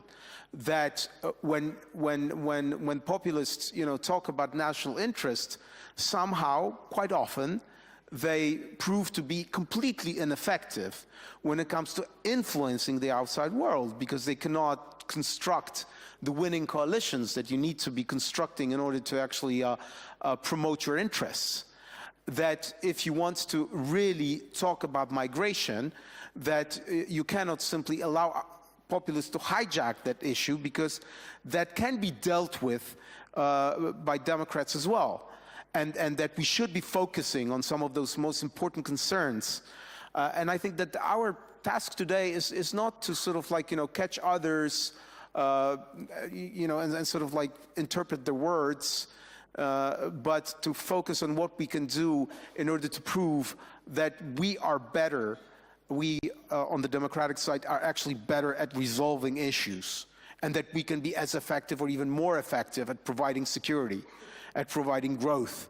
This is the winning argument, and that's what we should be focusing on. Because if at the end of the day, ultimately, the question is whether my life was better under a different regime, then I mean, the only winning argument is that we can provide it, and we are not taking at the same time the people's basic freedoms away.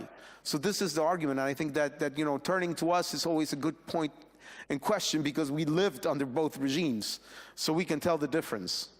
But just maybe to reinforce the sense, I mean, maybe to sharpen almost a little bit more what we just heard as a question is, I mean, was there anything in what J.D. Vance said about the shortcomings, supposedly, of European democracy that spoke to you? Was there something, for example, in this idea that we freeze out far-right parties in certain countries? In this country, for example, with the firewall, are we afraid? Are we too afraid? Are we perhaps not? Are we more liberal than actually democratic sometimes? Well, I think on that one, first of all, I think what is refreshing is that when we come together here, there is freedom of speech. And the Vice President can decide that this is how he would like to address his audience. He likes to raise these themes. And although we may disagree, that is fair enough. I think, you know, not addressing some of the key security issues that we face today is a missed opportunity. I don't agree with him that what's happening in Ukraine, what's happening in Russia, what's happening in China is less important than the presumed loss of freedom of speech in Europe. I disagree. The other element which I think is interesting here is that, you know, coming from the US perspective, reading a parliamentary system in Europe, it is different. So this party is free to run in elections in Germany, but other parties are free to tell their voters whether they are, you know, open to cooperate or not. This is part of parliamentarism. You know, I run a minority government in Norway. I have to find solutions in parliament, and I seek solutions where I can have them with parties that share my platform. That is how that works. So I think, you know, this was a kind of a simplified approach which I don't share. But what I do share is that constantly focusing on, you know, accepting different views, accepting even outrageous views in our debate, accepting that people have faith and beliefs. He made points of that. I think that's what we should remind each other. I mean, he is here now speaking to Europe. If we were going to your country to speak about what we see in the US about, you know, tech dominance, is there access to media for people? What's happening to our youth under control of social media? Is that, you know, challenging freedoms and democracy? I think that's also a discussion to be had, but, you know, not here. Jay. Can I make two quick comments here? One, look, I would challenge the equation of, you know, liberalism in a kind of an international way with democracy. I do think different societies have their own cultures, their own values, their own ways of doing things. And the idea that there is some kind of universe, one truth and one judgment and one norm, and that should be preached, propagated, evaluated, and judged. I think that is one of the big issues we're having today in politics. And it is done by think tanks, it's done by people who do ratings, it is done by newspapers. So I think there is a reaction in many parts of the world to self-appointed custodians, people who've never fought an election, who are nothing to do with democracy, actually telling the rest of the world what is right and what is wrong in democracy. And I think it is, to me, inevitable that it will be challenged. My second issue, you know, is, look, every country has its mainstream politics. It has its outliers, okay? If I were to look, for example, at how much Europeans, Westerners, reach out to outliers in those societies. If I were to look at what do Western ambassadors do in India, if my ambassadors did a fraction of that, you would all be up in arms. So I think there are double standards here. I think it's interesting, and I think, you know, to your point, of course, within a parliamentary system, every party is fully in its right to refuse to cooperate with another party. The problem is that some of these formerly outlier parties are now the second biggest parties in our democracies, and their voters, perhaps rightly, resent the fact that they're being ostracized from government. And in this country, in Germany, and I'm German, I can say this, it goes so far as to cause a scandal when you're trying to pass a bill and you pass that bill with votes from that party. So it goes into a sphere that is very hard to to explain to voters, right? I just want to give the audience another chance. There's another lady here, and then the gentleman. Maybe we have those two questions together, and then. Thank you. Maggie Feldman-Pilch from the Wilson Center. Over the last day and a half, we've heard so much about this need to explain how democracy pays rent better. And Senator Slotkin, I don't know that anyone does that better than you. As you mentioned, voters voted for you and President Trump at the same time. You flipped your district when you ran for Congress. You did it even by a greater margin the second time, and now you're a senator. No one seems to be able to answer this question of how do we make democracy and national security make sense? Would you mind giving us a quick little lesson? Yeah, I did not pay her to say that. So I would just say, and again, this isn't, I'm not trying to say anything about anyone else's democracy. I'm just saying in the United States, democracy is inextricably linked to a strong middle class. We believe, and no one has in our country has lived under anything other than our democracy, that the thing that that democracy allowed was that anyone from anywhere could do well and their kids could do better. So when they don't feel like that's happening, they feel like the entire system is broken. Right or wrong, that's just how it is, particularly in the industrial Midwest, where we make things, we grow things, and we used to be paid much more handsomely for those things. So when people can't buy a house, when they can't send their kids to summer camp, when they don't understand how they're going to, send their kid to college, they start questioning the entire system.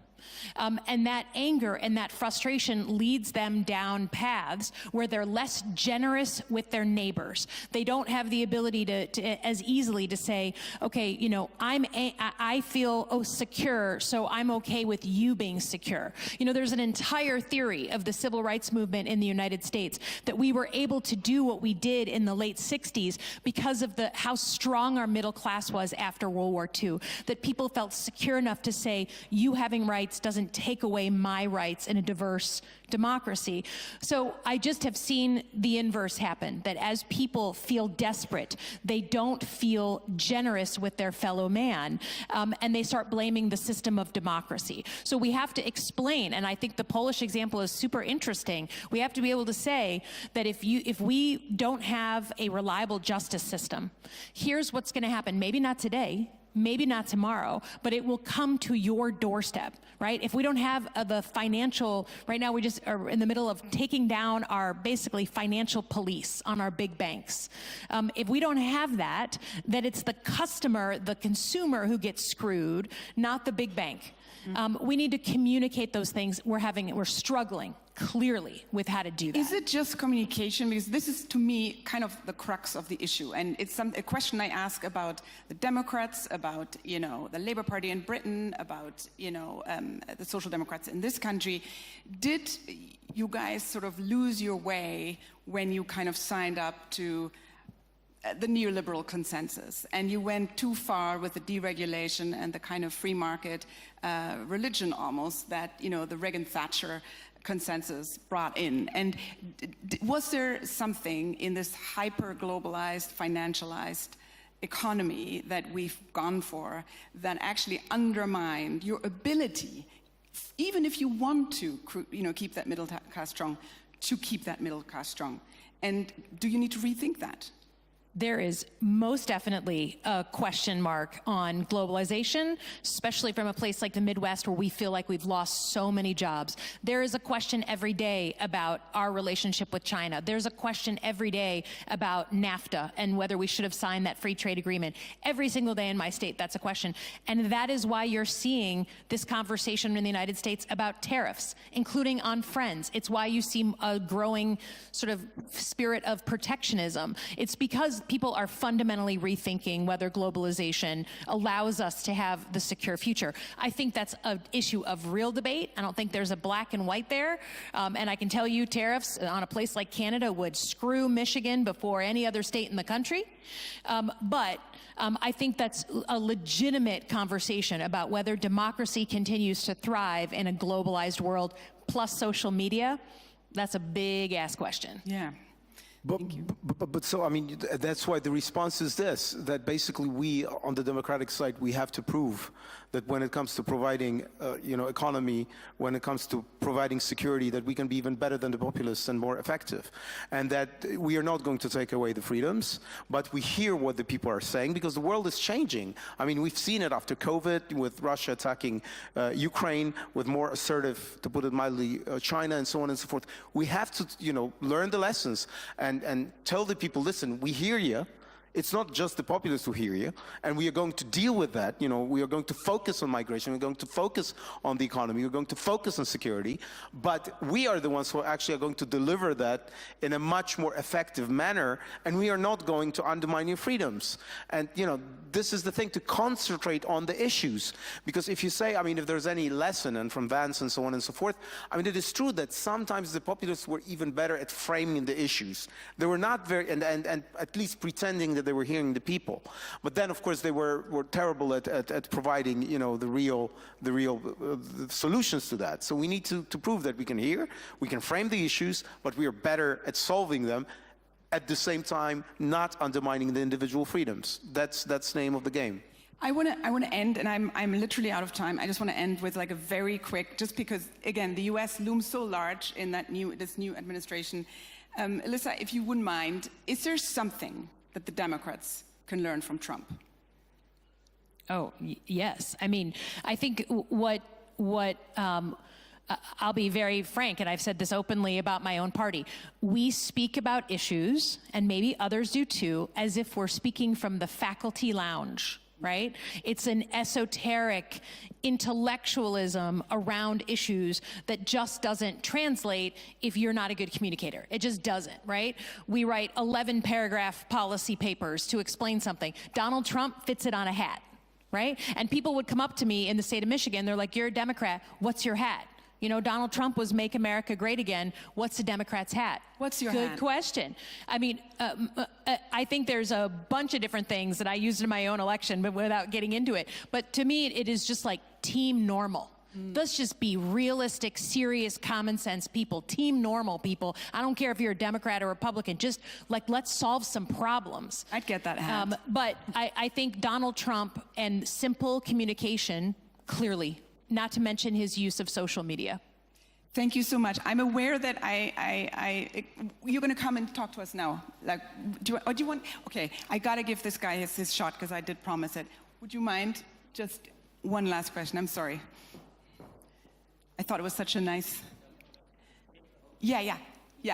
Because I did promise. Thank you very much.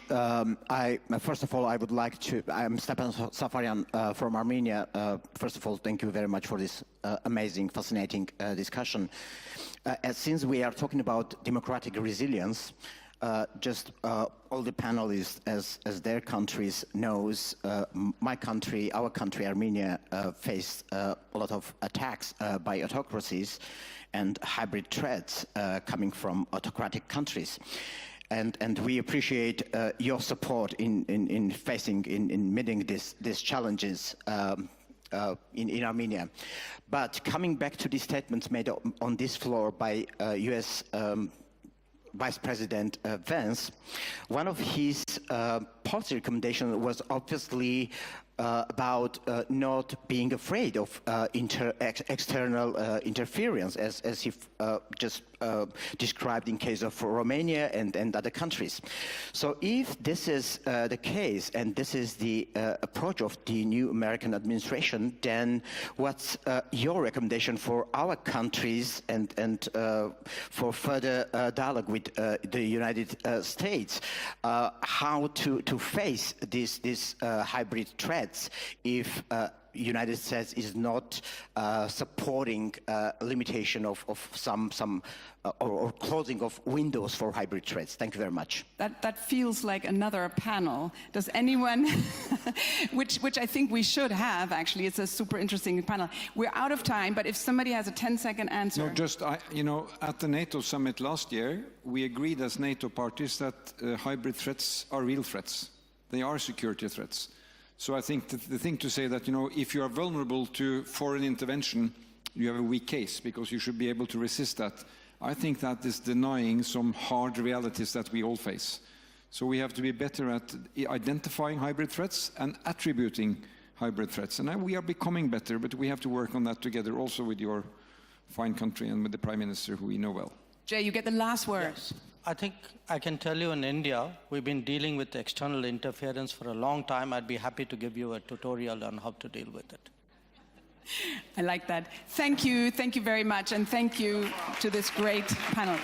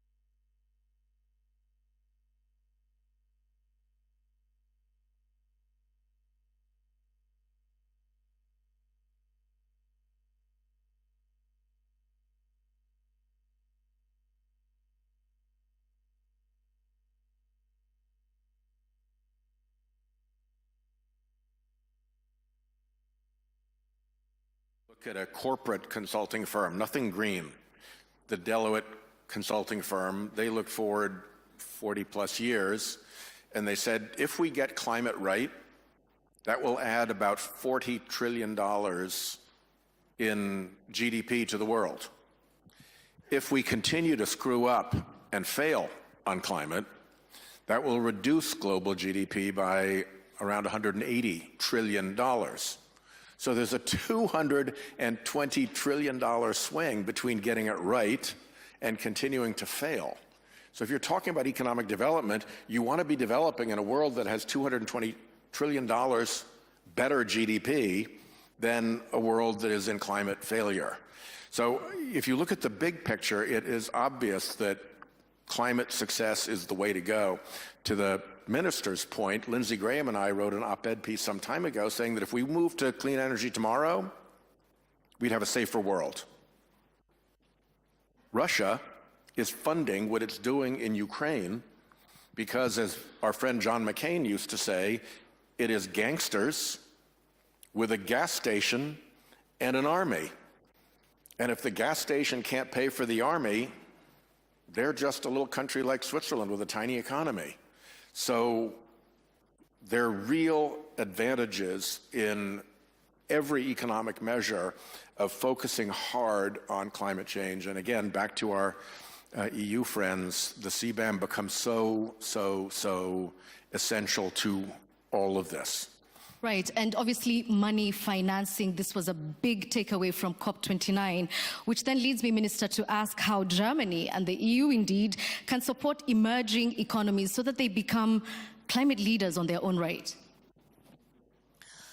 I think we need more partnerships in the world. We need to have an exchange about our knowledge, but we also need to help with money. And there is one player that is not on the field anymore, that is the US. That means we have less money for development cooperation now. And that means we, the rest of the world, need to bring our power together to help also the emerging economies, help the ones who are not able to help themselves, because they are mostly hit it harder. When you see Fiji as a country that delivered really, really little for the CO2 emission of the world, but it is hit hardest by climate change. So it is the responsibility of us, of the others, to help Fiji, to help other vulnerable countries to deal with the challenges they have. And we do that in the European Union, we do that internationally to just energy transition partnerships, where we help to provide energy security, affordable energy, access, renewable energies, and social justice. Because if you phase out coal, for example, that means that a lot of jobs that are well paid, that these jobs are away. And you can't tell the people, okay, so sorry, you need to suffer because of climate change.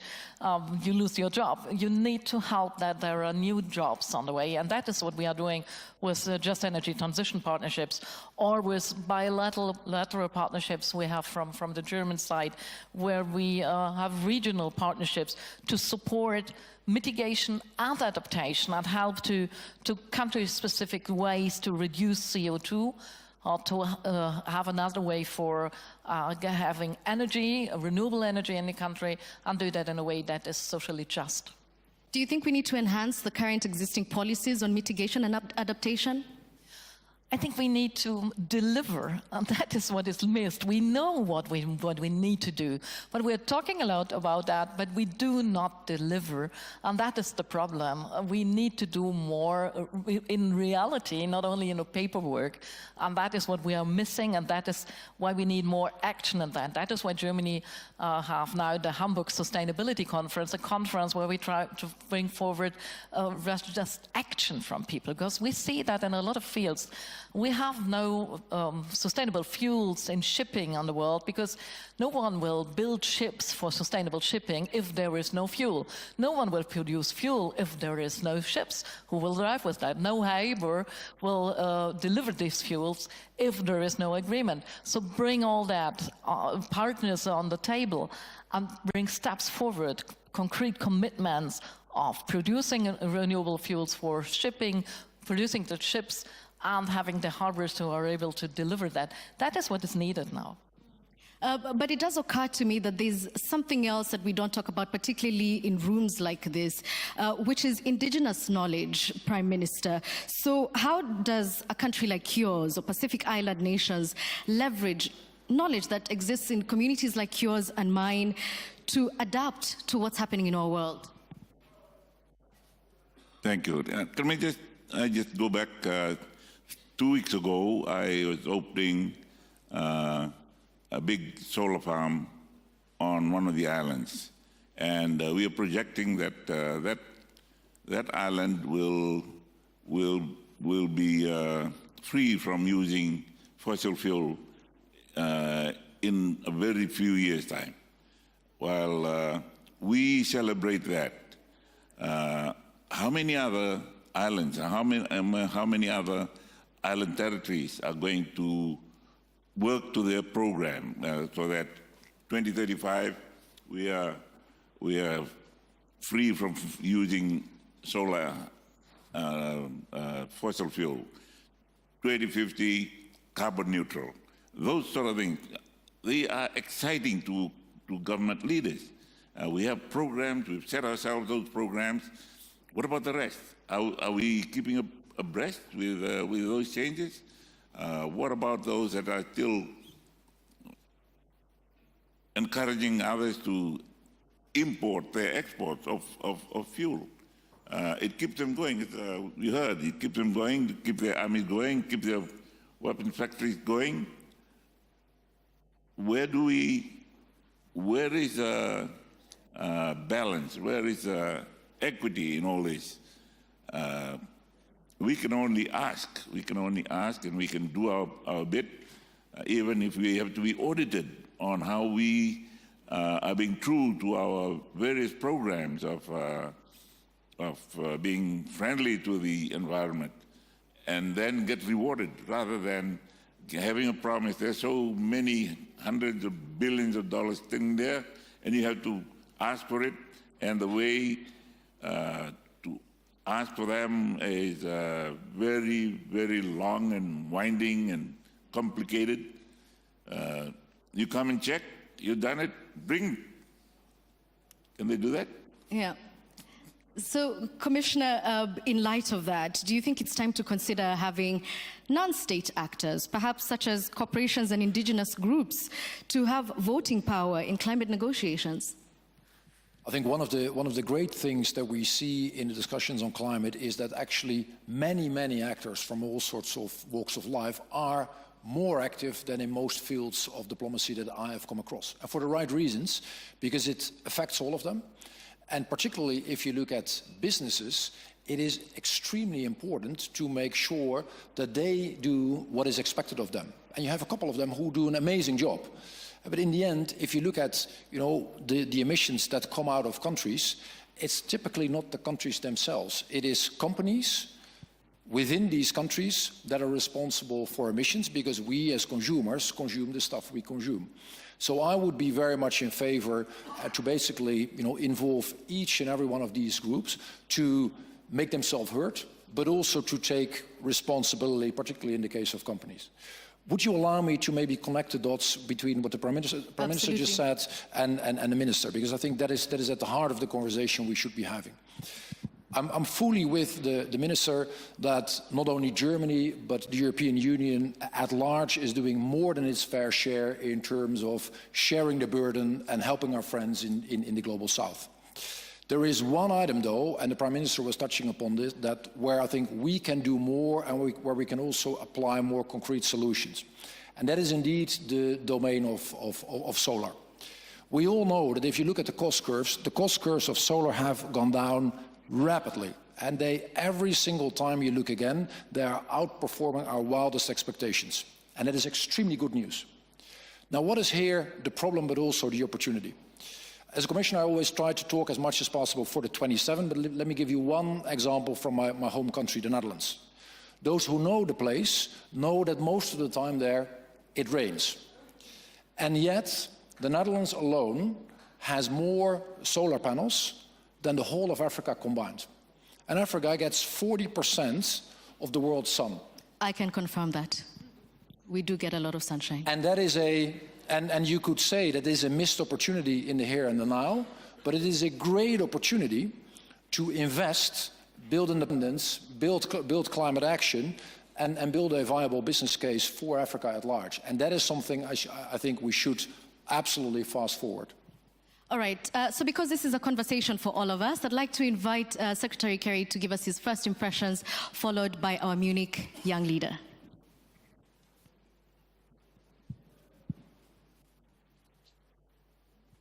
Well, my first impression is the correct impression. This is a terrific panel.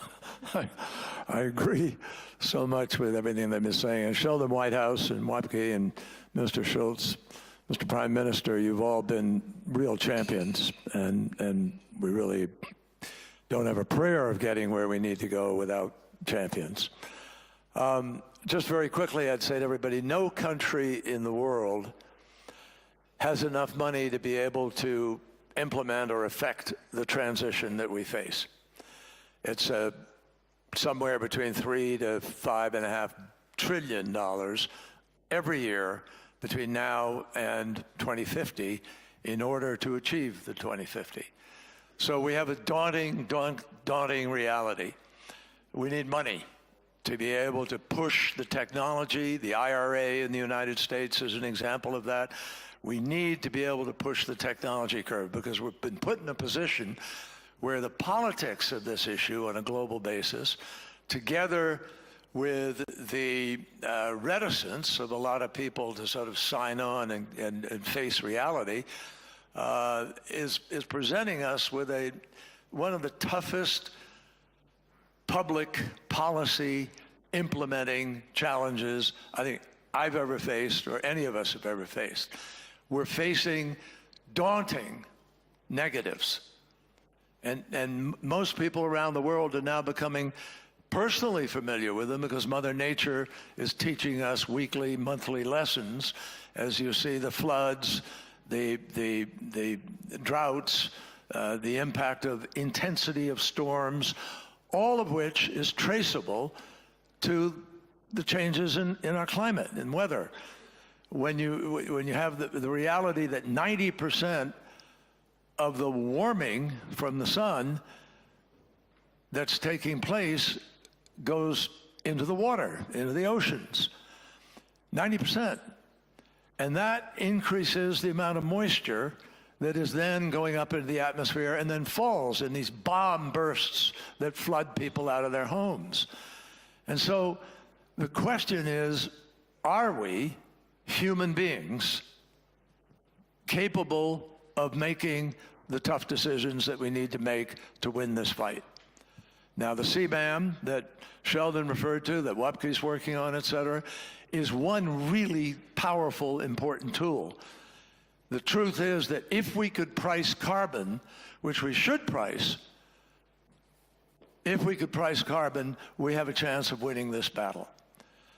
If we don't, we've got to persuade people to do the kinds of things they're resisting now, which is deploy more of the renewables, wherein we are told by the International Energy Agency that if we just deployed existing technology that is available to us now, solar, wind, geothermal, nuclear, et cetera, we could, in fact, meet our goals of reduction heading up towards 2050 net zero.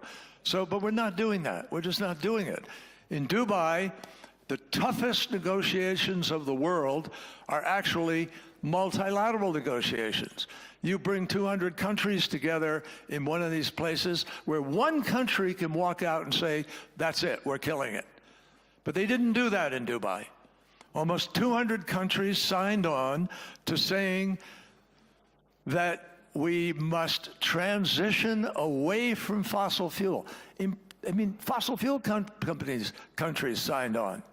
We must transition away from fossil fuel in order to achieve net zero by 2050, according to the science, and the according to the science phrase meant 1.5 degrees, which we're now blowing past, and we must accelerate in this decade. And we're not sufficiently. You know who is accelerating this decade? China. China has built and deployed more renewables than all of the rest of the world put together. And thereby is going to be moving their target goals, which were way back in the 2060s. They'll be moving them forward just by the action they're taking now. So here's the bottom line here, folks. I believe, and I think a lot of folks who work at this really hard every day of their lives, Johann Rockström at the Potsdam Institute, for instance, other scientists, we believe we could win this fight. Everybody here believes we could win this fight. But the only way we win this fight is if we organize ourselves, Minister Schultz mentioned partnership, coming together and face the realities of what we have to do. And strip away the disinformation and the lies that have been used to try to get people to oppose offshore wind because it allegedly, kills birds and gives you cancer. I mean, the misinformation is staggering. But the point I would make is that we have the ability to win this battle, but we have to deploy things that we're working at. We have to bring them to scale. We have to go faster, bigger, and get to scale quicker. And the kinds of things are actually really exciting. What I've been working on right now out of government is accelerating the transition. And everything we do should be geared to do what we said we would do in Dubai, which is accelerate the transition. So the fact is that there are just so many, I can't go through all of them, and I'll wrap up very quickly, but most of the exciting prospects are coming from technologies that you're probably very familiar with, one of them being, Wapke just mentioned, the incredible reduction in the cost of solar, which is about a 95, 99% reduction. It's unbelievable. It's almost giveaway cost. And yet the cost of continuing to burn fossil fuel never gets properly accounted for. The amount of lung disease people get, 7 million people a year who die around the world, and there will be more unless we clean up that atmosphere. We're putting up more emissions than we were last year. We're just not doing what we said we would promise to do. Right. But I finish just by saying, the technologies, I'll really be quick, I promise you. There are better batteries now. They are balancing the distribution of power. There are new transmission lines that are 5 to 10 times more powerful than the ones we had before. So they're lighter, they carry more power. There are possibilities of fusion in just a few years. There's an amazing amount of technology development. So if we can somehow find a way to pull ourselves together and organize our lives, I regret to say the United States is in probably the worst position to be able to make that happen because we have a president who's absolutely decided he's not going to be involved in this. He's going to move in the other direction. But here's the good news, and frankly, Svenja, you mentioned the United States off the playing field. We have 37 states which have renewable portfolio laws. And the governors of those states, Republican and Democrat alike, will implement those laws. So they will continue to be part of the fight.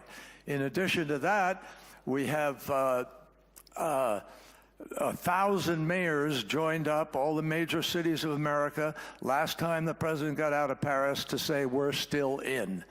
So the American people stayed in while the president pulled out. The result was 75% of the new electricity in the United States 4 years ago came from renewables, and in 23, 90% of the new electricity in America came from renewables. So we're not exactly completely out.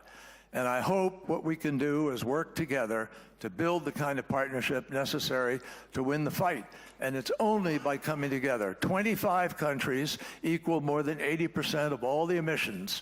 Get those 25 countries, demand them being responsible and living up to global initiatives on this. Thanks. Thank you so much, Secretary Kerry.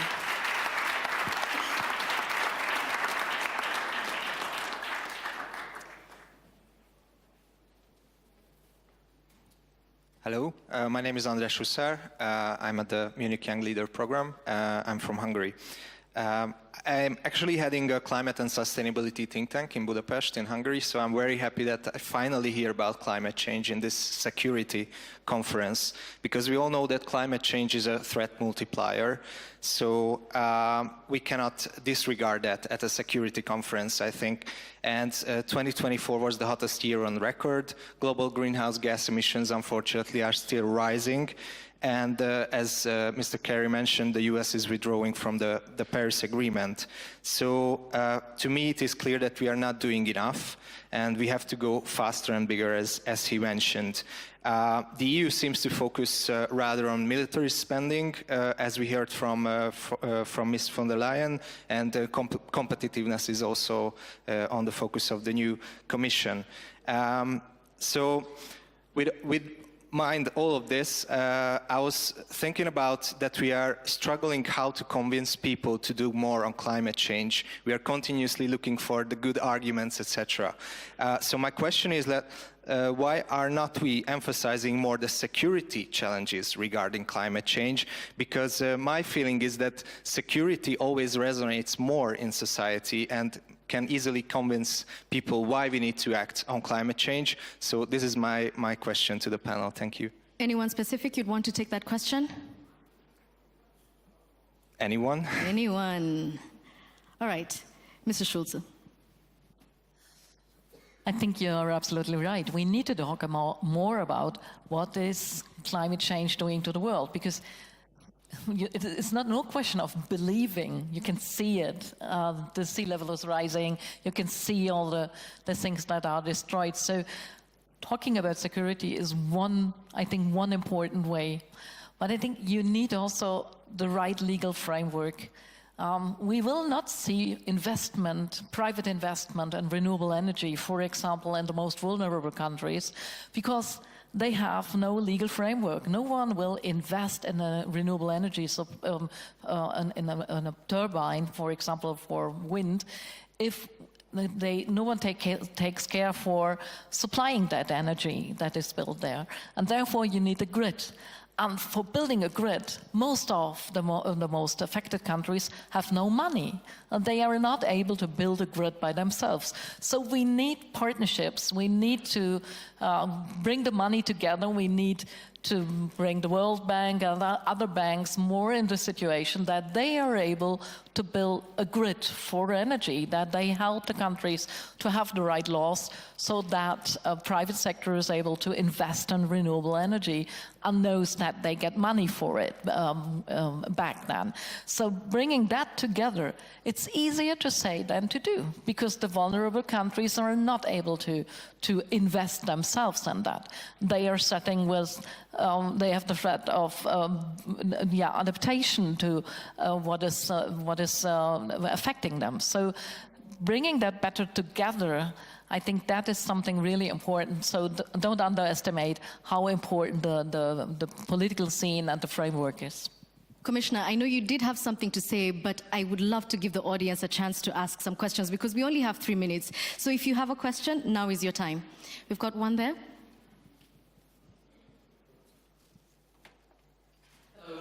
I'm Lydia Pereira, I'm a member of the European Parliament, and I have been recently head of the delegation on behalf of the Parliament at COP29, where I teamed up with Commissioner Hoekstra.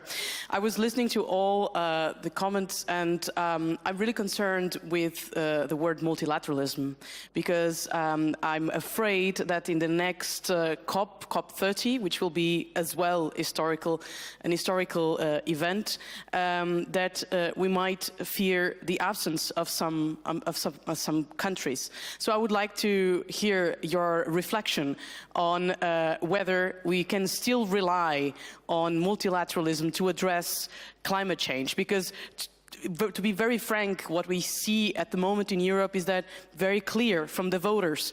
Alone we cannot fight climate change. We really need to mobilize our efforts across the globe to deliver. So this would be my question to the audience, to the speakers. I would love to hear what Senator Whitehouse has to say about that.